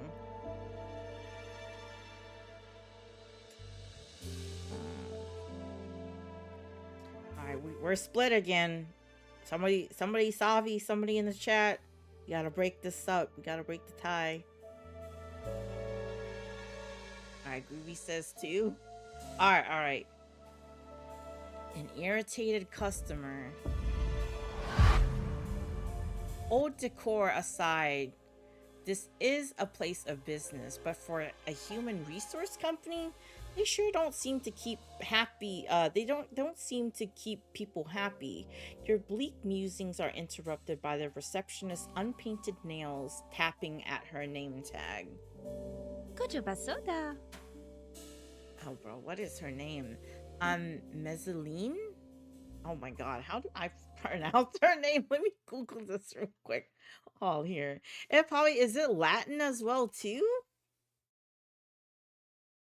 Melusine. Oh my god, I'm a butcheress. I'm just gonna call her me. Like, bro, I can't. By the way, I'll call you as soon as Mr. Burgard becomes available. In the meantime, please let me know if you have any questions. With a grateful, a bit embarrassed nod, you walk away and slump into an old-fashioned sofa. This rickety typewriter clacking away once more. The couch's cushions feel quite stiff. Or maybe your stress-clenched back does. Considering the ferocious stare down you're receiving from the stranger seated across you, it could be well the latter. Oh, it's French. Oh, that's French. Okay. 3:42 p.m. 18 minutes left. Good thing you came early. You still have time to prepare before your interview, but probably not enough to do everything you want. You have to decide where to spend it. Carefully. Alright. Damn, we got 4 options this time, y'all. 1, read through those pamphlets and find out more about the corporation. 2, she could answer a few questions. Why not take her up on her offer? 3, strike up a conversation with the irritated man. Maybe you can learn something from him. Or there's a magazine on the coffee table. Give it a closer look. Alright, Groovy says 3. What the rest of y'all thinking? It said the French does have Latin roots. Okay, gotcha. I wouldn't know. I think like the schools I attended, they only offered like Spanish in order to learn. There wasn't like a chance to like learn other languages, like other kids that I've talked to, whether it was like German or Japanese or something like that. I only got Spanish as an option. There was no other choice. Okay, so y'all are saying Manny and Groovy, y'all saying 3, Savi, Venus. Where y'all at? Where y'all at on this? Said 2. Let's see what you're getting into. Okay. We got 2 for 3. All right, 2 for 2. All right. We need one more. Somebody in the chat, one more person. We need to break the tie. So let's see what you're getting into. We gotta break the tie. All right, Groovy.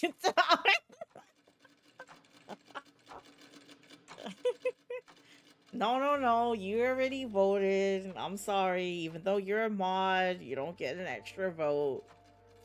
You said I'll switch. Okay, Manny with the switch. Okay, he said 2. Fuck it. All right, 2 it is. All right, let's see. Let's take her up on her offer then. Despite her extreme fatigue and even extremer stress levels, the woman definitely seems eager to lend a hand. And what better way is there to learn about your new workplace than to ask the person paid to greet visitors? Manny on the right side. You return to reception desk with an awkward wave, embarrassed to be disrupting the receptionist's work so soon after leaving. Yet rather than appear annoyed, the woman looks up from her typewriter with a sigh of relief, the air seeping through her vice-tight teeth with a shrill tea kettle whistle. Oh, hello again. I take it you have a few questions for me? As a disclaimer, please be advised that Corp staff cannot disclose any confidential information to members of the public. Therefore, while I respond to your queries to the best of my ability, there may be certain details I'm forbidden to discuss. Thank you in advance for understanding. Jesus Christ. The uneasy impression gave you worsens with every word she speaks. And not just because she keeps talking without blinking her bloodshot eyes or unclenching her goddamn jaw. Yo, that's so crazy. Right, why is she smiling? It seems so forced, no? Even though the receptionist's response seems professional and her tone is perfectly jovial, something about her speech pattern feels rigidly urgent, almost like she's reading the words off a script with the gun pressed to the back of her head, not thanking you for understanding, but begging you to. Is she scared of getting in trouble by letting something sensitive slip, or is she trying to secretly warn you about the office's working conditions? He said, we working for the mafia, what the deal? So both? So what would you like to know? Ooh. Use sly phrasing to squeeze out some advice about how to ace this interview. Ask what it's like to work at the court. Find how stressful it really is. Or 3, maybe this isn't the right person to interrogate. Get your info from a more reliable source. Ooh. 1, 2, or 3, y'all. 1, 2, or 3.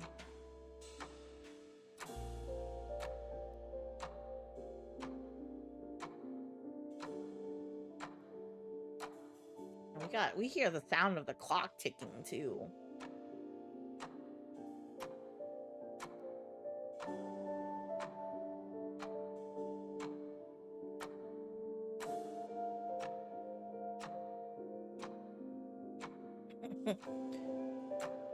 You said so be sleazy, be normal, or leave her alone. Okay, damn, unanimous 3. Y'all said she doing too much. All right, y'all said 3. Okay. Right. Even more awkwardly than you first approach, you apologize and leave, pretending to have forgotten your question. As the sound of her typewriter rises once again, you reconsider your increasingly limited options. Okay. Oh, so this goes back to the same choice. All right, what are we doing this time? So this is out of the question. So it's 1, 2, or 3. We're not counting this one. So 1, 2, or 3. He said, nah, she might get sniper. She said anything.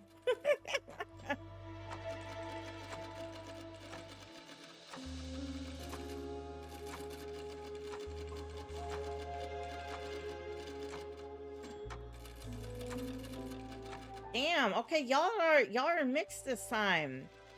We got Savi for 1, Manny with 2, and Venus for 3.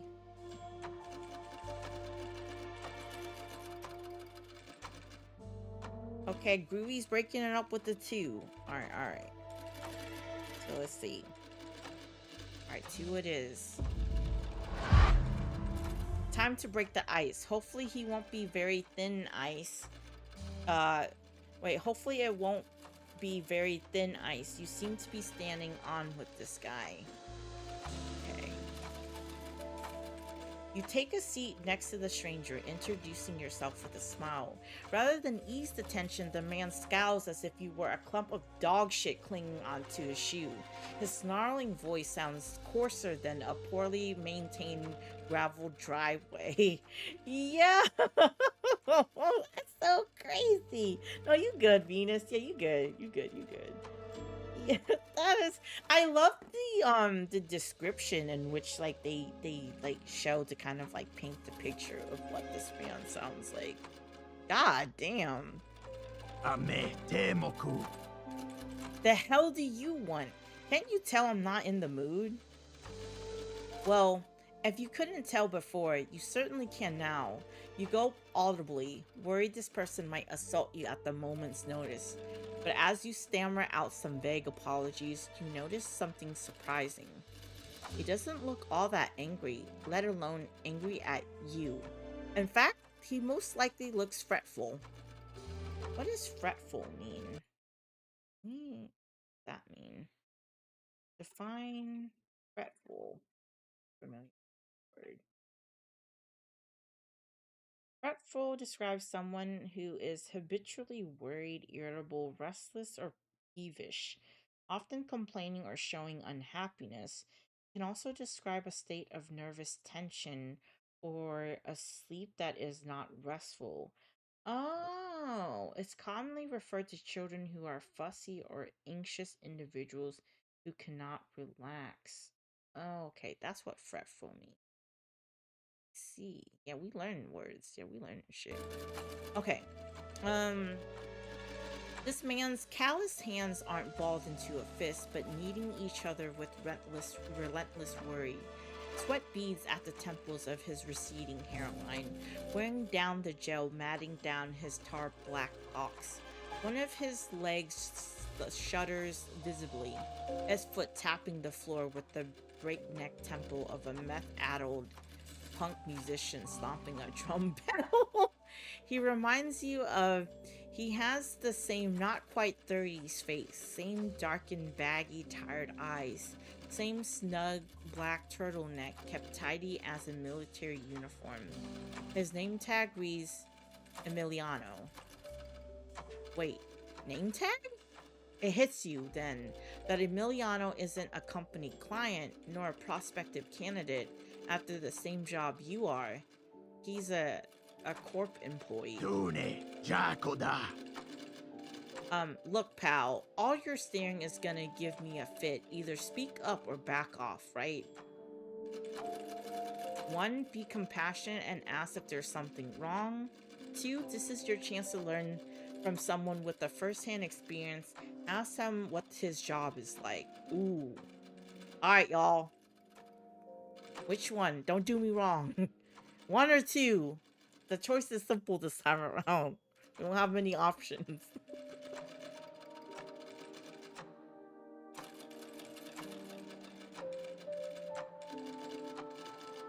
Okay. Alright, 3 of y'all are saying 1. Gotta smooth talk it. We need lore. Alright, 4 of y'all saying beautiful's the only one that's like, oh, let's be direct. Let's cut to the chase. Alright, 1 it is. Alright, for you, the hardest part of job hunting was always the impression of powerlessness combined with the feeling of tremendous isolation. Even one person who could sympathize with your woes would have been a godsend, but this guy only reads your empathy as an insult. Damn. Wrong, y'all pick wrong! Bate vamos. Yo, that's wicked. This man said, are you brain damaged? or just actively trying to screw with me. Seriously, if I'm getting laid off from the worst job I've ever had, why the hell would I want to get cheered up about it? Heck, if it weren't for this shitty exit interview, it'd be the happiest day of my life. You said, fuck. Oof. You had a hard time picture this being happy, but no trouble whatsoever imagining why the man was fired. Then suddenly, you connect the dots. This must be the problematic employee your aunt was talking about. You cringe so hard your jaw aches. Offering to make someone feel better right before stealing their job is a level of awkward tension you weren't prepared for. Trying to recover from embarrassment, you change the subject to this exit interview, which seems to be causing such a strife. Yeah, that was him! We completely forgot that it was this man! Yo, this nasty work, man. This nasty fucking work. Said, calm down, Jamal. No need to bring out the 9. It's crazy. Yo! Yeah, we probably should have gone with what Beautiful said. Oh my god, we should have just straight up just asked. Beautiful was the only one that said the other option, but you might be onto something, man. Yo, that's crazy. That is fucking crazy. Can we have a do-over? I don't think so. Oh, no. Well, ain't no do-over. It is what it is. Mateku. Must be pretty new to the corp if you're asking me that, huh? Look, if they just wanted to tell me no hard feelings or ask how management could have done better, I wouldn't have a problem. But these bastards don't work that way. Every person I've ever seen get called into one of those meetings comes out looking like a walking corpse, and I don't blame them one bit.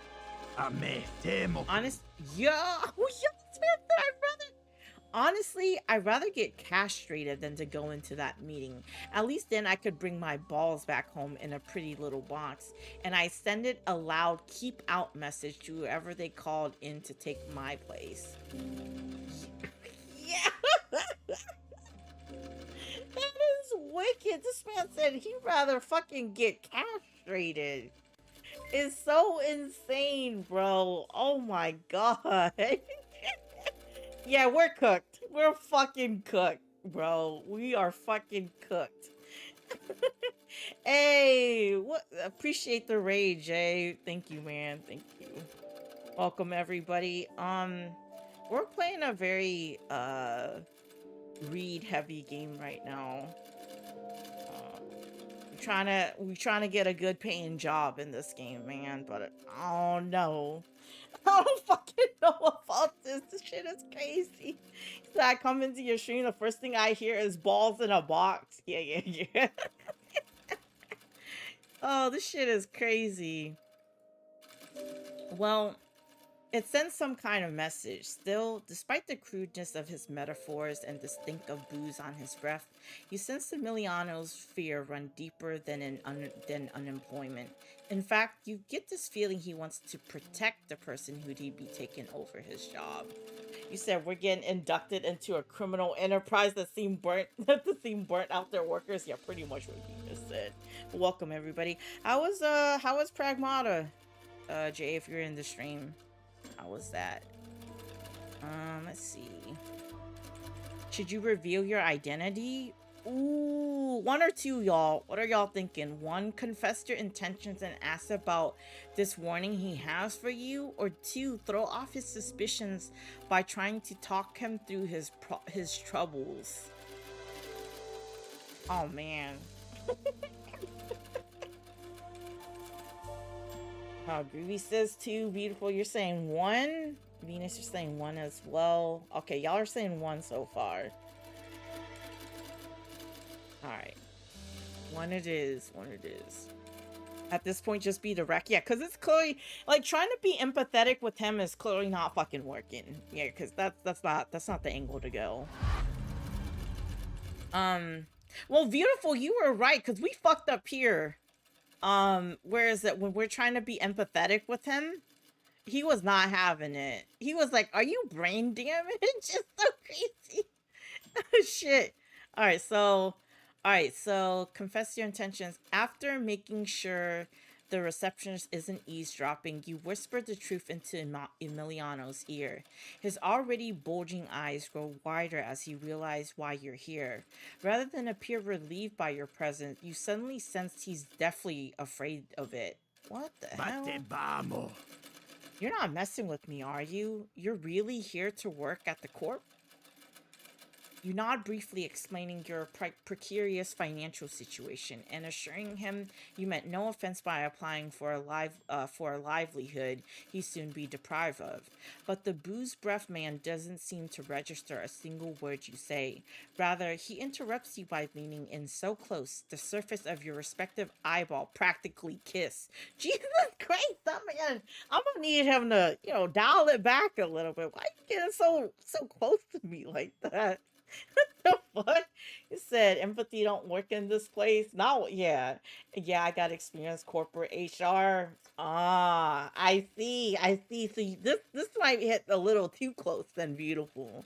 A little too close to home. He said, let me give you a smooch with your eyeballs. It's crazy. He said, he on that sauce, okay? Bone, mateku. Listen to me. It's too late for you now. The moment you walk through that door, your chance to escape disappeared. But what you can do is lessen any damage those bastards make you inflict. The guy who's gonna interview you, Beauregard, if your application satisfies him, he'll ask you to go through an evaluation, a questionnaire that's meant to give you a taste of the work we really do around here. I can't tell you more without getting up to my neck and shit, but no matter what happens, you gotta do everything in your power to fail that test, okay? What the fuck are we getting ourselves into, bro? His plea is earnest and full of desperation. Yet it's also patently ridiculous. Why would you purposely flop this, probatory evaluation when you're in dire need of a job? And what does your onboarding have to do with Emiliano's firing anyways? It doesn't make any sense. Yet it doesn't stop the man from begging even harder. You idiot. Do you not understand the kind of consequences this could have? This might be just a paycheck to you, but to me, it could mean life or literal death. You got to fail that test. This is beginning to sound like a warning, and more like a threat. And judging by the alcohol-tinged spittle spattering your cheek, it's not an especially sane one. Better cut this conversation short. You said HR is not your friend. Learn that firsthand. Facts. Yeah, HR is not your fucking friend. Not all. They're there to... Exactly, beautiful. Yeah, HR is always there to protect the company's interests. They're not there for you, the employee. Bro, your aunt is the snake. She gotta get you killed. I know. That's why she was saying... What did she say in the beginning where she's like, I hope you forgive me for this one, or whatever it was, bro. Alright, 1, bluntly tell him you can't afford to flop this evaluation no matter the consequences. Or 2, lie. Tell him you'll definitely fail the exam on purpose. And move away slowly. Yeah, I think we might need to lie on this one. This might be a number 2 here. Because this man's still... That liquid courage probably will have this man acting crazy. You said auntie loved the guap, not the family. Diabolical. Hey, y'all, who out here, y'all know your family is like this. You know. He said, okay, Savi. Okay, both of y'all are saying 2 so far.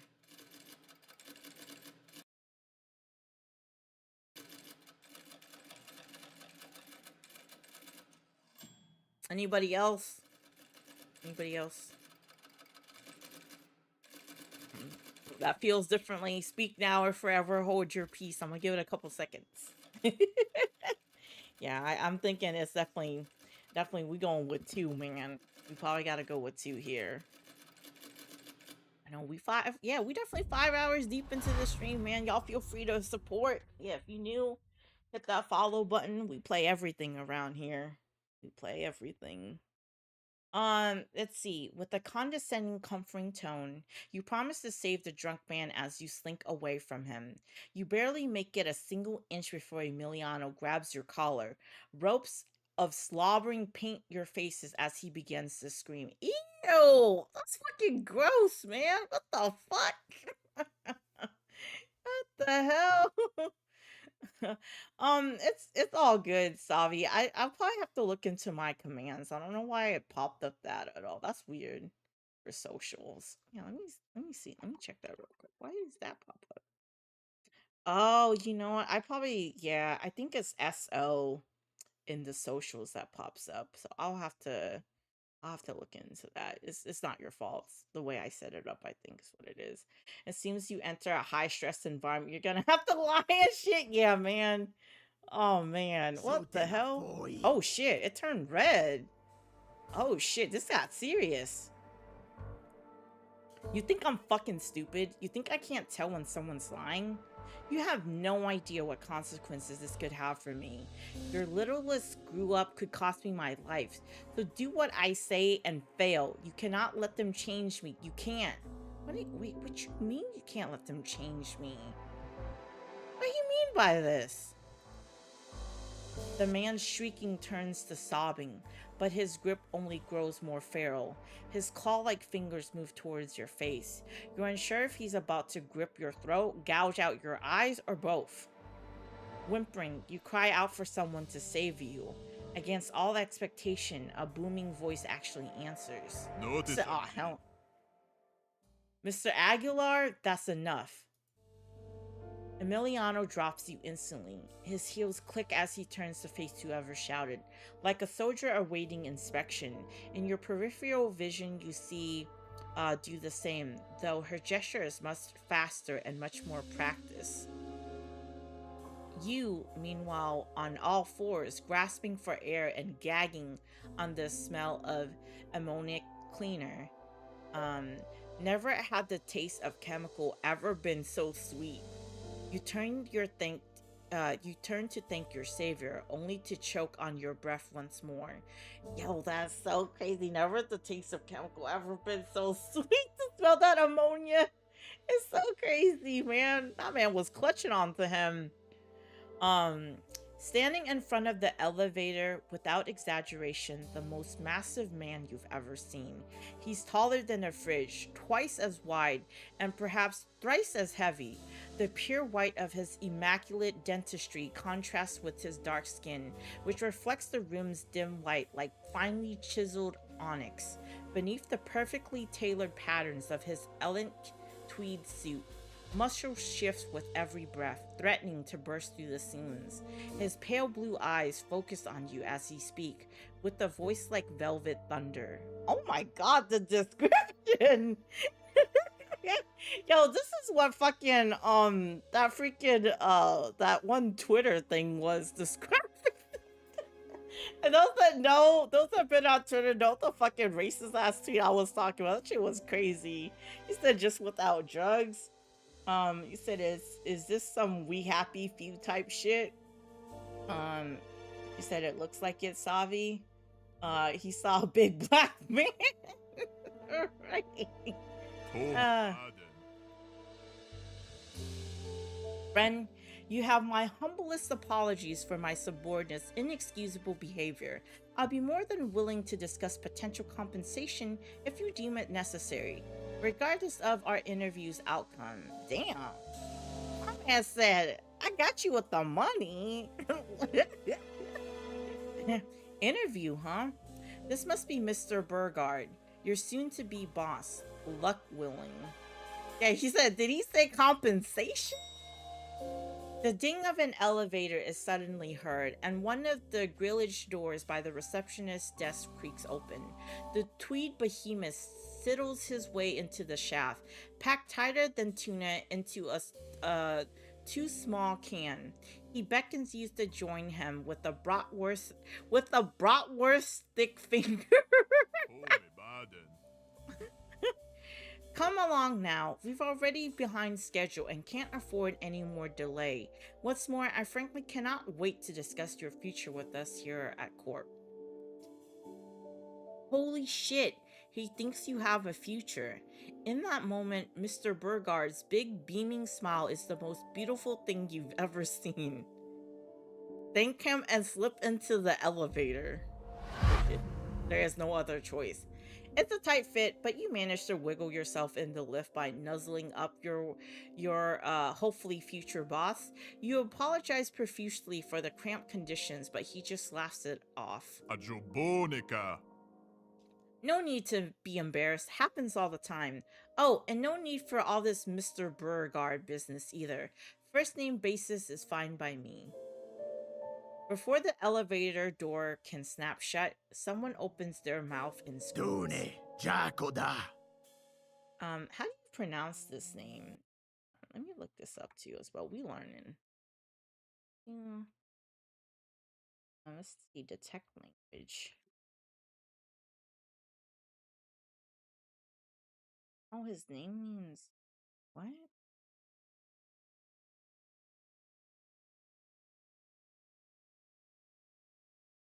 In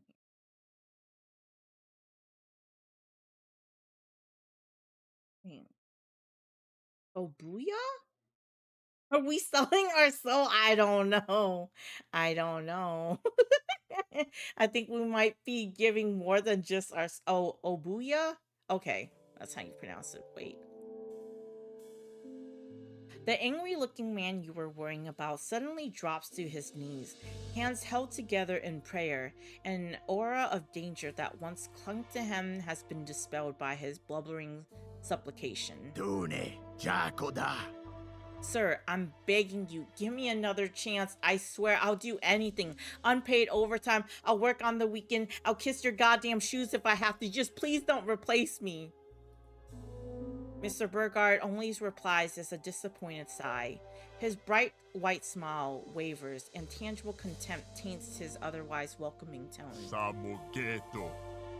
Mr. Aguilar, you had more second chances than I can count, and displaying such undignified desperation in front of a candidate set to take over your position is not an endearing choice.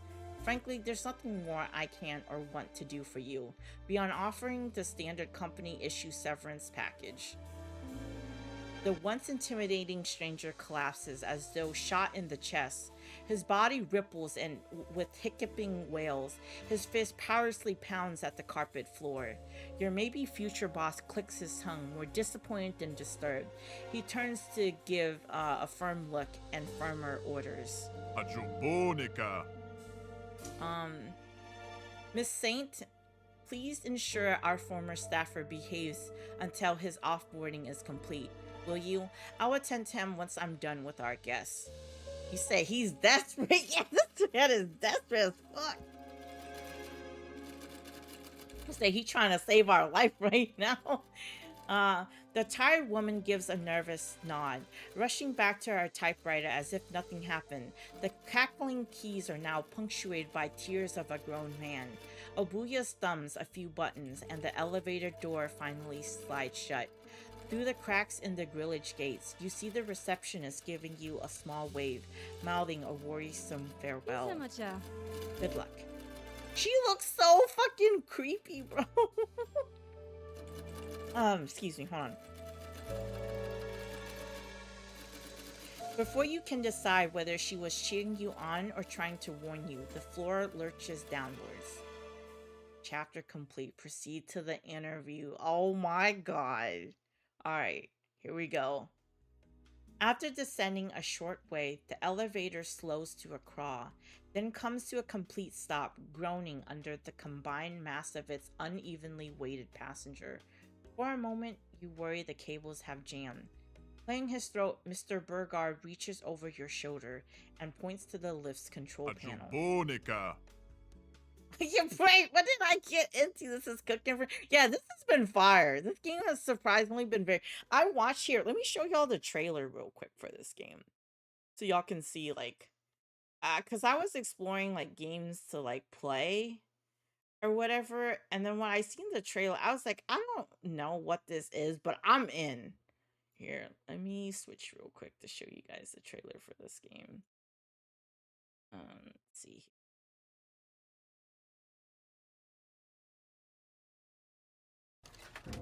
Allow me to welcome you to the Smyrna Corp family. All we need is a signature and blood sample to finalize your contract. Can't spell NDA without... Oh, y'all can't... Oh my god, I done goof. Y'all can't even fucking see it. Here, let me start over. I'm sorry. Allow me to... First time streamer. To the Smyrna Corp family. All we need is a signature and blood sample to finalize your contract. Can't spell NDA without DNA.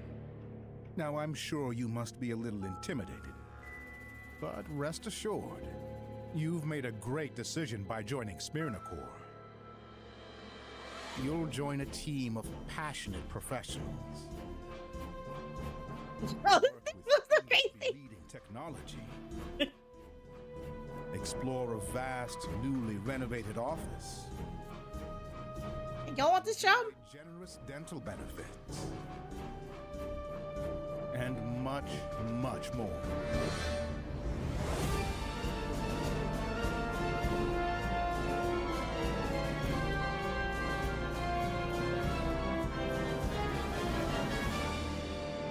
So, what are you waiting for? Yeah, bro, this shit, like, I was like, when I saw this, I was like, oh, I'm in. Like, I was like, huh? So yeah, here we are. Wait, what? Oh, so y'all, this is the other choice then. What did I get? I got college dropout? Oh, this one is you've acquired clinically depressed. Oh, that's crazy. Oh, I did not get this. Oh, that's wicked. Oh my god. Yeah. Holy shit. All right, all right. All right, let me go back to the game. It's gonna take a second. Y'all see a black screen right now.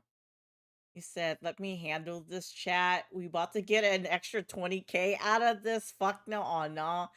We need to cop this. Yeah, this has been fire so far, y'all. Let's see. With what I'm seeing, I would join the government before accepting a job from this company. I mean, going back to what that guy was saying, he said, I'd rather castrate my ball sack off before I fucking... It's so crazy. He said, this man is Satan, Lucifer, begone, holy father, who art thou in heaven, save our character.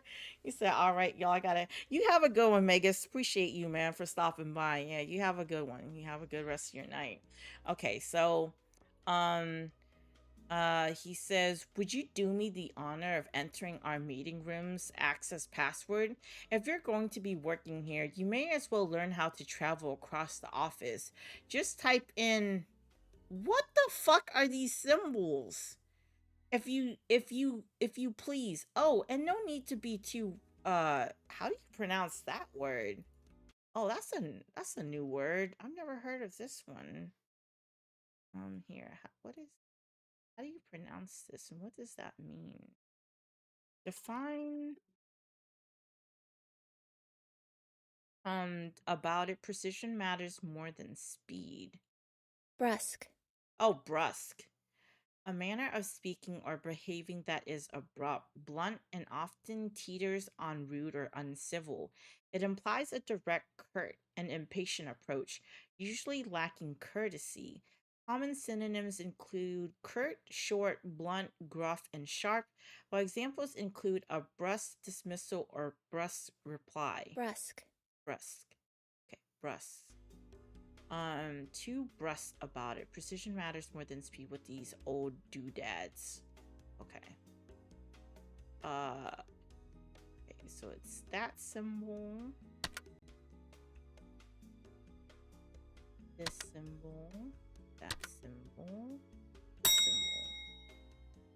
The interviewer chuckles as he watches you fiddle with the eclectic symbols, amused by your apparent unfamiliarity. No doubt he's used to seeing employees enter these combinations with the routine deftness of jaded shoppers, typing in their PIN numbers during credit card transactions. You're still not sure why he's making you type the password in, nor why the elevator uses password in the first place. Wouldn't keycards be easier or normal numbers at least? You said, damn bro, I didn't even do you an interview. Yep, he's the devil. Man's already giving me shit for the job for real. Regardless, as the last button clicks into place, the elevator resumes its descent at an increased momentum, plunging deep into the earth with no signs of stopping. After almost 20 seconds, you wonder if it's headed for the planet's core. You have to beg my pardon for the sluggishness. I've petitioned to have this thing replaced, but the encryptology department refuses to let us invest in newer models. Potential security risks, or so they claim. Boogeyman hogwash, I say. An upgrade has been long overdue. Maybe once our deal with Radium finally goes through, they'll be a bit more welcoming of true progress, eh? You nod along politely, pretending to understand what he means. You're unsure the display looks convincing. Still, by the sounds of it, you'll be stuck here for a while. How do you kill time? You said, oh, he's smart. We started the interview immediately. Slide dog. Right, that's what I'm saying. It's like an interview without the interview. Like, we're not even at the desk. Like, damn. One, give those elevator buttons a closer look, y'all, or two, ask Obuya to explain his employee's unusual behavior. How we playing this? How we doing this, y'all? One or two? One or two in the chat. Man, it's been fire so far. I'm not gonna lie. It's a lot of reading on my part. Like, it's very dialogue heavy. Having to, like, read everything out loud. But yeah, it's been cool. Okay, we're split on the decision. I'm gonna need those y'all in the chat to weigh in. He said we're in the corporate mind games now, for real. This shit is so crazy. He said we gotta trust Emiliano. Bro, I think the thing was like he meant well but terrible execution. He meant well but terrible. All right, okay, so y'all saying Manny and Beautiful, y'all saying two as well. All right, let's do it. You mumble the question, half embarrassed and half afraid of Mr. Burgard's potential reaction. His blue eyes fill with bitter disappointment, though his good mood doesn't waver. I cannot apologize enough for Mr. Aguilar's attitude, let alone the harm it's caused you. I should have taken measures to correct his behavior long before things reached this point. I truly hope you forgive my crippling oversight. He makes it sound like the guy tried to kill you or something. Sure, he was intimidating, but unforgivable? Seems a bit much. As you ponder what kind of circumstances led to such contempt for Emiliano, Mr. Burgard regains his prior cheeriness. However, let it be known that I expect no such attitude problems from you, friend. The woman who recommended you for this position, your aunt, I believe, she had nothing but great things to say. She assured me that you were an academic visionary, true erudite, right? Erudite? Is that how you pronounce that, y'all? Let me another word. Jesus Christ. We learning some words today. English. How do you say this? Erudite.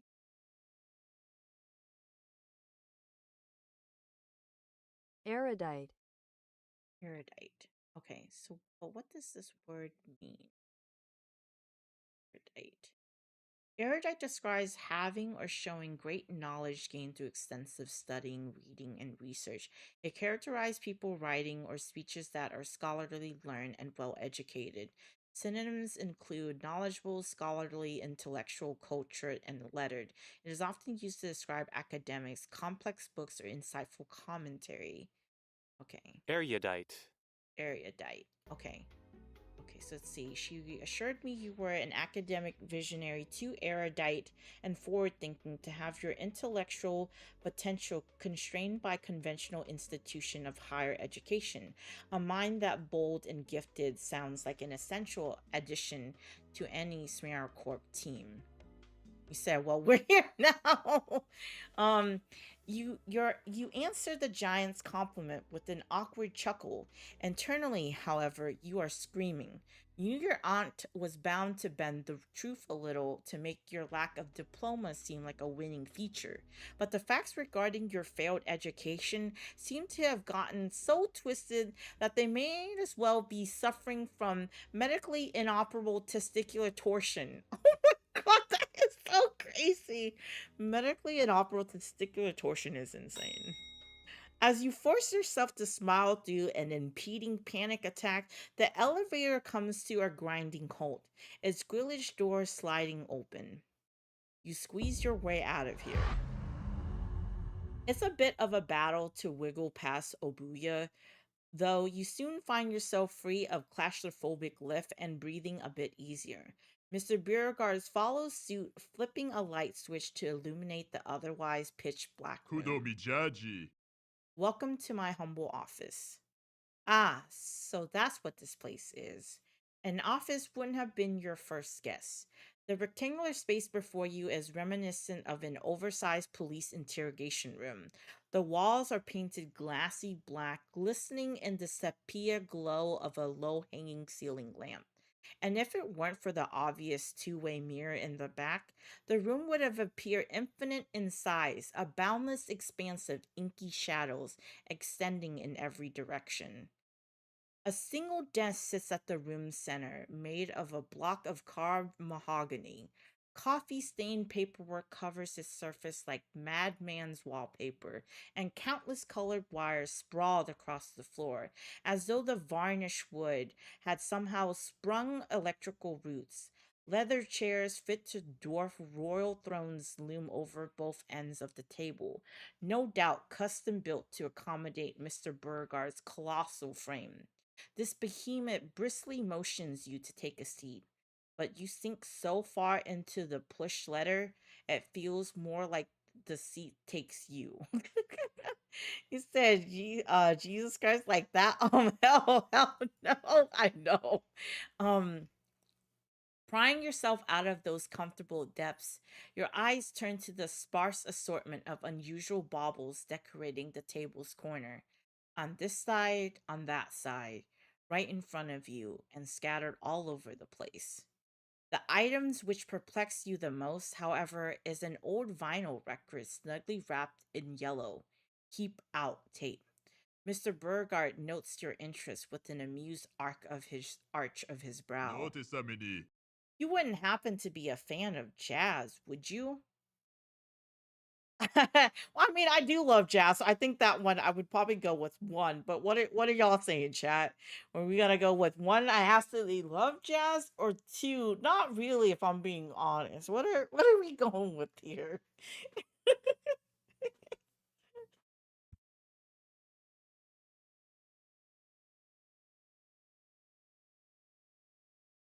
What are we saying? But that vinyl record does have a keep out. You said this interview hard as fuck. The final boss, man. The interviewer is the final boss.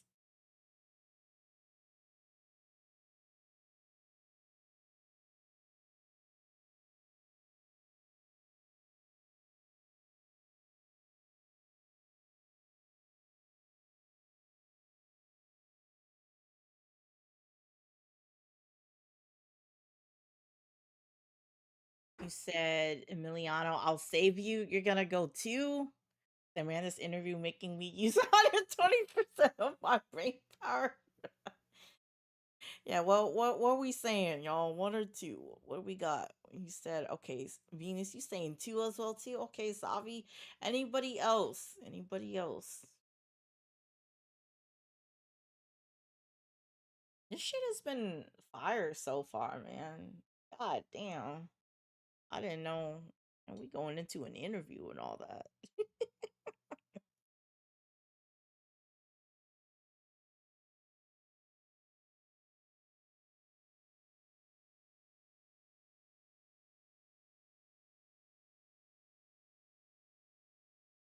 Okay, no other votes. Okay, let's go with two then.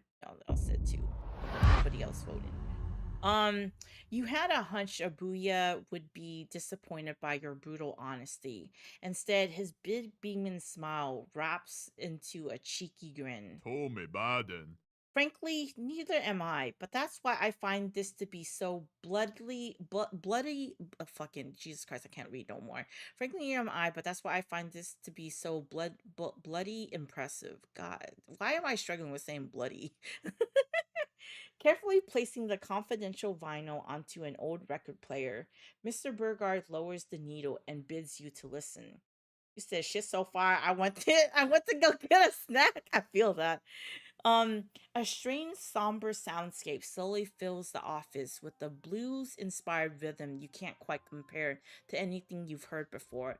It's not so appalling per se, but it is perhaps a little messy and eerie enough to make you uncomfortable. The duet voices of a man and woman muttering Warbled's lyrics only adds to the strangeness. You can't make out a word they're saying, except for the chorus's verse. Let's call the whole thing off. Notice Amini. Gina and Herschel Gershon twins, if you're wondering. Not a couple, despite all the turbulent rumors that once surround their odd relationship. I never met them myself, but I do know they could have been bigger than the Beatles back in the band's heyday. The biggest case of my career was making sure they wouldn't be, and I always found it tragic that only one of their records was left intact in the world. Though I also feel quite lucky to be the man who owns it. Few will ever have the privilege of hearing such an avant-garde work. Interesting. Hold on, is this an actual band? Hold on, let me look this up real quick, y'all. Let's see. Let's hear their music if that's the case. I'm very curious now. Gina and Herschel Gershwin twins. Let's see. Is this an actual?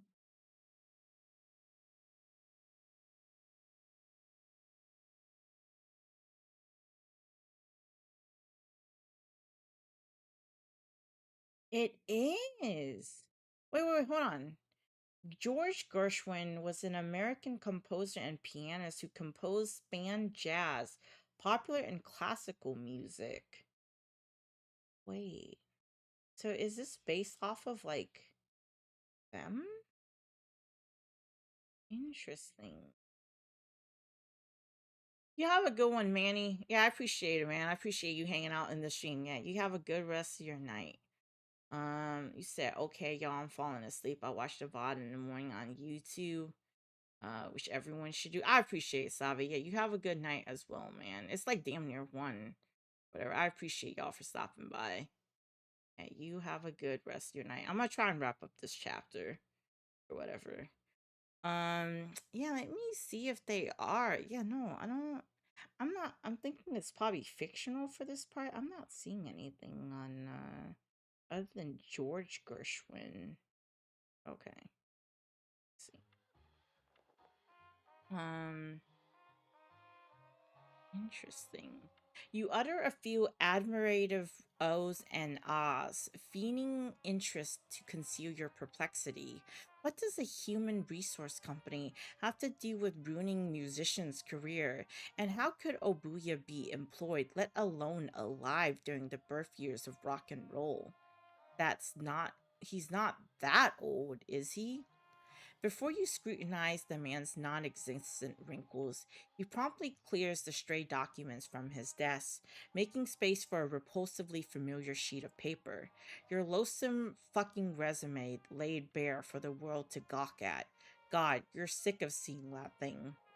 Obuya interlaced his fingers, pale eyes darkening into a severe stare. You suddenly find yourself kneeling, aware of just how dangerous the man could be, should he choose to embrace violence over a verbal reptart report reportee? How do you pronounce this word? Huh? Let me see. Repart. Repartee. Repartee. Repartee. Repartee? Repartee. Repartee. Okay. And that means refers to quick, witty, and often light-hearted conversational sparring characterized by sharp retorts and clever comeback. So, like banter, then. It is skill of delivering fast, amusing replies and engaging and witty dialogue. Derived from the French repartee to retort, it is essentially means a swift verbal thrust. Ah, I see, I see. Got it. Gimao Hone. Time to begin our literal interview. I'll be asking you a series of questions. Some will appear rather peculiar, others rather innocuous. They may be difficult to answer at times, as you may not have been made fully aware of your position, nor Smera Corp's company goals. However, I still request that you provide honest and instinctive response, regardless of context, to give us a better idea of the role you'll be assigned during your time among us. Wait, you have to ace an interview before being told about the job you're applying for? What a mess. Either Smera Corp has an unintuitive hiring process, or their non disclosure agreements are so incestuously interwoven no one can get any work done without being strangled to death by red tape. Still, Obuya's word make one thing clear. The only way you'll get hired and earn a salary to pay the rent you owe is by acing this goddamn interview, no matter what it takes. All right.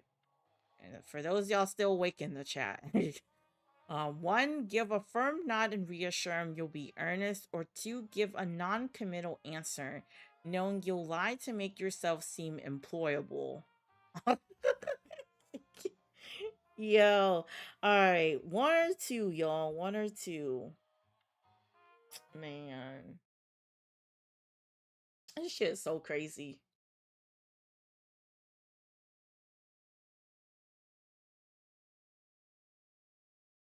You said shit.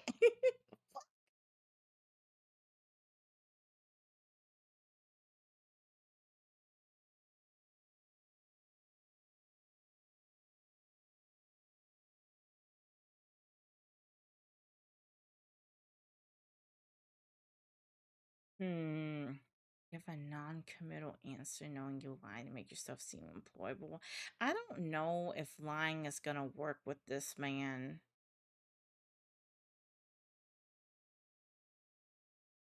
Yeah, I said let's go with one. He seems like he can tell he seems was it intuitive? Like I don't think like two is gonna work. Definitely probably one. All right. Obuya chortles with satisfaction to sound as deep and rumbling as a rock slide at the bottom of a well. Kudobijaji. Wonderful. Let's get started. Yawona Kimo. Question 1. A runaway locomotive is barreling down a set of railroad tracks at an uncontrollable speed. Oh, this is the scenario. In its path lay 5 people tied down and unable to move. If nothing is done, the locomotive will surely crush them and end their lives in an instant. Yeah, okay, I forgot what they call this scenario, but I've heard of this before. You stand in a train yard next to a large lever. You know that if you pull it, the locomotive will divert its course onto a separate track. However, this will cause it to crush a different person who is also tied down to this alternate path. How do you ensure all 6 people escape this tragedy alive? Well, that's not quite where you see yourself in 5 years shtick you're used to. How the hell are you supposed to respond? Ooh, what the fuck type of question is this? This shit different. It's definitely not your usual. Where do you see yourself in 5 years? Like, over what's like one of your strongest traits or like traits or weaknesses or whatever? One, assuming you can operate that lever, you might also know how to remotely trigger the emergency brakes. Two, you run fast and definitely and deft hands untie everyone before the train arrives. Three, dodge the question by discussing other ethnical conundrums and how they expose moral biases. I'm not sure if this one is gonna work. You said, well, right. Why do you want to work here? Where are those questions? Um, I'm gonna say Venus. If like, I'm gonna let you know my vote. My vote would be for one. Three. I'm not sure how to dodge the question. Shit, I agree with one. Let's see. You're not exactly the foremost authority on train yard technological advances, but you're pretty sure conductors have developed multiple automated and manual fail safes, specifically to prevent cartoonish catastrophes like these. If not, you have $1 million idea to pitch. Ajobonica. That's impressively refreshing answer. Although, to be candid, many representatives in other departments would strongly disagree with your technology-based solution. The Tweed behemoth gestures to the yellowing documents strewn about his death and the baubles at its corner. All of them appear ancient enough to have been stolen from an unsuspected museum oldest shelf. Serena Court was built upon a simple ideal that humankind's potential must not become entrapped by progress, these false promises of privacy. Efficiency is no excuse to discard anonymous practicality. At our old hat, philosophies and reliance on archaic devices have kept this company on the path to succeed for decades, but the world is changing and we cannot remain blind to the additional insight technology can provide. Ajobonica. After all, how can we think outside the box if we lack the tools to grasp how big the box has become, especially in our ever so chaotic digital era? You're not quite sure how to respond to that, let alone how it applies to human resources, but you still manage to stammer out some words of agreement, which hopefully implies you are thinking the same thing. Gavona Kimo. Now, moving right along to question 2, could you kindly rephrase your greatest flaw so that it sounds like your greatest strength? Yeah, that's great. Yeah, this is more like it here. Oh, your profile's changed technological literacy +2. Oh, I missed that. Okay. Tome Baden. Let's see. Be advised, I do not want to hear any of that cowardly, I'm too much a perfectionist or I'm a huge workaholic claptrap that most folks use to make themselves sound flawless. I want a proper blameworthy weakness reconfigured into a properly praiseworthy strength. Understood? Okay?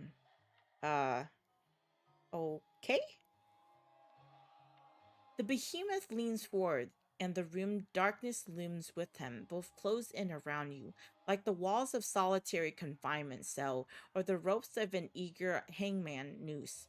Better think of something good. Let's see here. We have 1, you browse social media during work hours, but it keeps you updated on current events and tech trends. 2, you spend too much time chatting with coworkers, but it helps you understand that and cooperate effectively.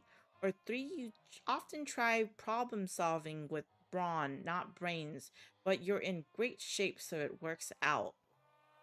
I'm gonna say mine is probably between 1 and 2. If I was to pick one, I'm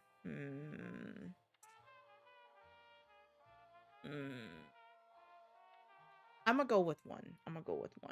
Yeah. Ruby, you say 1 as well too? Okay. Alright. Let's go with 1. Let's see here. The world is a volatile place, and not just politically. Advances in computing are constantly revolutionizing the way we interact as a species on a daily basis, but staying informed online allows you to adapt or even thrive despite those changes. It has nothing to do with the fact that you have a mild internet addiction, and not at all. A wonderful response, if I do say so myself. Too often, our underperforming employees fail to consider the context in which our clients are placed, or the negative consequences a seemingly positive decision can have in the long term. A data driven, future facing perspective such as yours could prevent excessive occurrences of such common issues. You said, shit, I'm adding this game to my wish list. Hey, let's go. How much is this game? I didn't even look. Hold on, let me see. I'll let you know. Oops. That's,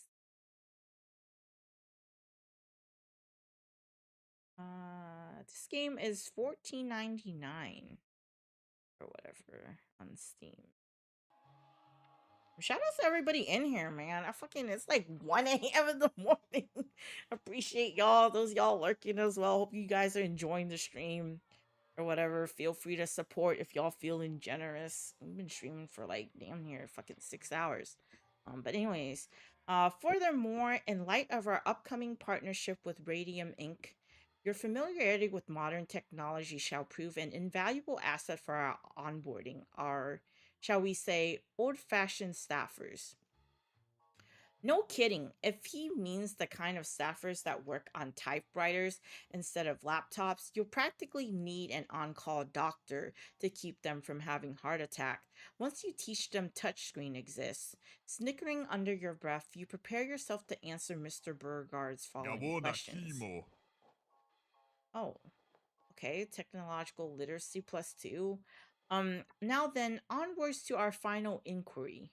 Regarding your schooling, I would like for you to, well, if you could explain, um, goodness, how do I phrase this delicately? The behemoth words trail into muttered mumbles, his velvet thunder voice disregarding into something more akin to a bumblebee stuck into a dog's mouth. His blue eyes darted between you and the paper's underwhelming bullet points with increasingly disgusted concern, as though finally noticing what kind of employable aberration has stepped into the building. It's an unfortunately common reaction for anyone who reads your CV. The singer's on the record player shouts a loud suggestion to just call the whole thing off. Their advice, for better or worse, goes unheeded. Samogeto. Well, at the risk of sounding insensitive, I truly appreciate some insight regarding your academic background. How do you believe a workplace of our nature could benefit from hiring someone with such a dubiously incompatible education? You bite your tongue before you can remind Beauregard that your dubiously incompatible education was never actually completed. You pray the shame doesn't show on your face too much. Of course it was going to come down to this. Fine then, time to prove those stupid, successful companies wrong and make being a dropout sound like a huge selling point. 1. You studied computer science, you're skilled with technology, old and new. 2. You studied Ultimate Frisbee, the apex of education for teamwork loving athletic superstar. 3. You studied child psychology. You're good at reading people and creating emotional rapports. I'm gonna go with probably 1. 1. I would want to say 3, but we haven't shown that, so it's been hit or misses. It's been hit or misses so far.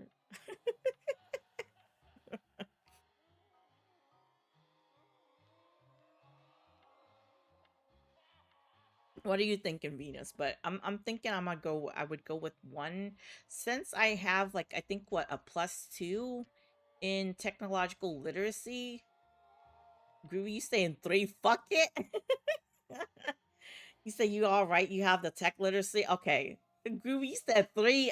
You know my stat line right now? My stat. Look at this. All right, we're going with 1. We're going with 1.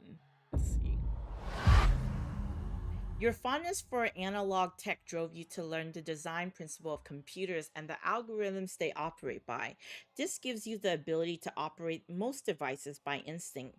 Even though Smirnoff Corp's machinery is antique by most standards, you're likely to learn it faster than most candidates. Trying to capitalize on the company's obsession for the obsolete, you discuss a few obscure principles from your past seminars, explaining how binary code dates back to the 1600s or how digital computers were the first designed in the 19th century, long before the advent of microchips. Mr. Beauregard practically salivates as he listens to you speak. That's crazy. And he's buying it. He's buying this shit, y'all. He's buying it. You have no idea how refreshing it is to meet someone in this day and age with such thorough appreciation for the inventions that paved the way for modern progress. Notice, Amini. Too often, our competitors only look towards the new, the cutting edge, the improbable. But our company has endured by sticking to what works, advancing the applications of technologies rather than their design. An individual such as yourself who grasps the value of philosophy will no doubt fit right in. Furthermore, it appears that this fascination of yours belies a great love for learning about computerized device. I would even expect you to be teaching our new recruits in a few months' time. Man, this man is eating that shit up. That's a pretty ambitious endorsement. Promising, though. Way more promising than you're used to. Gabona Kimo.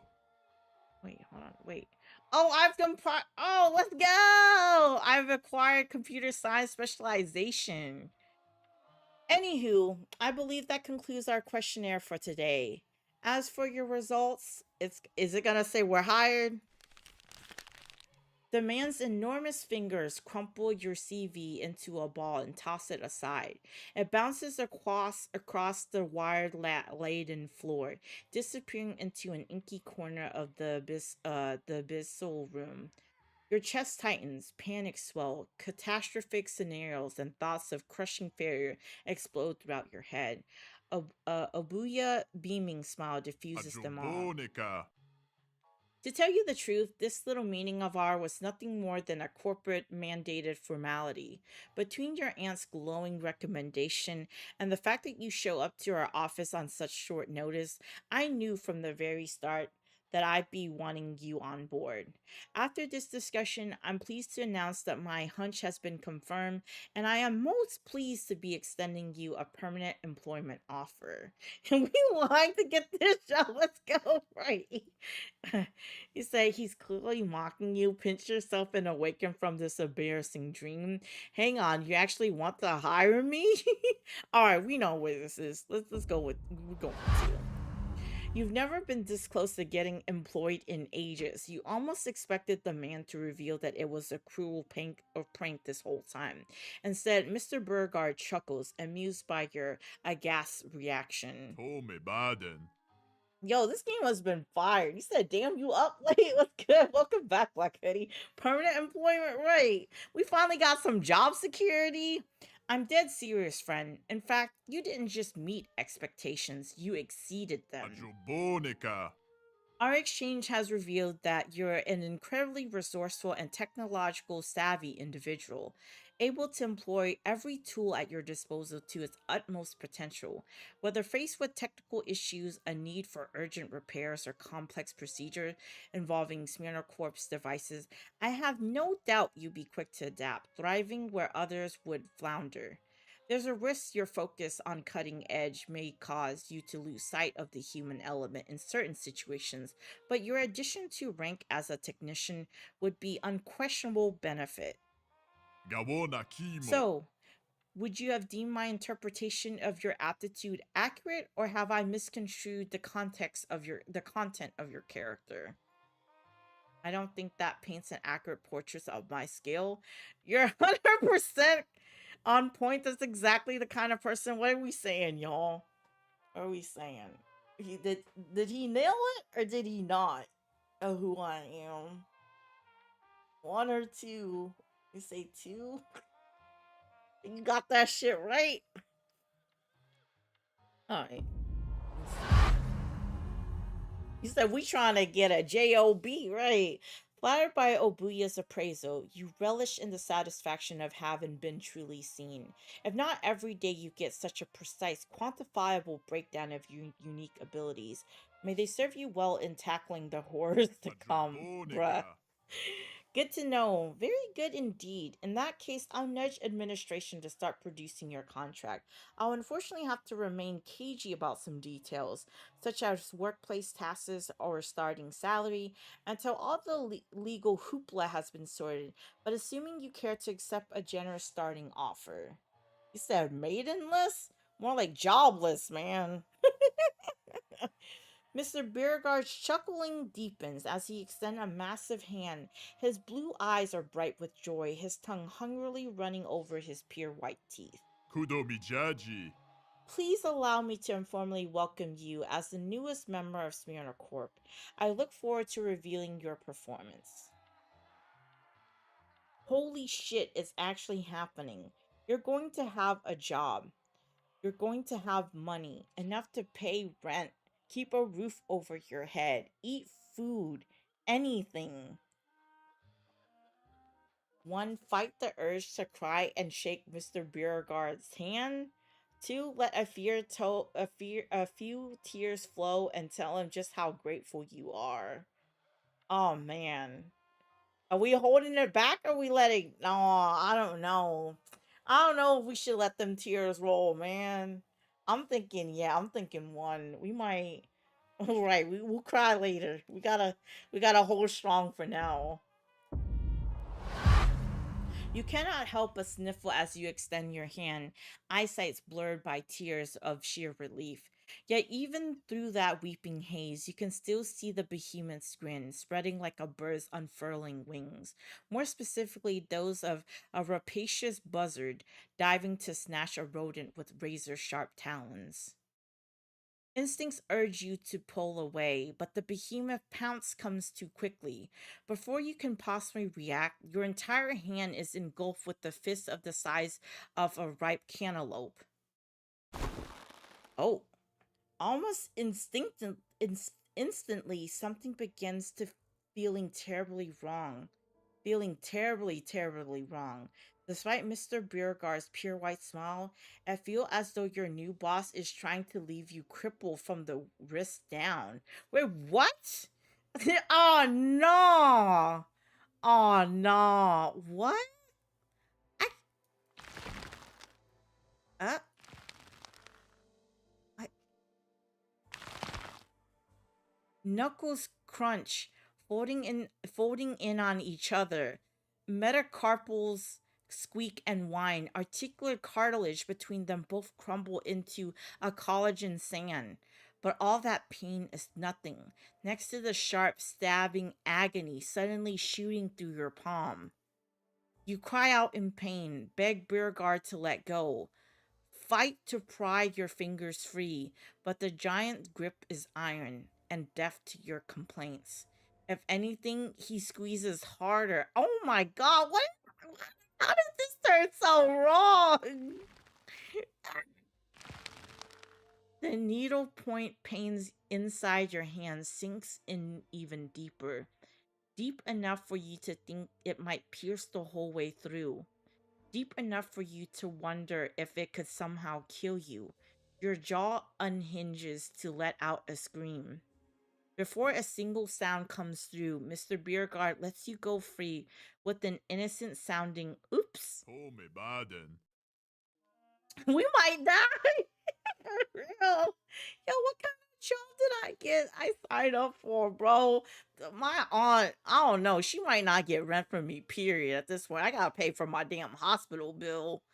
Dearie me, I was a tad too firm there, wasn't I? Beg pardon, friend. I tend to forget my own strength sometimes. The tweed behemoth let out an earnestly apologetic chuckle. You force yourself to chuckle back, but the laughter takes tremendous effort. It's hard to buy his excuse, no matter how believable it may be. Panic, you palpitate your palms and numb fingers, searching for any scars left by the thing that was drilling through your flesh. But there's no wound, no skin torn, no deep cuts, not even mild bruising. You don't even feel the pain anymore. All you find is a single bead of bright red blood no bigger than a pinhead. Yet there is no sign of where the paint has come from. No wound, no scar. There could be some swelling, but it's faint enough to make you suspect the bulge isn't really there. Maybe, just maybe, it was all in your head.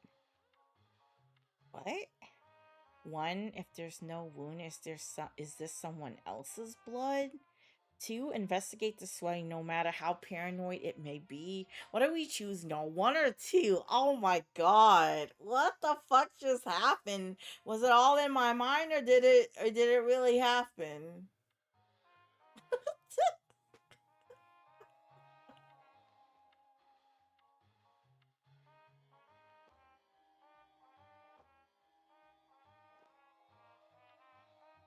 We just signed a contract with Lucifer. I don't know, two? Okay, y'all saying two. Alright. You press down hard with the tip of your thumb, searching for a lump or stiffness. Before you're sure you spotted something, a clatter interrupts you. From one of his desk drawer, Mr. Beauregard withdraws a slab of metal the size of a stovetop. At first, you assume it's a tablet device, custom built to fit the Twee Giant's finger and resist their vice-like strength. Or perhaps a turntable meant to an aspiring DJ painted in drab colors. A closer look reveals something older and chunkier, made of gray aluminum and solid beige plastic. Blinking buttons, flickable switches, knobs, and sliders of all kinds decorates its crowded surface with a cluttered interface too complex to grasp at a glance. You recognize the machine from your studies in computer science. This is a video mixer often used by TV stations to control input signals during live studio broadcasts. Obuya's model seems to be refurbished antique from 1970s, only compatible with televisions that are no longer produced today. Mr. Beauregard's bent over to grab heaping handfuls of wires off the messy floor.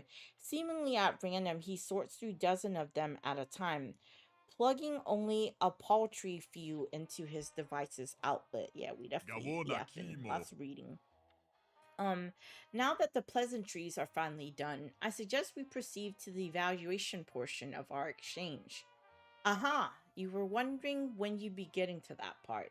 The behemoth appears taken aback by your expectant nod, but is even more surprised by the nervousness your lousy poker face can't conceal. Though you were told to expect a test, you also warned to be weary, and you're not particularly excited to find out what the machine has to do with it. Kudo Mijaji. Come on now, no need to get so agitated. I've already agreed to hire you. It's not like I'll be terminating your employment before your first probationary milestone.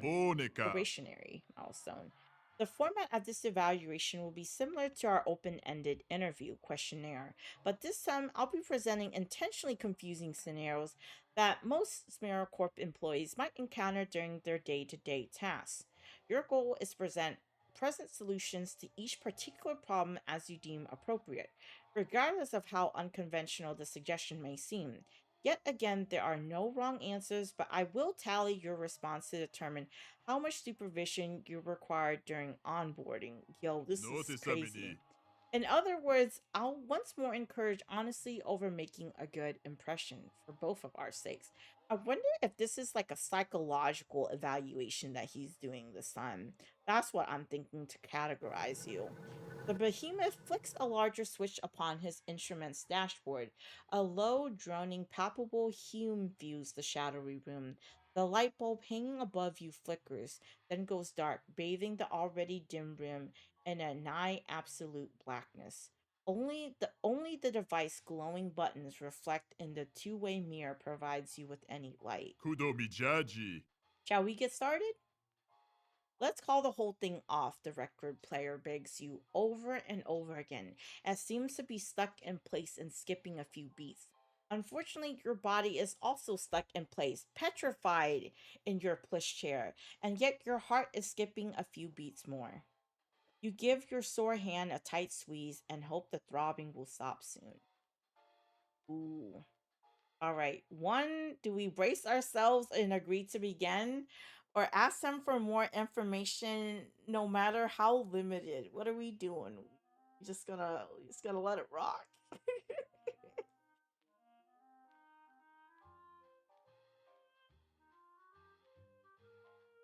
Good God, man.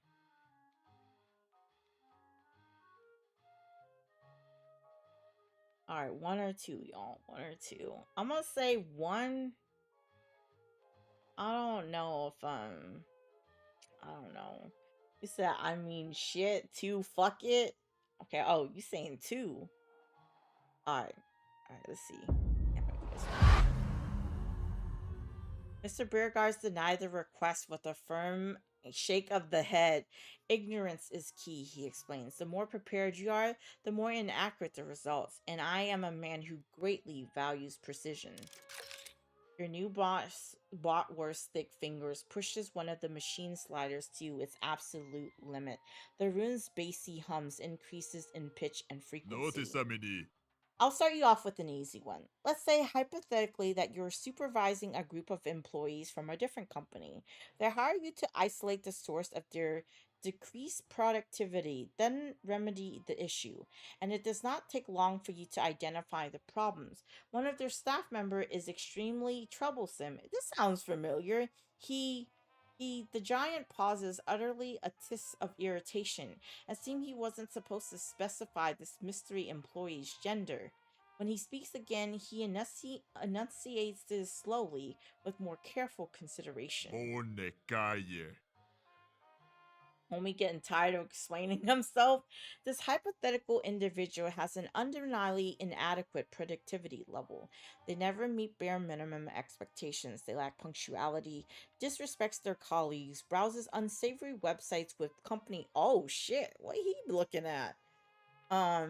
Instead of dedicating their limited work hours to completing overdue urgent paperwork, their misconduct is continuous and condemnable.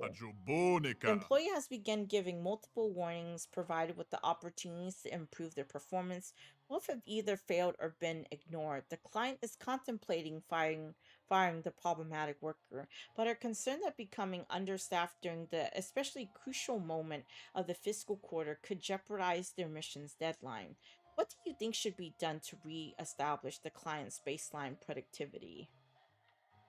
Why does this sound familiar, like they're describing Emiliano's thing or whatever? Oh, what? Oh, because of this. Interesting. Let's go with this one then. Ooh. Because we have technological literacy. Yeah, that's a no-brainer. Okay. If the employee is just compulsively texting and web surfing, why not cut the problem off at its source? Most office network limit access to undesirable content nowadays, so it can't be that hard to set it up. Plus, it'll prevent future staffers from indulging the same habit.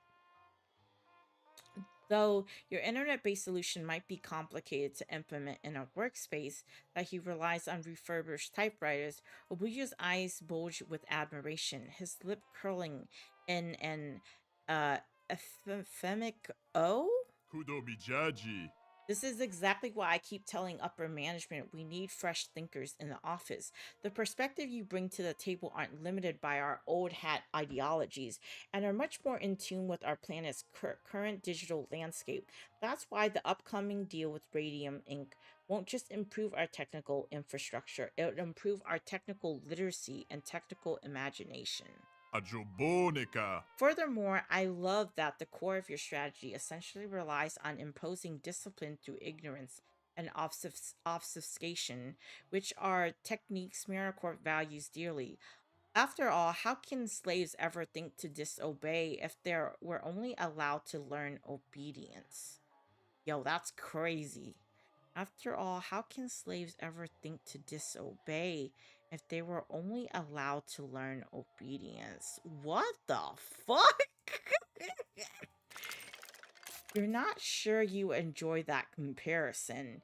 Yet, as if emphasizing his point, the giant fiddles with his antique device, myriads button and knobs in a series of complex operations.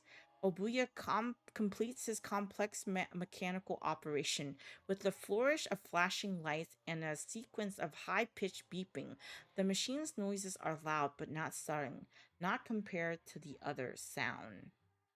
But the longer you listen, the more unmistakable it becomes. Someone, somewhere, is screaming. Your nails dig into the armrest of your overlarge leather seat. Your eyes dart around about the room, searching for the noise's source before landing on a two-way mirror and your own aghast reflection. It's coming from across the glass.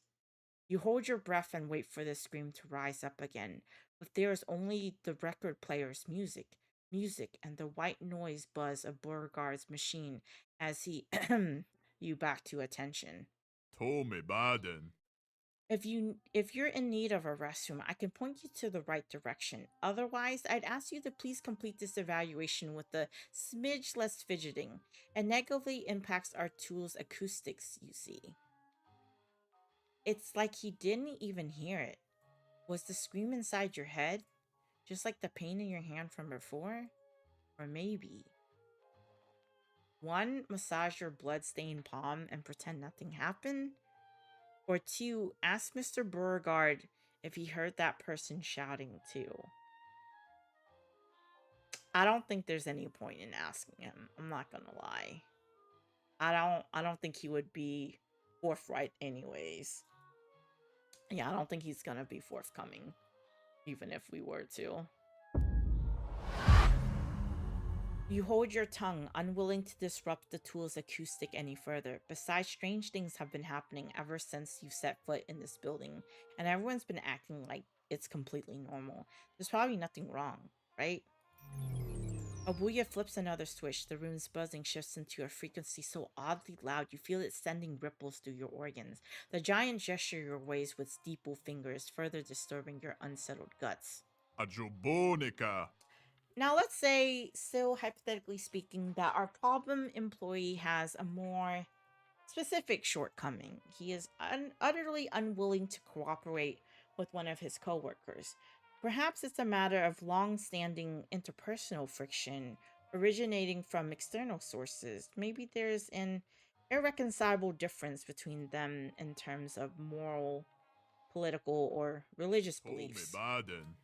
Regardless of the exact circumstances, our floundering staffer has proven themselves incapable of playing nice with their high-performing teammates.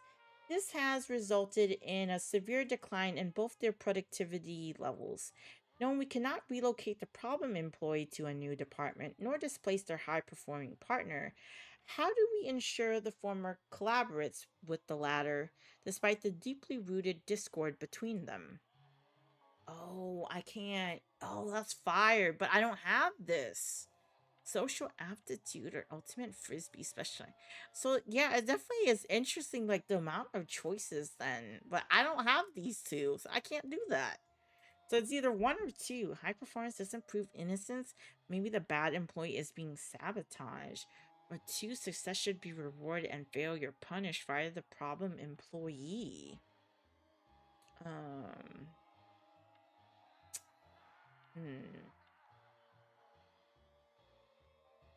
Maybe they are being sabotaged. Maybe they are. Let's see. It's not uncommon for higher ranking staffers to throw colleagues under the bus just to make themselves look good.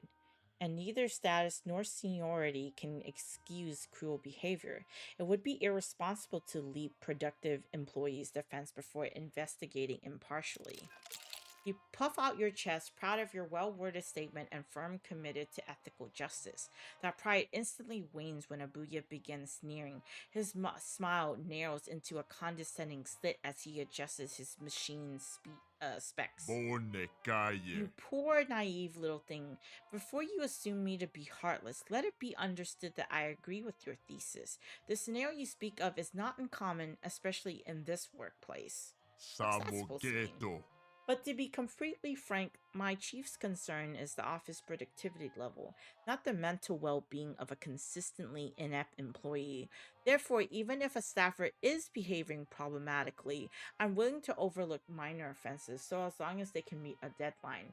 As for those negligence, their negligence affects, well, that part is rather unfortunate, yes. But we have ways of making them forget anything untoward's happened in the first place. What the fuck's that supposed to mean? Oh, hell no. That was crazy. So he just cares about the job being done. Or whatever. Before you can ask the interview what the hell he means, another sound reaches your ears. It's not the person's screams this time, but neither is it a vinyl's tune nor a machine's hum. Rather, it resembles a dull, wet, rhythmic thud. What the hell is this? It's interesting that we hear it as well. Once, twice, thrice. You hear it. A little louder every time. Your eyes dart about the room, looking for the noise's source. You find it staring back at you from across the two-way mirror. You see the handprint of a blood-stained palm, flapping against the looking glass, begging to be let out. Your mouth goes so dry as it hangs open. Your finger shakes as you start to point. Then, without a word of warning, the thudding stops. All that remains is silence, and a message written in scarlet smears. I cry for help no one can answer. Obuya looks over his shoulder, seeing the red stain. You wait for him to react, to grasp, or even scream. All he does is hurp at it, annoyed. I really need to put more pressure on that janitor. The soundproofing here has been unacceptable as of late. With more grouching grumbling, he tweaks a couple of his device's knobs as if nothing happened. Then, noticing your aghast expression, he furrows his brow, not with concern, but confusion. Is something the matter? 1. Shake your head. You must be hallucinating. 2. What's going on back there? What kind of evaluation is this? Bro, what are we saying? Are we just gonna pretend, or are we actually question him? We're just gonna act like nothing happened? Are we actually gonna... Are we gonna be like, hey, what's going on? You saying 1? You will not answer? True. I'll say 1. You wipe the sweat from your brow and try to control your breathing. You tell Mr. Beauregard it must be the air down here making you lightheaded. It feels like you keep seeing things, but none of this can be real. It can't be. Wonderful. I'm thrilled you're willing to be so cooperative despite these distractions. Now, regarding the conclusion of our conjural conundrum, let's say I cannot stress this enough. That aforementioned staffer is hypothetically assigned to contain a major data breach, with the consequences that could dispel disaster to their company and co-workers alike. The sensitive nature of this task requires to exterminate or indefinitely debilitate any individuals who have witnessed this leak information, so that they may become incapable of further dissemination. In this case, the information has only been accessed by 2 people: the employee's spouse and their prepubescent offspring. Yo, that's crazy. Needless to say, our employee is reluctant to perform their duty and exterminate these individuals. However, if either of their family member remains alive, the company stands to lose everything. Furthermore, should they try to refuse to tie up these proverbial loose ends, you'll be required to do so in their place as outlined in your Smyrna Corp contract. In short, how do you ensure these targets perish as intended and that this data breach remains contained, regardless of this problematic employee's hesitation? Wait, what? Right, exterminate? Like, kill them? He's asking me to kill? Oh, thank God. We got this. Beg the employee to go through with it. Killing those 2 people could save hundreds.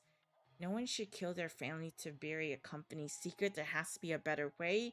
Or the 2, computer science manager, review security protocols to prevent those leaks from reoccurring. Yeah, we gotta go with this one.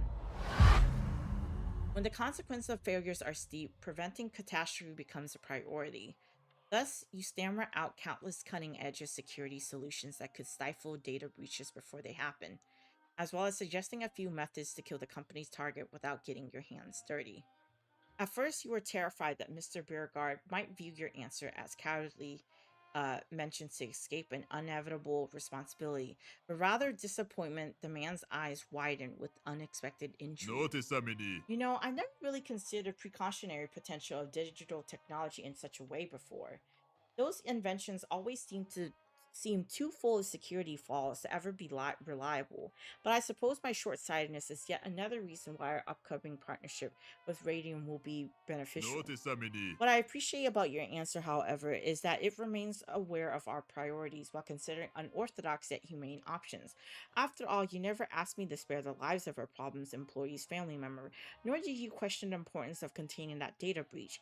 You merely accepted the facts and considered a solution when something else could be resolved, could resolve the issue in your stead.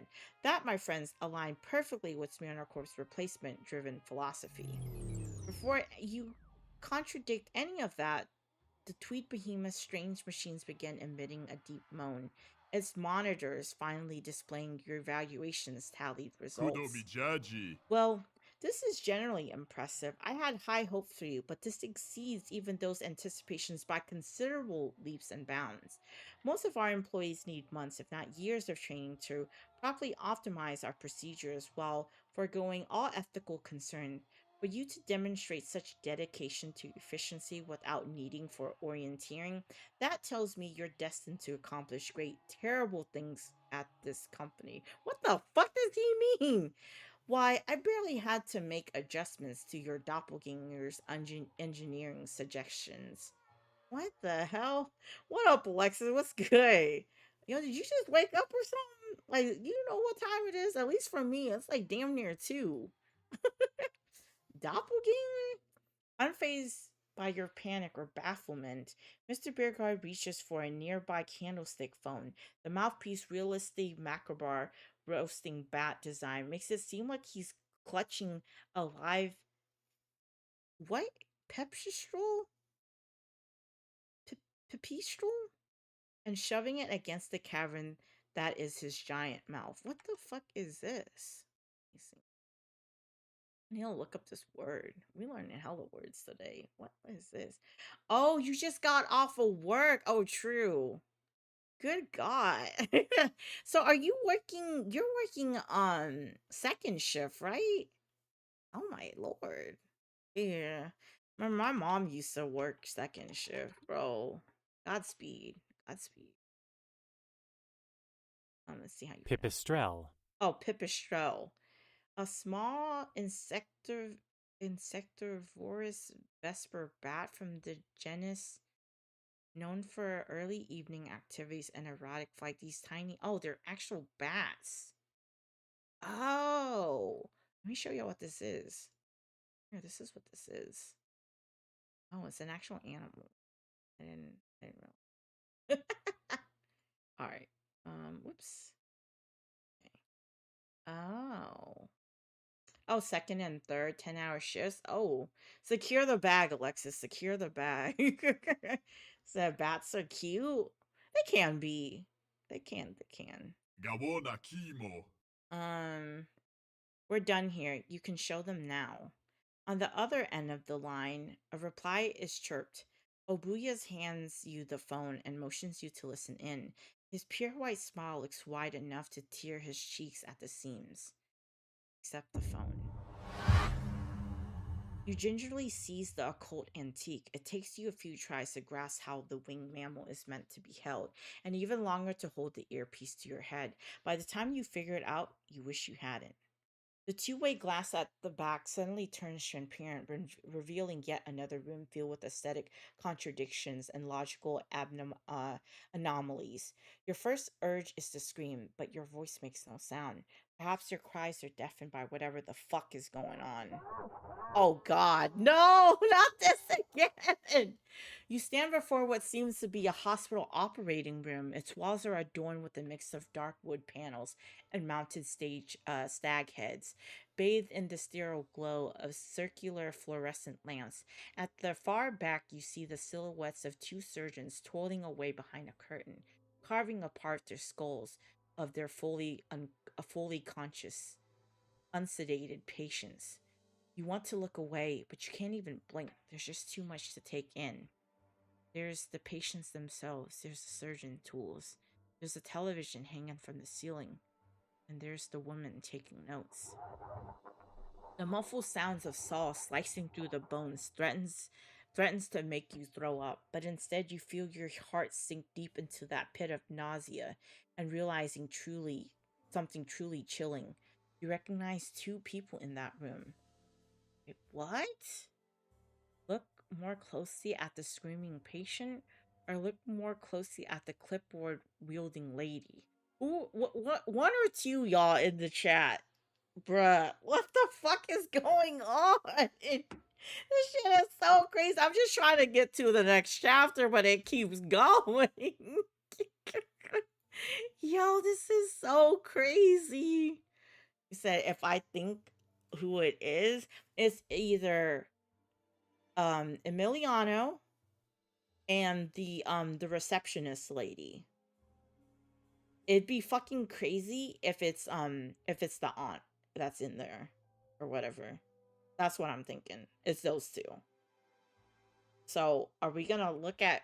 I want to go with one. You said, is this a? Is this a 9 to 5? We trying to get out of. We trying to pay rent, Alexis. I don't even know how to describe it, honestly. Check out the trailer for this game, Alexis. It's been fire so far. You know, I mean, facts, yeah. Too close to home. All right, we're going with one. Okay. Though his face is warped by fear and pain, there is no mistaking. See, it is Emiliano, the problem employee you were sent to replace, and from across the two-way mirror, he recognized you as well. His shrieks turned into sobbing, choke pleas. His voice a feral shadow of the coarse straw it once was. Oh my lord. You, please, tell him I'll change. Tell him I'll do better. Just don't let them replace me. I'm begging you. You can't do this to me. I have a His words are cut off by a gurgling spasm, eyes rolling back into their sockets as the surgeon's silhouettes behind him cut something inside his head. Blood and brains matter splattered the curtains, hiding the worst of the scene, but the sounds of squelching meat and bones still carry over the receiver. Yet, it's the other, calmer patient's voice that truly makes you nauseous. He doesn't just look like Emiliano, he sounds like him. Exactly like him. Please tell them I'll change. Tell them I'll do better. Just don't let them replace me. Notice like the thing looks different too. Like this is the one that we met. And then I'm guessing this is his doppelganger then here. Or whatever. Because notice like they just look different. Oh shit. The lookalike's face remains impassive, even as his exposed brain is prodded at the hand-cranked Joe, yet the imitation of his neighbor's blood-curdling cry is perfect. Every nuance, every pause for breath, reenacted down to the finest detail. Better than any audio recording you could ever imagine.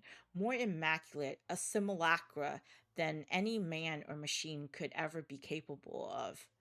It's so perfect, in fact, that you no longer certain which is the real Emiliano. How was that? Am I laying the accent on too thick? Seems fine to me, but I'd recommend letting your voice crack once in a while. It's been known to happen when Mr. Aguilera is heavily inebriated, and considering his drinking deposition, that particular nuance will come up quite frequently. Gotcha. I'll give it another go. Hey, pal, can you give me some fresh material to rehearse? That's wicked. That is so crazy. You're all a bunch of psychos. Motherfucking heartless psychos. Emiliano sobs and howl himself raw, retching as the surgeon hacking into his cerebellum induced full body spasm. The other, Emiliano, merely clears his throat before howling much the same.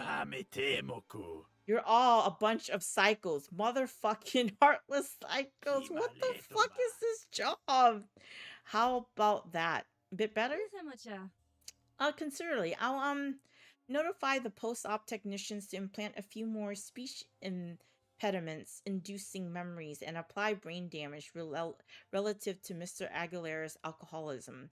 That should iron out the last neurophysical kinks. The other Emiliano gives a firm thumbs up, leaning back to enjoy his lobotomy with the lackadaisy indulgence of an expert barber scalp massage. Turns to face the glass, her wide smile pulled painfully taut. She looks at you with tears and a mascara streaking down her face, her grin seemingly to cause more pain than either patient's cerebral surgery. Was there anything else you need to see, Mr. Beauregard? No, thank you, dear. That'll be all. Just wanted to get our new hire to get a better idea of the daily grind. Oh, but do let me know if we need to make adjustments to medic nutrition, will you? I'll be on standby. With a curt nod, the receptionist turns her back. You hear a click, then a dial tone, and the phone's ceaselessness screaming abruptly cuts off. Across the glass, Emiliano thrashes with all his might, the sound of his screeching muted once again. Gabona Kimo. So, what do you think? Oh my god. I can't even do these two. I can't. I'm just stuck with this one. Demand your boss explain what the hell they're doing to these people. I got no other choice, y'all. It's just this. Mr. Beergard flinches as you let out an anguished scream, but he doesn't seem startled, let alone afraid. You most likely get the impression that he's baffled by the sheer stupidity of your question. He repeats it slowly, as though making sure he heard it correctly. Excuse me. What are we doing? Why are we all? What would we do here? What do we always do here at Samara Corp? Of course, we're replacing problem members of society with custom-trained, lab-raised actors that will live more efficiently lives in our target's place. Our company is foul-proof, flawless, and highly exclusive human resource solutions. Bruh. And what's more, we perform today's process all according to your specifications. Your specifications? You had nothing to do with this. Unperturbed by your protest, Beauregard's motions to the silhouette surgeons, currently picking at both Emiliano's wet and naked craniums. First, as standard procedure, we have our doppelgangers undergo extensive surgery. This ensures their size and appearance matches their targets. However, we also perform highly precise excisions and hormonal dosing sessions to ensure both replacement and replacees have identical synaptic pathways. This means they'll share the same tastes, reflexes, and handicaps wherever applicable.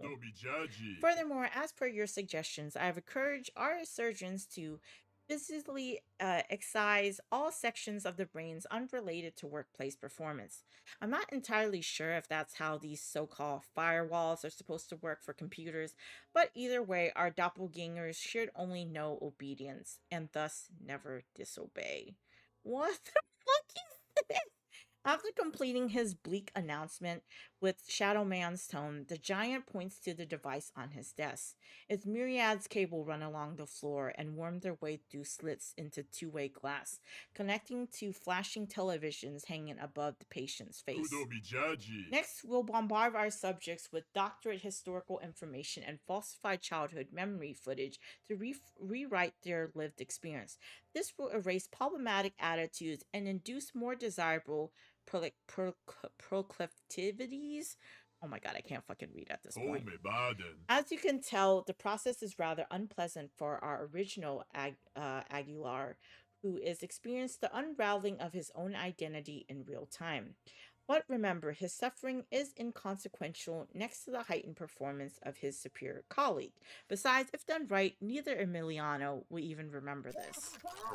With an empathetic flourish, Obuya tweaks another one of his machine's many knobs.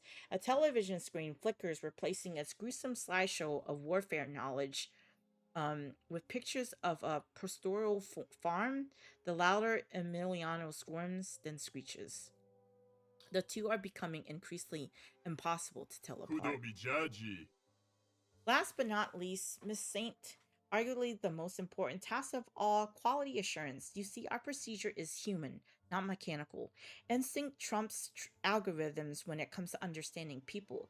Thus, it is imperative for staffers with an eye for social cues to study the effects of non-sedated lobotomies, particularly during back and forth exchanges between target and replacement. This allows us to adjust media nutrition quickly and to identify overlooked flaws in body language, voice modulation, and personality. All this ensures our doppelgangers perform their jobs correctly. And what's more, I followed your suggestion regarding precautionary measures and asked to be extra thorough today. She will ensure that not a single shred of non-Smirnow Corp approved thoughts lingers in that doppelganger's brain. He will be the perfect product, not to mention a good test run for security upgrades we've developed through our Radium's Inc. partnership. Holy shit, he wasn't lying. You not pull the trigger, but you did help him load the gun. And as you reel from the weight of revelation, Obuya holds up 3 fingers. One by one, he curls them down. Gabona Kimo. Yo, that is so crazy. What have we done? That's what he was asking us so he could figure out what to do with fucking Emiliano. That is wild. Physical rewiring, physiological reconditioning, social reintegration. These are the pillars upon which Myanmar's substitution services are built. This is how we guarantee that tens and thousands of doppelgangers currently deployed to public perform exactly as they must, as how our company has controlled the course of human civilizations for years upon years, steering it in whatever direction our executives deems right, as how the right people have shown up at the right time and the right places, and how the wrong items or ideas have never appeared at an inopportune occasion, and that's how you will help us do our job regardless of which department you're ultimately assigned to. So are there any further questions about your new job's responsibilities? On one question, screw you, you won't get away with this. Why the hell is AmeriCorp doing this to people? Why didn't my aunt tell me about this? Is it 1 or 3? If I was to pick, oh no, y'all. I don't even. This is so crazy. We went from being hella happy we got a job to like, what the fuck did we sign up for?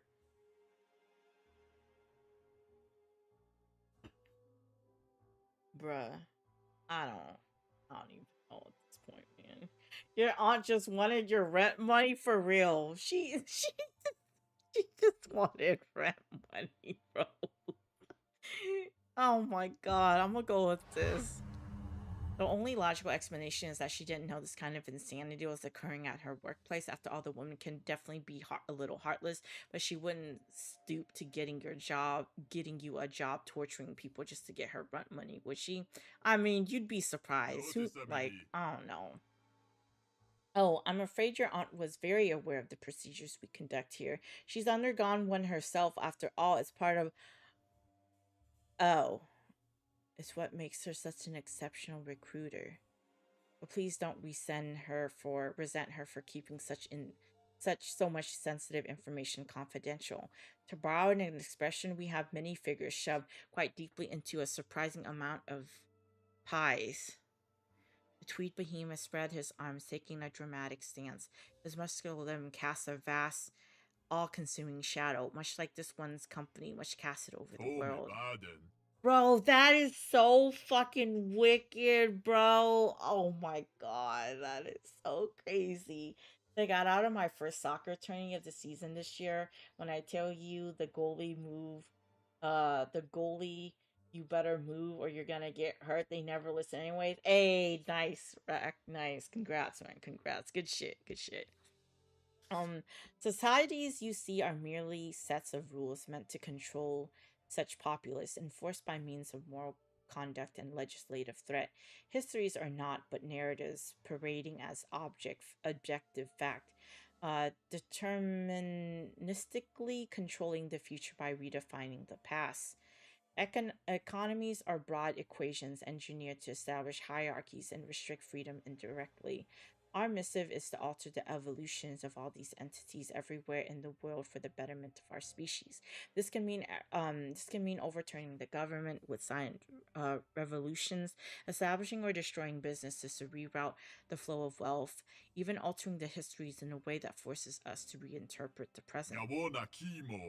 All the world's a stage. Men and women merely players, but Smirma Corp is a playwright, casting every actor's role. Today, your role has been decided too, and if you care to keep a roof over your head, you should refrain from delivering a disappointing performance, bruh.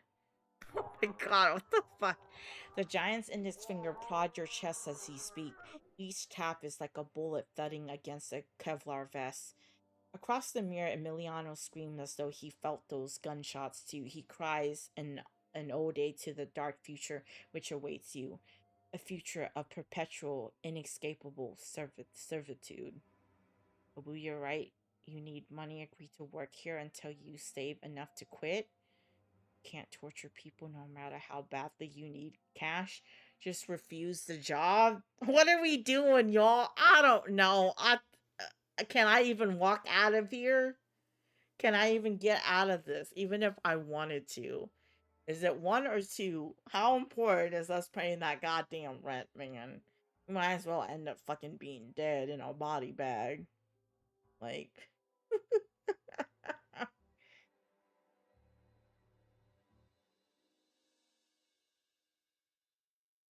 I don't know, man. I don't fucking know. Let's see. I don't know if we can we refuse? Honestly. Despite the quiver in your voice, your moral code remains unwavering in the face of such adversity. But your giant would-be manager answers that display of courage with a stifled snicker. Oh, I'm afraid you're well past the point of refusing anything, friend. After all, we already signed our first contract, and we use something much more permanent than paper or ink. The man's pale eyes drift towards your hand, the one he shook that you thought was bleeding. Looking in your palm, you realize the hunch was fully justified because something did pierce. Oh, was it a blood oath? There's a lump between the skin, a small subtle rectangular protrusion you hadn't noticed until now. But because it wasn't flashing, let alone making such an obnoxious sound. Gabona Kimo. This, my friend, is what we refer to as a non-disclosure microchip, a brand new addition to our confidentiality policy, specially designed by our future partners at Radium Inc. It serves as an ID to access our offices, but also as an employee loyalty failsafe.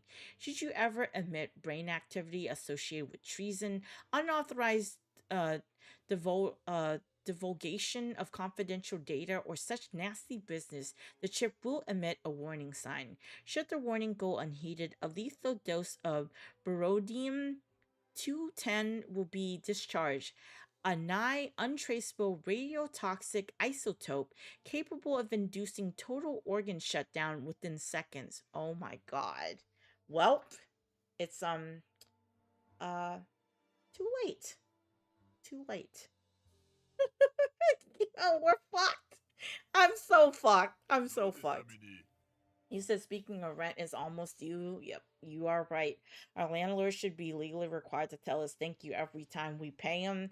Or how about like when the months are short, they probably should deduce that instead of it being the same literally for every month. Because no months, like not all the months are equal. In other words, lest you care to experience a particularly messy demise, I suggest you remain on your best behavior until you die of natural causes. That is insane. You have acquired a non-disclosure microchip. The microchip starts beating faster till it matches the demented tempo of your beating heart. No telling which of the two is about to explode first. The signal is interrupted by Mr. Bisregards as he checks his belt side watch.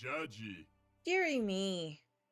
Seems like I lost track of time. Our appointment beckons. I'm afraid our meeting is at an end. You best return home and get plenty of rest. You need it for your onboarding. Oh, but please, don't make the mistake of thinking you can run away and never return, I left your college when things became unpleasant, but the same exit strategy is not an option here. You and any doppelganger we design to replace you shall forever be a member of the Silmercorp family. Disheartening as this may seem, I recommend keeping a stiff upper lip. Being trapped for all eternity is much nicer if you approach it with a go-getter attitude. As Abuya chuckles, an elevated door screeches behind you. The open shaft greets you in like a gaping maw of a deep sea fish. You glance between the open doors and your manager, wondering if it's really safe to leave. But by the time the behemoth gives you a cheeky wink, you're already making a run for it. Yeah, I'm fucked, man. I'm so beyond fucked. Eventually, the grillage gate slams shut, the floor lurches upwards, and Mr. Beauregard waves goodbye, speaking the most chilling words you ever heard all day. Bruh. See you tomorrow. Your microchip's alarm slows to a crawl as your hopes and dreams die a slow, whimpering death. Congratulations. You're hired. Bruh! Oh my god. What a fucking chapter. Like, oh, this is such holy shit. The interview. This was the chapter I was trying to complete. It's like we're like fucking 2 hours in. This one chapter. Next is the nervous breakdown, bro. This game has been fire. I got a key from Lurk It or whatever. I thought the trailer looked like really interesting.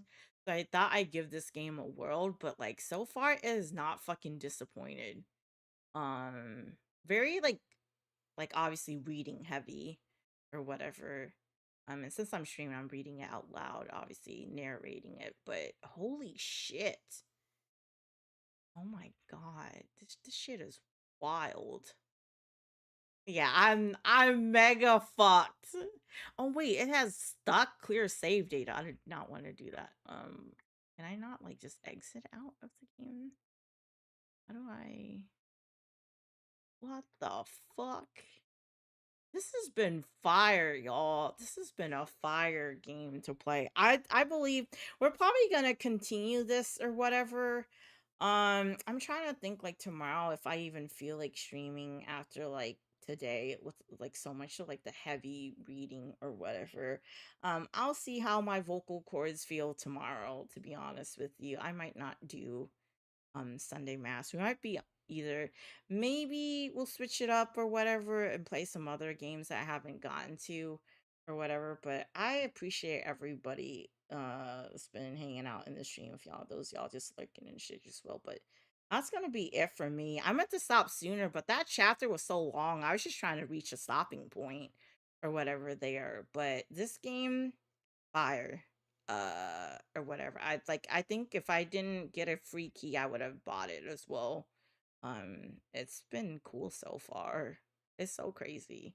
But yeah, y'all, I'm gonna send y'all over to Cammy. She's still streaming Baldur's Gate. Show her some love, but that's gonna be it for me, man. Like fucking damn near 7 hours. If y'all are sub, drop the shark dumpies in the chat. But that's gonna be it for me. Appreciate you, Lexa, for stopping by after work too. Y'all have a good rest of your night, everybody. Have a good weekend. If I don't end up streaming tomorrow, I don't know. We'll see. I don't know if I'm gonna do Sunday Mass, but y'all have a good one, chat. Y'all have a good one. That's it. I am tired. Allow me to welcome you to the Smirnocorp family. Later, All we everybody. need is a